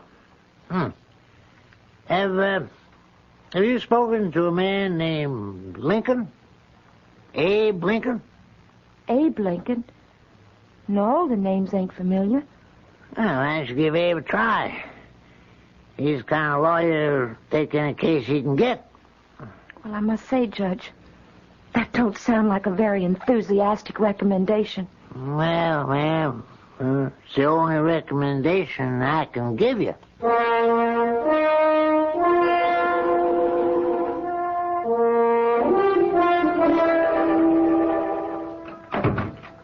Yes, ma'am? Will you please tell Mr. Abe Lincoln I'm here? There's no need to do that, ma'am. You've already done so. You? You're Abe Lincoln? The plea is guilty, ma'am. Now, to whom do I have the pleasure of... But you don't... I know I don't look like a lawyer. Well, the fact is, I don't look very much of anything else either. Well, Won't you have a seat, ma'am? Now, my name is Emily Jones. My husband, Franklin... Was he named after Ben Franklin? Yes, sir, I believe so. The great man. Yes, sir. He, my husband, is going to be tried for murder. Yes, I know. And I need a lawyer. Well, you've come to the right place. You mean you're willing to defend him? I'm ready, ma'am. Well, that may be, but I've got to ask you about your qualifications. How many murder cases have you tried? How many? To be exact, ma'am, none. None? Miss Jones, a fella has to start someplace. Well, but not with my husband. Well, I do have one qualification. Matter of fact, it could turn out to be the most important qualification of all. What's that? I'm the only lawyer in town willing to take the case.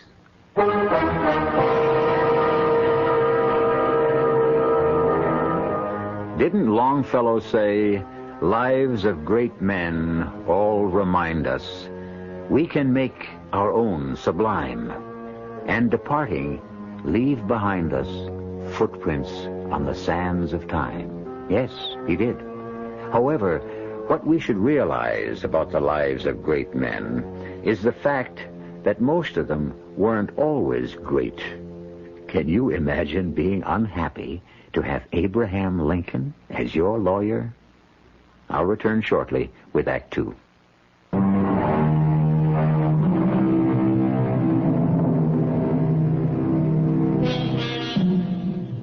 His name is Franklin Jones. Right now, he is in the jailhouse in Springfield, Illinois, in the early autumn of the year 1837. He's accused of murder. His prospects are bleak. The betting is better than 10-1. He'll feel a rope around his neck before the month is out. The odds have not been lowered by the fact that his lawyer is a young man named Abe Lincoln. And who was in the tavern when you came in? Mr. Fellman, Mr. Barnes. No one else? No, no one else. I asked if they knew where I could find Mr. Cyrus Darrow, and they asked why, and I told them. Couldn't you tell them that it was your own affair? Well, I didn't. Oh, you always have to be bragging about something, no matter how many times I tell them. Please, Emily. Mr. Lincoln here ain't interested in our personal business. Oh, but I am. You are? Why? Because you never can tell what might be important. All that's important is to keep the rope away from Franklin's neck. Well, that's exactly what we're trying to do, Miss Jones. Now, Frank, you came here night before last from Valley Junction. That's right. We just started farming. Miss Jones, I'd appreciate it if we'd let Frank answer. Well, I can give you the facts fast and clear. I know, ma'am, but, well, Frank's going to need practice. He'll be the one that has to answer at the trial. So, Frank, you came here the other night. You engaged a room. You stated your business to Mr. Fellman and to Mr. Barnes. Like a fool. Yes, sir, that's right. And you showed them the pistol. Why? Well, the pistol was a present to my dad from General William Henry Harrison. Dad was with Harrison at the Tippecanoe. You see? He wanted to brag about it. Mr. Fellman and Mr. Barnes, well, they weren't easy fellas to talk to. You know what I mean. I know what you mean, Frank. So I just went upstairs to my room and I went to bed, figuring I'd see Cyrus Darrow first thing in the morning. And, well, the next thing I knew, there was a knock on the door, and it's the sheriff. I'm being arrested for murder. And at no time during the night did you arise from your bed and go forth to Mr. Darrow's place and shoot him? I did not shoot him. I was asleep in my room. Well, we have to make that defense stand up. You sound like you don't believe him. Oh, I believe him. I'm not the problem. We've got a judge and a jury to consider. Frank, the pistol, where was it? In my bag.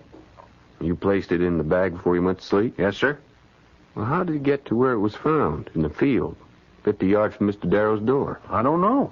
Well, the prosecution will say that you went there, shot Cy Darrow, fled from the scene, and in your guilty terror and confusion, you dropped the gun. Well, I couldn't have dropped the gun when I wasn't even carrying it to start with. I wasn't there. Well, then we must claim that someone came into this room while you were asleep and stole that pistol. Yeah, well, that's the only way it could have happened. You, were conscious of no one? Oh, I was asleep. Tell me this. What was your business with Mr. Darrow? Why do you want to know? Frank? Is that important? It's the first question the prosecutor will ask. I should know. Oh, all that was before he was killed. And Frank? Well, I enlisted in 1829. 1830. Oh, yeah, that's right. And I served in Georgia and Florida. And when I wanted to marry Emily, well, you don't get married on sergeant's pay. Oh, not to me, you don't. Anyway, there was this fella in the company, first platoon he was, a funny little fella, fat and baldy, you know, but smart. He was a Frenchman or a German or something like that. He spoke funny. You know, the Army's full of all kinds of foreigners. Well, they had to run here because they're having all kinds of revolutions in Europe. Will you get to the point? Now, why should Mr. Lincoln care beans about them revolutions in Europe? Yeah, well, his name was Fuller, and he knew all about plants and flowers, you know, and he said, Jonesy, some of these varieties could grow very well up north if... Yeah? If what? Yeah, well, I never did find out. You see, He and I were going into business, and we collected boxes and boxes of various seeds, and we was going to sell them to farmers up this way, where I was well known. That is, I knew some people. And since Cyrus Darrow was one of the biggest farmers in this parts, well, we wrote to him, and he wrote back offering to buy a special kind of feed grass. Yeah, we sent him $30 worth, and he never did pay up. So we wrote and we asked him for our money. And he sent back an answer saying he'd be hanged if he'd pay a cent for some sticky Georgia thistles. What was that man talking about anyway? Well, I don't know. I could have made a mistake and not cleaned out the seed like Fulda said you had to do. Well, he invited me to come up and look at his brand new thistle patch, and also give him the opportunity to wring my neck at one and the same time. And I said, Frank, you go up there and you get your money. Well, did I know he was going to take a gun? And at no time, then, did you visit Darrow's farm? No, sir, he did not. He was nowhere near that place. Frank? No, sir. As far as you know, it could, that is, the seed you sold him, could very well have been thistle, or burrs, or whatever. Well, supposing there was. What does this have to do with the killing of Cyrus Darrow? You weren't up there, Frank? Well, I said I wasn't. Well, I'd better be getting along. Where are you off to? I think I'll ride up to Darrow Farm. Whatever for? I might learn something. What's to learn? The man's been murdered. We know that. Well, I might find some evidence. What kind? I have no idea, but I have to look. You mean you're going to look for something and you don't know what? Yes, I suppose you could put it that way. What was that, Miss Jones? Nothing. Just,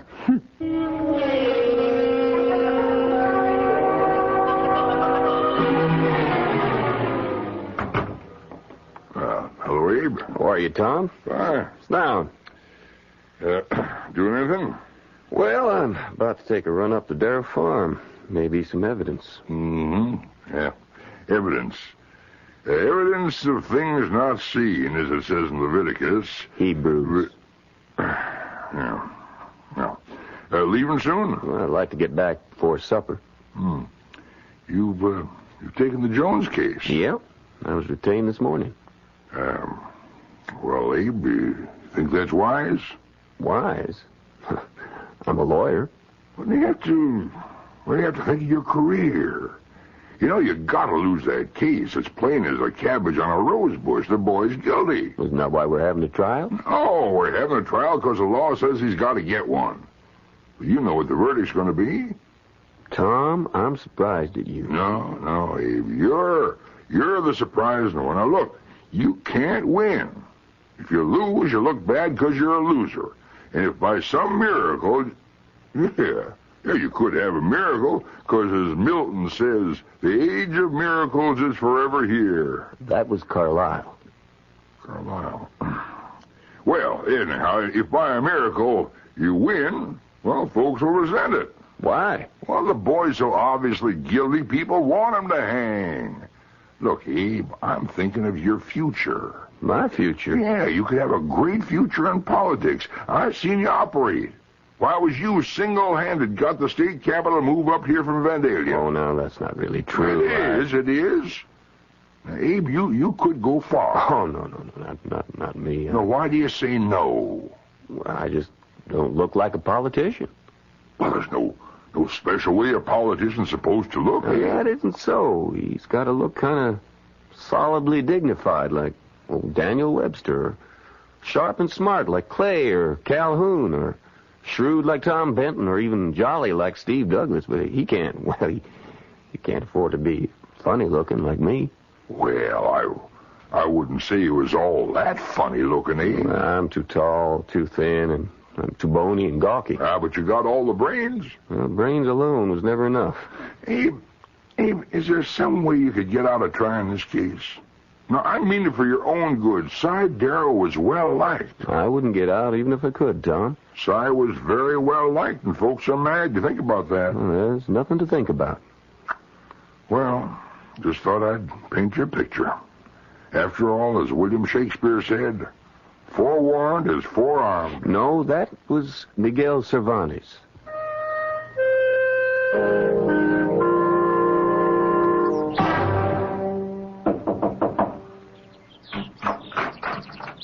Wow. Hello there, Abe. Good day, Mr. Bennett. What brings you out here, Abe? Oh, I thought I'd come out here and look. For what? Oh, for anything I could find. I saw someone moving around in the house. Turns out to be you. Well, I was his lawyer. I'm just getting his papers put together. Well, come in. Look around, if you like. Thank you, Mr. Bennett. Right here in the doorway is where he fell. I found the body, in the morning.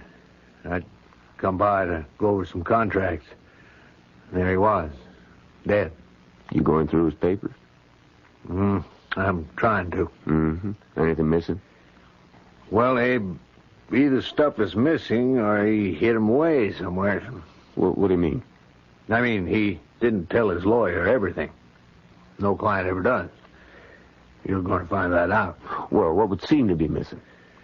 I haven't had a chance to go through it all, but I know for a fact he's been lending out money all over town. The way things are with the banks and all, he was the only one with hard cash. Yes, I heard. Well, you could say there were plenty of folks who might have had a motive, Mr. Bennett. Yeah, you could say that, Abe.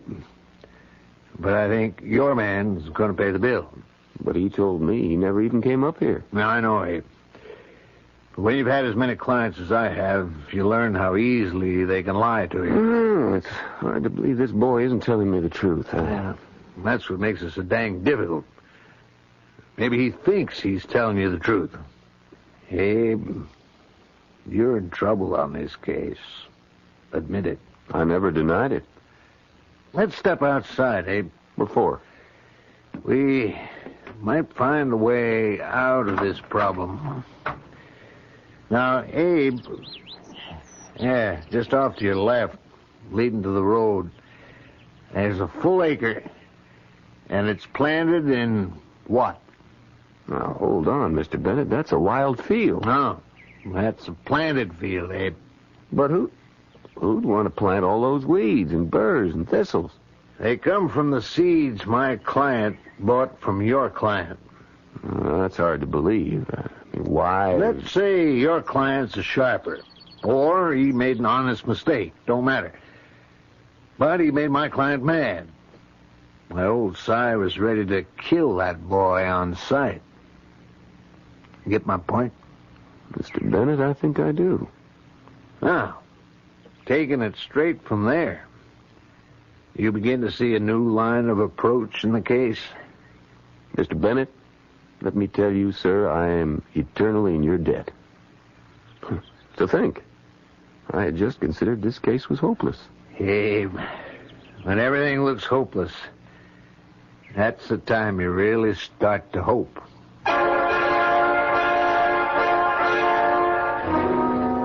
And, of course, that was a lesson that Abe Lincoln never forgot. Certainly in the years to come, he would be faced with more apparently hopeless situations than almost any other president. But our concern is with the case in hand. And what is the light that has suddenly dawned? Well, that will all be made visible when I return in just a few moments with Act 3.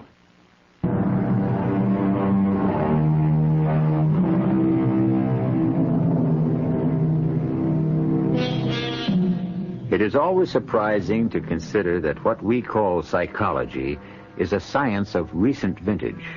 We speak so easily of things like the split personality, the other self, the protective falsehood, without realizing that these terms would be unintelligible to people who lived even 100 years ago. But although our forebears did not know these things intellectually, they could understand their implications. After all, Sigmund Freud was only 10 years old when Abe Lincoln died, yet Lincoln already sensed a great deal of what Freud was to discover. No, Mr. Lincoln, he don't lie to me. That's one thing he don't do. He don't lie to me. Emily, maybe he has no choice. What do you mean? Well, maybe he's afraid he'd lose you if you knew he was a murderer. What would you do if he confessed? What would I do? Would you leave him? Well, You see? Oh, I'd raise up a storm, I guess. I'd holler and rip, but afterward, well, I'd stand by him. Well, then you must convince him of that. But will it save him? At least it's a defense. I could plead it. This way, all I'm doing is begging the mercy of the court. But will it work? Self-defense always gives a man a chance. How much of a chance? Well, I'm a lawyer, Emily. I'm not a prophet, but we can get witnesses to prove that Cy Darrow was furious with Franklin. But why? Because Franklin had sold him nothing but weeds. How do you know? I was up there, Emily. I saw them. A strange kind of growth for this part of the country. Brambles and burrs and weeds. It really wasn't Frank's fault, Mr. Lincoln. He just doesn't know. But Cyrus Darrow was boiling mad. Now, oddly enough, this could create some sympathy for Franklin. How? They'll all think Frank was a swindler. Well, maybe not a swindler, more of a sharper. Oh, what's the difference? Well, Emily, you have to know these old horse traders up here. They might even admire him. Why? Because he's done something nobody else was ever able to bring off. What's that? He got the better of Cy Darrow in the deal. And he went up to Seaside to brazen it out, being careful, of course, to bring his pistol. The fact that the pistol was given to him by General Harrison won't hurt either. Well, then, you think we've got a chance? Yes, Emily, I would say, what with one thing and another, we've got a fighting chance. No! No? What do you mean, no? You heard, Emily. I said no. What Mr. Lincoln just explained. I know what Mr. Lincoln just explained. Don't you understand? If you don't plead self-defense, you're sure to hang. Well, I ain't gonna do it. Why? I told you once. I told you 1,000 times. I wasn't there. What, Frank? I didn't kill him. I give up. What can you do with him, Mr. Lincoln? Mr. Lincoln, would you want me to get up there on that stand and tell a lie? Is it a lie, Franklin? You mean you didn't kill Cy Darrow in self-defense? Huh. Here's a hole to be in. A man's wife won't believe him. His lawyer won't believe him. Frank, we only Franklin, I can only plead the defense my client gives me. Since I wasn't at the scene of the crime when the murder took place, I don't know what happened. Well, I don't know neither. I wasn't there myself. I was asleep in bed in my room at Feldman's Tavern. But, Franklin, nobody's going to believe that. Well, ain't that what I got a lawyer for, so he can make folks believe me? Or is this case too tough for you, Mr. Lincoln? Well, it's tough enough. Hey, did you find anything up there at Darrow's place? How'd you know I was up there? Well, look at your pants. Oh, yeah. Yeah, them little burrs. Almost too small to see, unless you're looking for them. Yes, sir, you'll be picking them off your pants legs for weeks. I thought I'd gotten rid of most of them. No, sir, they're hidden where you can't even see them. And some of the seeds, why, they'll even germinate on the clothes, seems like. You better boil those pants. Oh, well, thank you. I guess Darrow was right, Emily. We did sell him weeds. I didn't mean to, Mr. Lincoln. It's just that Corporal Fulda would have known what to do. He said you had to wash the seed in something called alkali. I don't even know what it is. What are you going to do now, Mr. Lincoln? Tell me, who else was in the tavern when you came in? Well, I told you, just Mr. Feldman and Mr. Barnes. Nobody else? No, sir. You positive? I'll swear to it. Well, do you know anyone in the town? No, sir. Not a single solitary soul. Why do you ask? Well, Emily, it's about time I started asking questions. But you've been asking questions all along. No, not the right questions, and I haven't been asking the right people either. Well, Abe, I can only tell you the boy insists on having a rope put around his neck. Well, he refuses to plead self-defense. In my opinion, he'd rather die having his wife think he's not a murderer. I believe him. It can be a dangerous business when you start believing clients. It can even be a more dangerous business when you don't. What can I do for you, Abe? You've been through all the size papers yet? All I was able to turn up. Would either Tom Feldman or Ephraim Barnes have owed him money? Well, now, Abe, this is a lawyer-client relationship. You asking me to break it? Well, the client's dead, Mr. Bennett. And I'm not asking out of idle curiosity. Yes, he did have a mortgage on Feldman's. I thought Tom Feldman owned the place free and clear. It's been a moneymaker for years. Don't you know there's been a panic on him? There ain't a nickel's worth of cash to be had. Well, why would Tom Feldman go to Cy Darrow when he could get money at bank rates from his good friend Ephraim Barnes? Banks don't have it either, Abe. Did you find any papers for either Tom or Ephraim? What are you trying to say, Abe? I'm just asking, Mr. Bennett. To answer your question, no. There was no papers for either one of them. And yet, they both owed him money. I'm reasonably sure of it, Abe. Mm. Well, thank you, Mr. Bennett.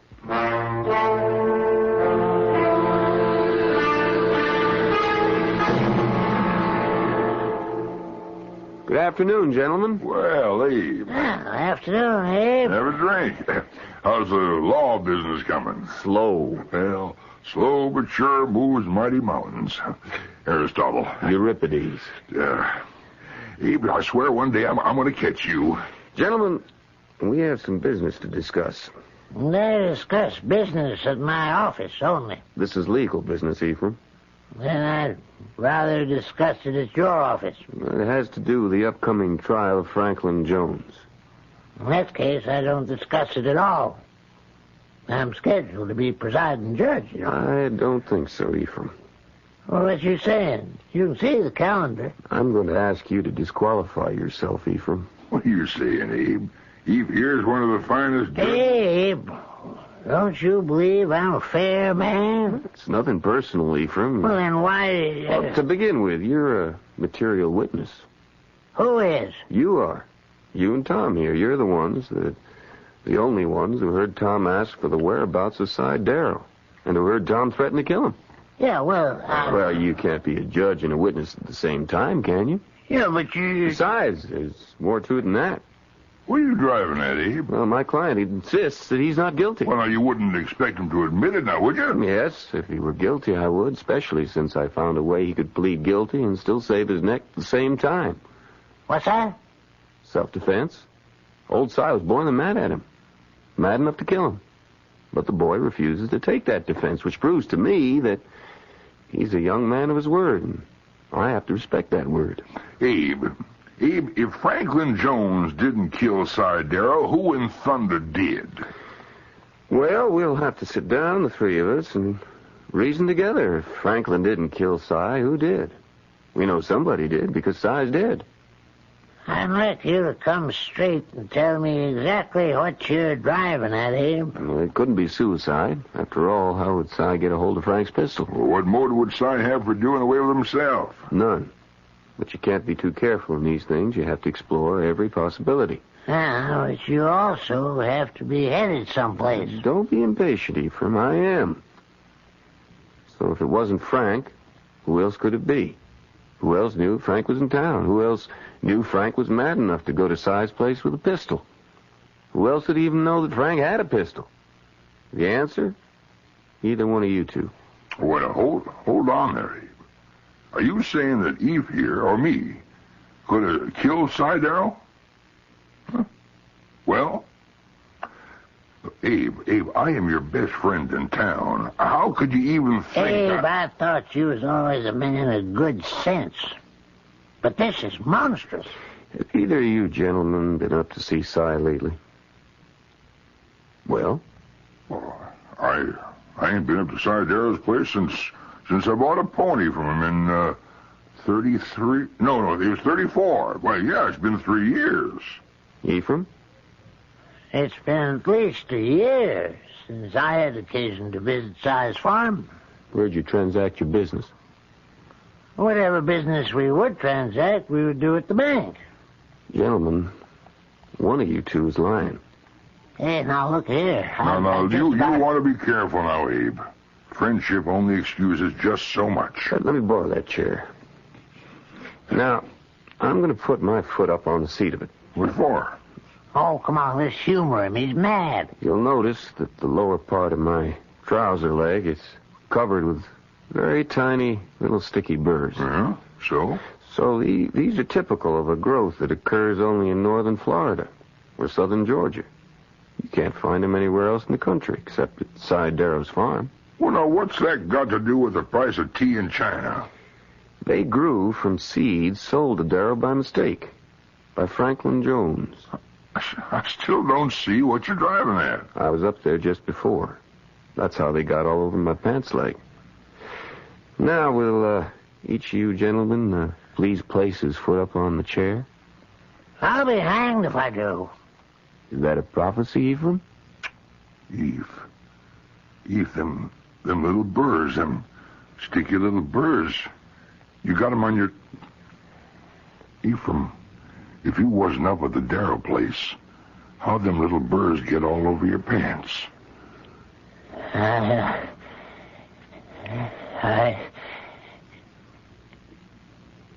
Pour me a drink, Tom. Eve, you was always an honest man. Yeah. For 50 years, I've been honest as the day is long. And where did it get me? I didn't speculate. I didn't hedge. I guarded my customers' money. And I got wiped out. I had to borrow from Darrow. And he was going to take away my bank.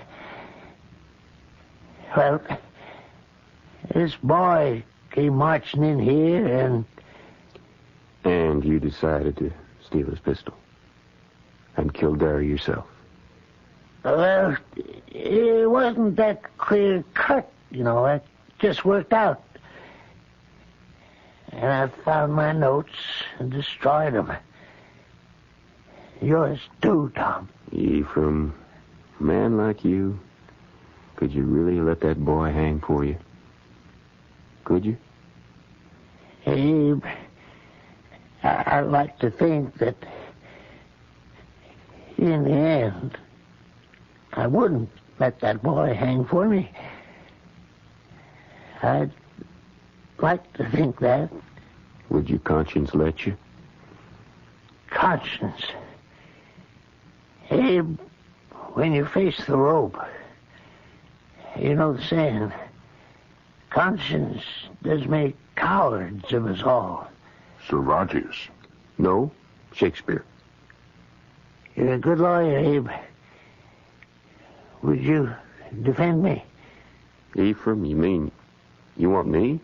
Why, you could have anyone, even Stephen Douglas. I want you, Abe. Nobody but you. Thank you, Ephraim. I'm grateful. I'm humbly grateful.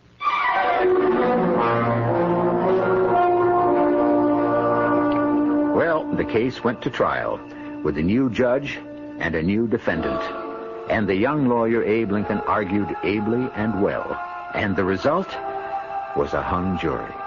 But, as Abe Lincoln said afterwards, better a hung jury than a hung client. Well, you hang around. I'll be back shortly.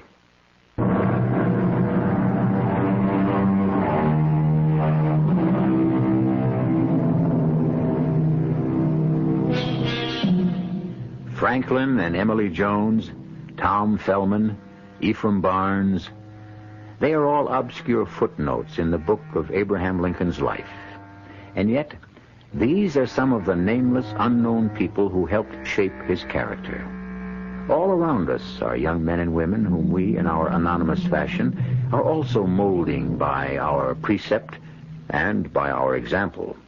And we are molding them into what? Think about it. Our cast included Keir DeLay, Jennifer Harmon, Paul Hecht, Joe Silver, and Robert Dryden.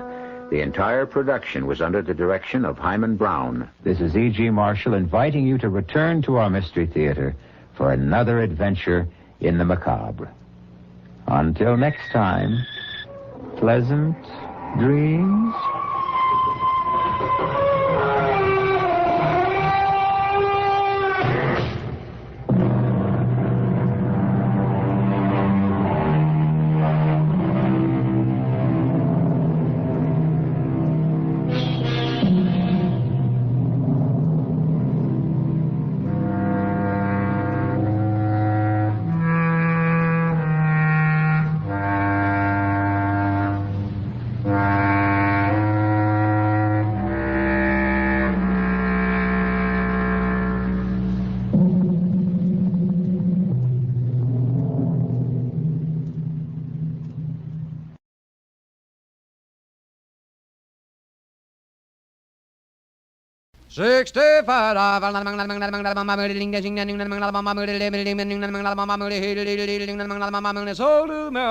The Jack Benny Program, transcribed, presented by Lucky Strike. Be happy, go lucky strike. Be happy, go lucky strike today. A flying saucer came to Earth, so ends a mystery. For out jumped 20 men who said smoke LSMFT. If you've been missing smoking joy and really want some fast, switch right to milder Lucky Strike for pleasure that will last. Be happy, go lucky strike. Be happy, go lucky strike today.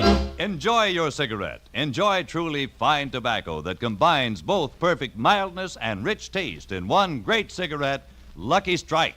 For only fine tobacco gives you both perfect mildness and rich taste. And LSMFT, Lucky Strike means fine tobacco. So, friends, be happy, go lucky. Try a carton of Lucky Strike. Be happy, go lucky strike. Be happy, go lucky strike today.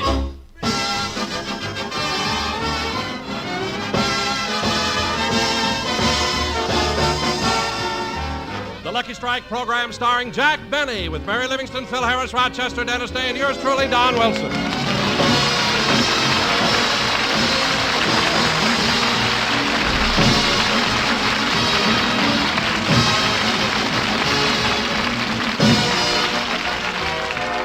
Ladies and gentlemen, it's evening at the Benny household. Jack has just finished dinner and now is in the kitchen helping Rochester with the dishes.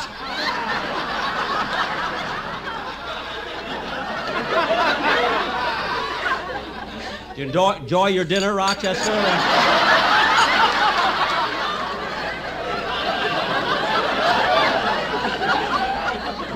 Well, that ought to be enough water, Rochester.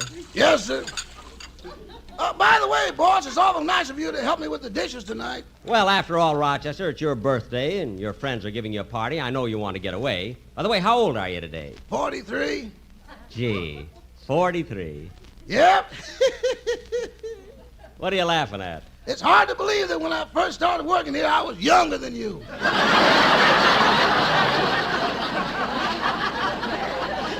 Yeah. Now, hand me the silver and I'll dry it. Here you are. Say, boss, you've got some new silverware, haven't you? What do you mean? Well, look at this fork. On the back it says Romanovs. Oh, well, that's the family heirloom given to me by my Aunt Harriet. Harriet Romanoff. Oh. Well, what about this spoon here? It says Chasen's. Oh, I got that from another aunt of mine, Matilda Chasen. Yeah. Oh. Say, boss, this fork here, was that given to you by... No, I'm not going to ask you. What? I know you haven't got an aunt named Pig and Whistle.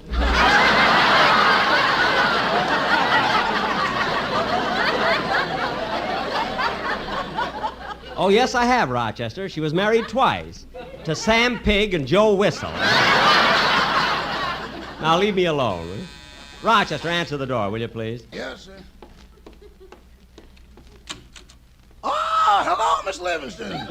Hello, Rochester. Happy birthday, and here's a little gift for you. Some cufflinks. Well, thanks. Thanks very much. Come on in. Where's Mr. Benny? He's helping me with the dishes. Oh. What'd he give you for your birthday? Miss Livingston, he gave me a gift worth $2,400. What? Mr. Benny gave you a gift worth $2,400? How come? Well, as Mr. Benny explained to me, he's a great artist on the radio and gets $12,000 for his broadcast. Uh-huh. The broadcast is only 30 minutes long, which means he gets $400 per minute. Uh-huh. And by giving me 6 minutes of his time to help me with the dishes, I'm getting the equivalent of $2,400.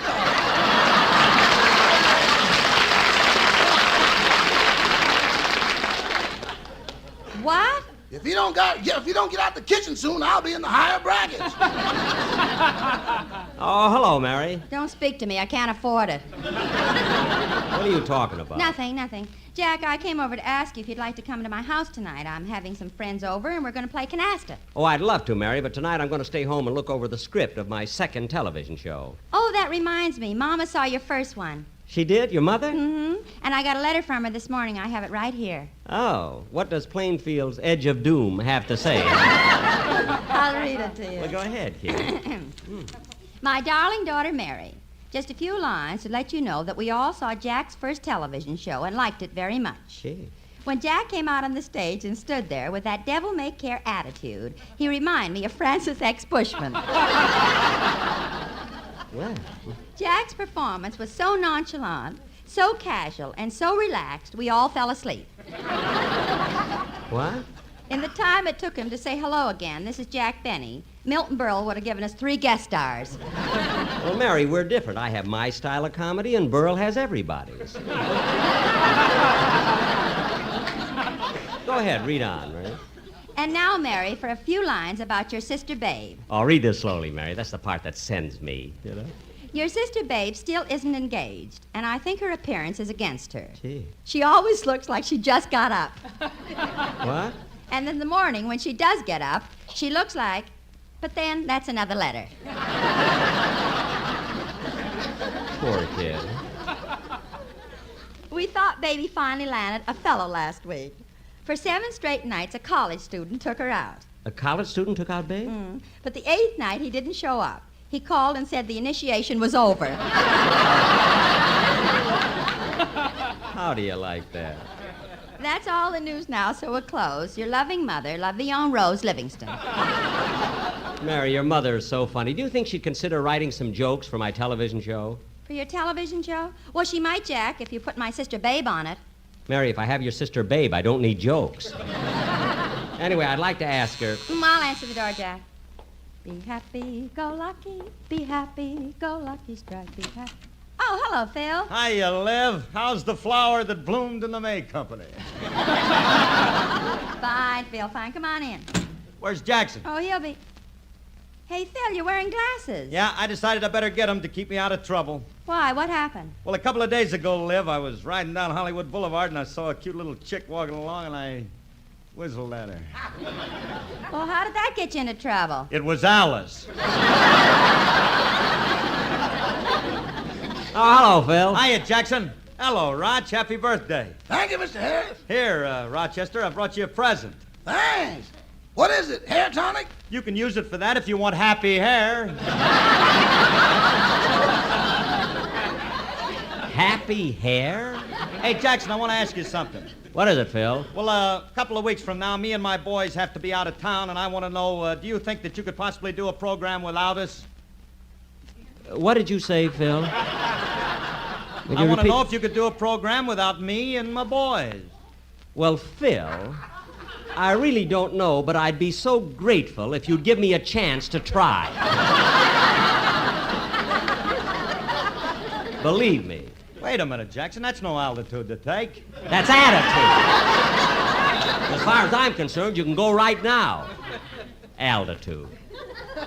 A natural mistake for a chap who's always high.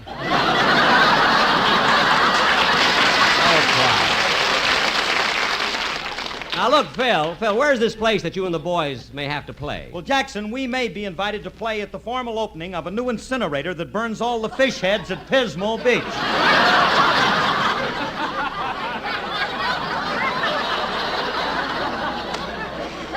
Well, congratulations, Phil. I think it's a step in the right direction.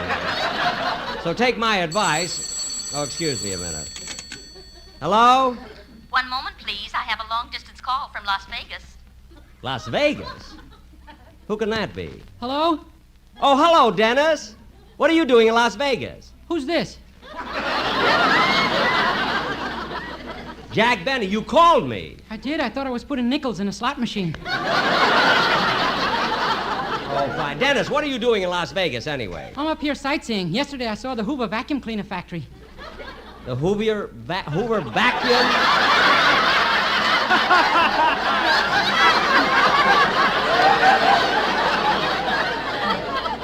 Hoovier? Did I say Hoovier? Remember our old president, Herbert Hoovier? No, that's Herbert Heaver.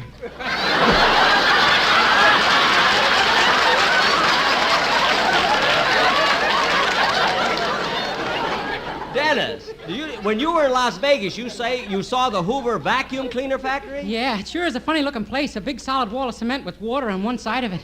Oh, for heaven's sake, that's Hoover Dam. Dam. Well, there's no need to get that mad about it. I'm not mad. Dennis, who's in Las Vegas with you? Oh, I'm up here with my mother. She's on our way to Detroit. Detroit? Oh, is your mother going to pick up a new car? 5 of them. She drives the truck. Now, stop that. I know you called up just to have some fun with me. You're not even in Las Vegas. Oh, yes, I am in Las Vegas. No, you're not. I'm sorry, sir, but your 3 lemons are up.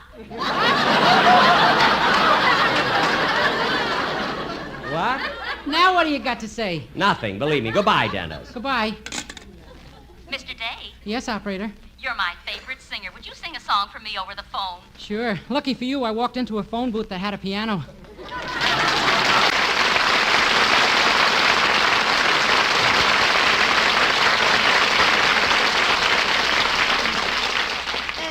Jack, who was that on the phone before? That was Dennis. He told me he was up in Las Vegas. I don't know whether to believe that kid or not. Once he called me up and told me he was in Tokyo, and I bawled him out. Boy, was I embarrassed when he put MacArthur on the phone. So you can't tell. Say, Jack, I gotta run along now. Are you sure you don't want to come over and play canasta? No, Mary. Thanks. How about you, Phil? Canasta? No, thanks, Liv. When I play cards, I just want to be dealt 5. 5, then halt. That's enough. But I'll drop you by your house if you like. Okay. Bye, Jack. So long, Hoovier. So long, fishhead.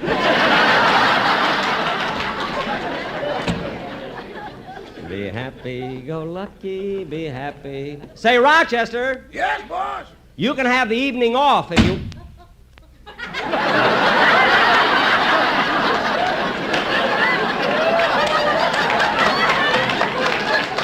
How do you like that? He was upstairs when I called him. Never saw anybody leave so fast. But then he's going to his birthday party. Rochester, what'd you come back for? I forgot my hair tonic. Oh. Well, let's see. What'll I do tonight? I should read my television script, but I don't feel like memorizing now. I think I'll just go in the library and read a book. Let's see. There's some books here I haven't read. Here's Ernest Hemingway's new one, Across the River and Into the Trees. I hear that's great. Here's a new book by Gypsy Rose Lee, Across the Runway and Into the Tees. That ought to be interesting. No pictures. Hey, here's one I haven't read. A Cup of Coffee, a Sandwich, and Murder. Say, this is the book I heard about. It's supposed to be very exciting, too. It's got gangsters in it and everything. I think I'll read it. I'll sit over here by the fireplace. A cup of coffee, a sandwich, and murder. Chapter 1.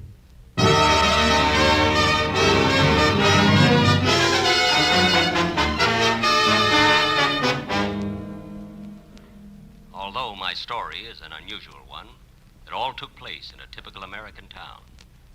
I was a typical American man in a typical American business, which was identified with my typical American name. I remember the day they put up the sign, Gundlefinger's Lunchroom. Yes, that's me, Charlie Gundlefinger.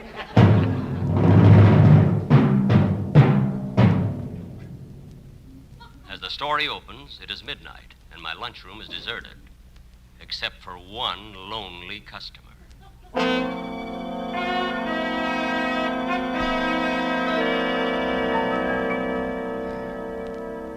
Yeah, it sure is a dreary night tonight, Curly. I wish I could close up and go home. What'll you have to eat? Throw me one of them apples. They're wax. Oh. Hey, Charlie, look what's on top of one of them wax apples. Yeah. Stupid worm.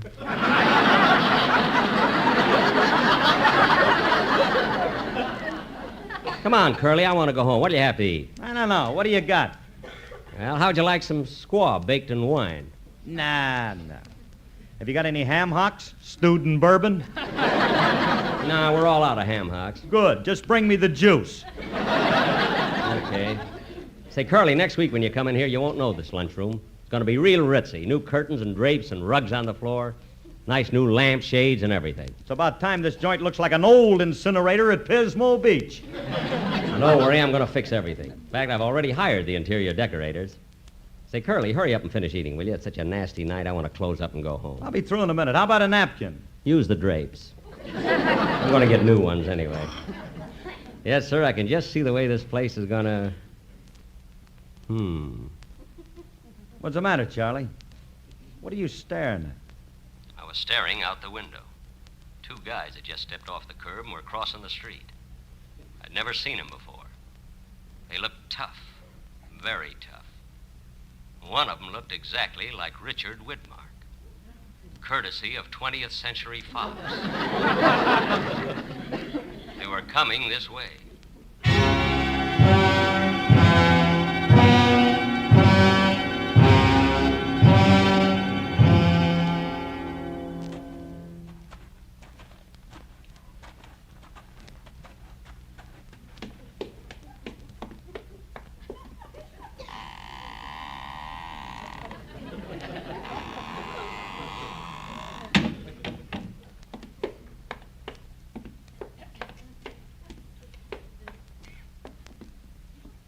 What'll it be, gentlemen?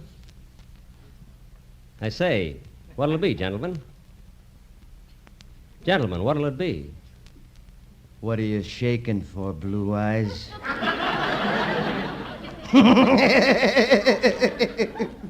It ain't cold in here.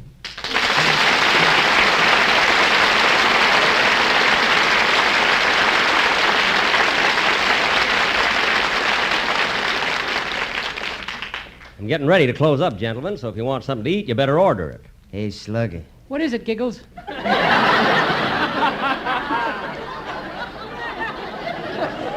Hoovier is in a hurry.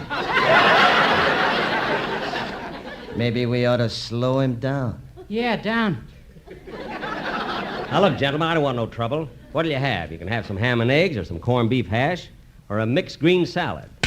Ouch! Why did you slap me? I don't like salads. You don't? No. He thought he would antagonize me by blowing smoke in my face. But he was wrong. I liked it. He was smoking a Lucky Strike. Made of that fine, that light, that naturally mild tobacco. LSMFT. LSMFT. Lucky Strike means fine tobacco. So round, so firm. Listen, you. I'm not finished yet. So fully packed. So free and easy on the draw. Now, look, fellas, I want to close up this joint, so you better order and get out of here. And put that gun down. Did you hear that, Slugger? Huh? Did you hear that? He wants me to put the gun down. Yeah, down.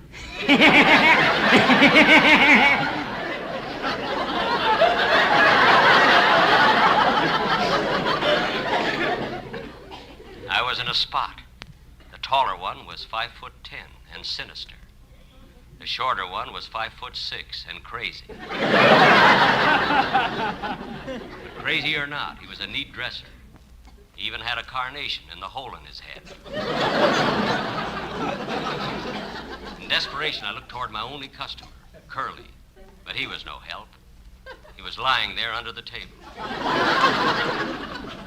I had put too much seasoning in the ham hock.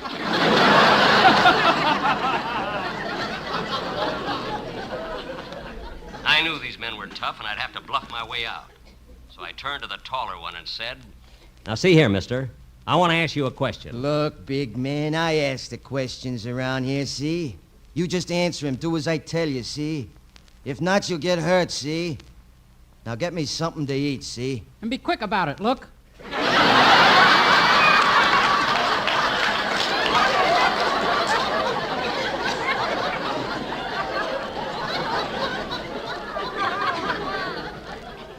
Look? Where?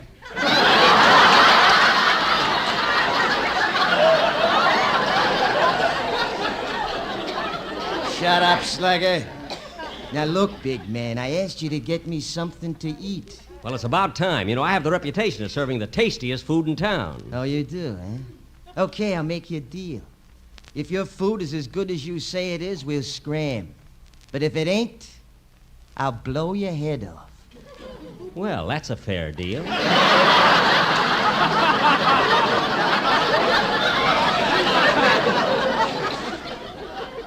What'll you have? Throw me one of them apples. When he asked for one of those wax apples, I knew I was in trouble. His crazy pal had eaten them all. I was afraid to look for the word. Well, I'm waiting. I'm sorry, but wait a minute. What are you reaching in your back pocket for? To get my handkerchief. Your handkerchief? Yeah. You must have a bad cold. Yeah, I just took those shots for it. Oh, giggles, no wonder you was a panic in the streets. Now, look, I know what you guys want. You're a couple of gangsters. You're here to hold me up. Did you hear that, Slugger? The big man thinks we're here to hold him up. Yeah, up. Well, you got us wrong, Blue Eyes. We come in here to talk business with you. Business? With me? Yeah.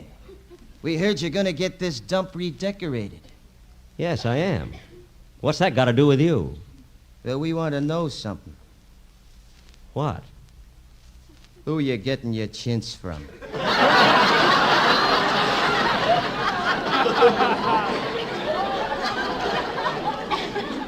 Chins? Yeah, and a silk lining for your drapes. I'm not going to have them lined. Now listen, big man, you're going to have drapes and you're going to have them lined, and you're getting them from us, see? Now look, fellas, you can't come in here and intimidate me. I'm going to call the police. Okay, Blue Eyes. Go ahead, call the police. Well, I would, but I don't know the number. Oh, you don't know the number, huh? Well, maybe I could help you out. How can you dial the phone from way over there? Stand aside and I'll show you.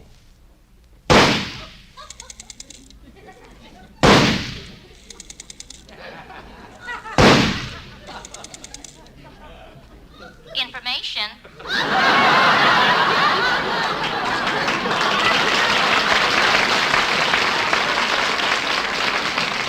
What? Go ahead, big man, talk. And talk fast. I'm bleeding.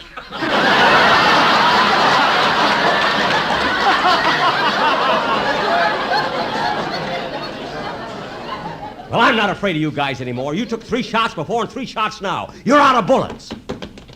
I've got my gun, see? Come on, up with your hands, both of you. Ah, you want to shoot it out, eh? Okay, hand me a gun, Slugger. Here you are.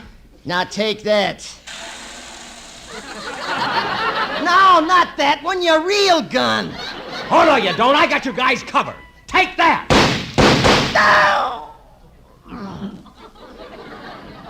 You got me, Slugger. You got me. I'm dying, Slugger. I knew the day would come. I knew I couldn't get away with it.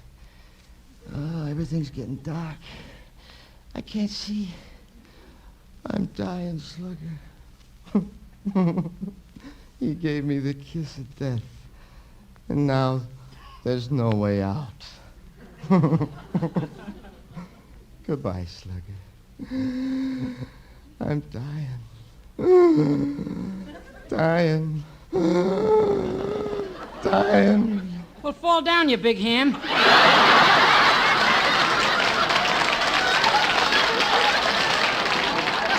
Yeah, maybe this'll help him. No! Yes, that's my story.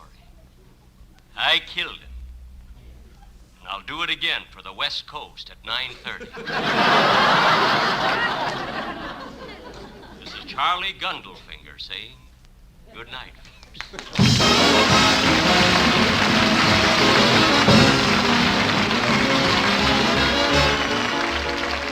Ladies and gentlemen, the United States Treasury Department is conducting an intensified drive to sell more United States savings bonds. It's a terrific opportunity for you to create financial security and independence. If you haven't been buying savings bonds regularly, start now. Put more opportunity in your future. Invest in United States savings bonds. Thank you. Jack will be back in just a moment, but first, everybody be happy, go lucky, and let's visit a happy wedding party. Be happy, go lucky strike. Be happy, go lucky strike today. The bride and groom smoked Lucky Strike, so we filled up their carriage, for mildness and rich taste combined to make a lucky marriage. We gave a shower for the bride, and we are proud to boast the packs of Luckies that we brought are what she wanted most. Be happy, go lucky strike. Be happy, go lucky strike today. Yes, light up a Lucky and enjoy the happy blending of perfect mildness and rich taste combined in one great cigarette, Lucky Strike. Perfect mildness? Remember, scientific tests confirmed by 3 independent consulting laboratories prove Lucky Strike is milder than any other principal brand. And you always get the full, rich taste of fine tobacco, too, because LSMFT, Lucky Strike means fine tobacco. So be happy, go lucky. Try a carton of Lucky Strike. Be happy, go lucky strike. Be happy, go lucky strike today.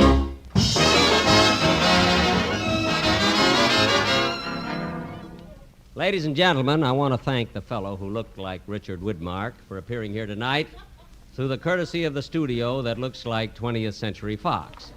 Dick, I want to thank you very much for being on my program tonight. Well, I was happy to be with you, Jack, but there's one thing I'd like to ask you. What's that? When do I get paid? Paid? Yeah.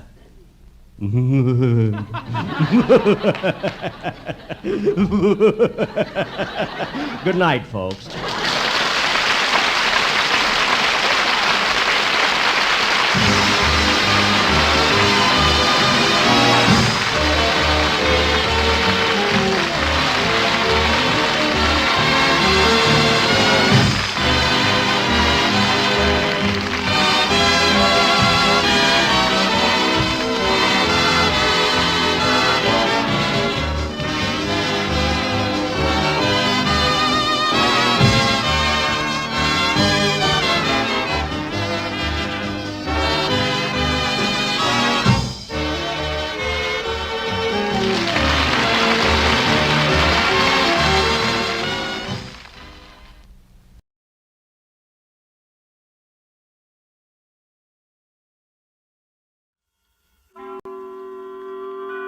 Suspense.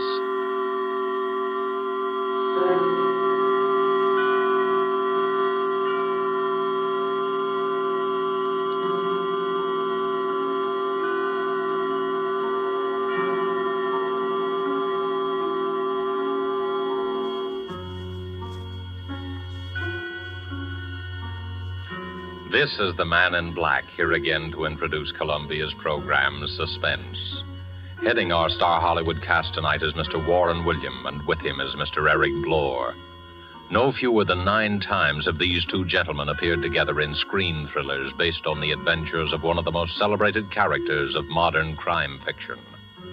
This familiar character will speak to you now for the first time on the air, as with the story called Murder Goes for a Swim, and the performances of Warren William as Michael Lanyard and Eric Blore as Jameson.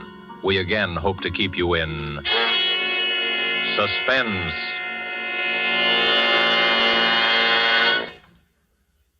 Good evening, ladies and gentlemen. Allow me to introduce myself. Nowadays, meeting me on the street, you'd most likely recognize me as Michael Lanyard, an author of sorts.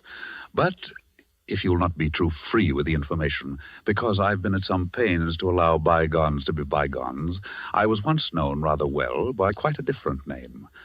And there are still times when I find myself obliged, or should I say forced, to return to that character, to resort to the somewhat questionable talents of the lone wolf.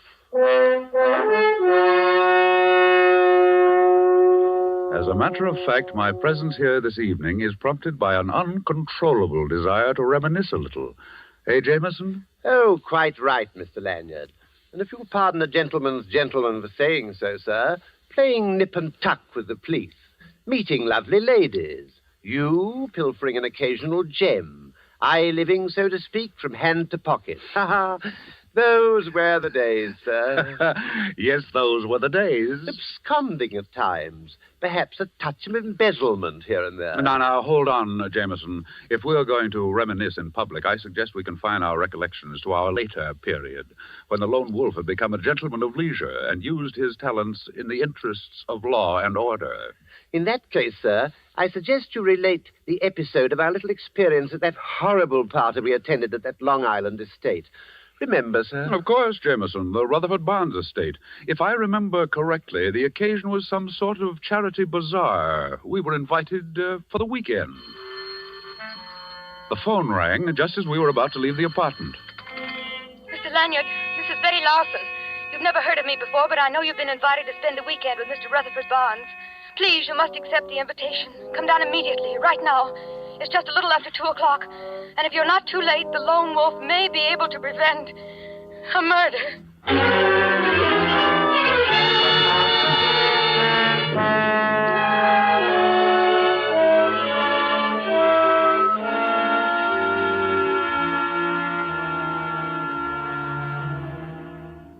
Jameson and I arrived at the Barnes estate a bare 2 hours after we'd received the mysterious telephone message.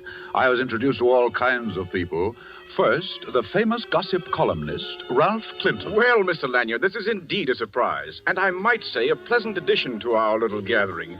Something always happens when you're lone wolfing around. Oh, I know, you've reformed. But a fellow can hope for a little excitement, can't he? See you later, old man.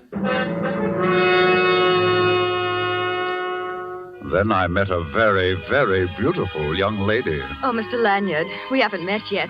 I'm Cynthia Waring. I've read all your stories and admired the ingenious way you solve those baffling mysteries. I think you're wonderful, really.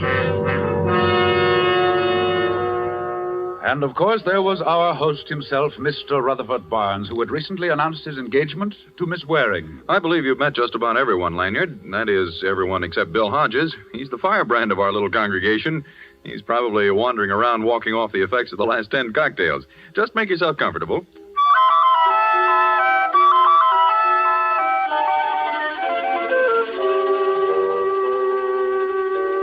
Strangely enough, I failed to meet a Miss Betty Larson, the frightened young lady who had phoned.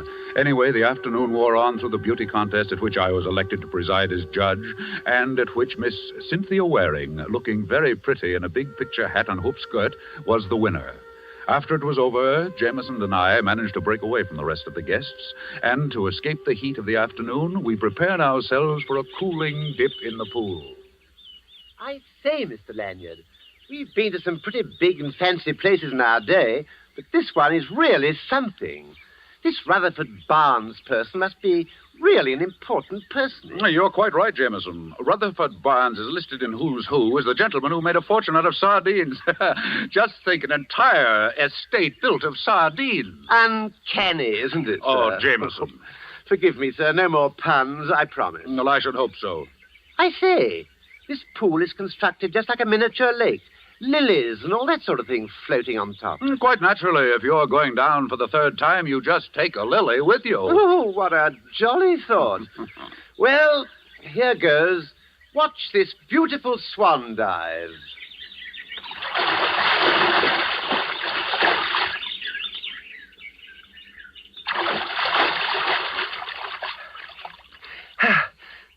I say, this is most unusual.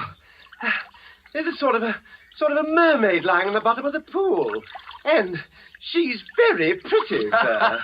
Last night it was a barmaid. Today it's a mermaid. No, but really, sir. Well, I'm the judge in the beauty contest. I'd better go down and have a look.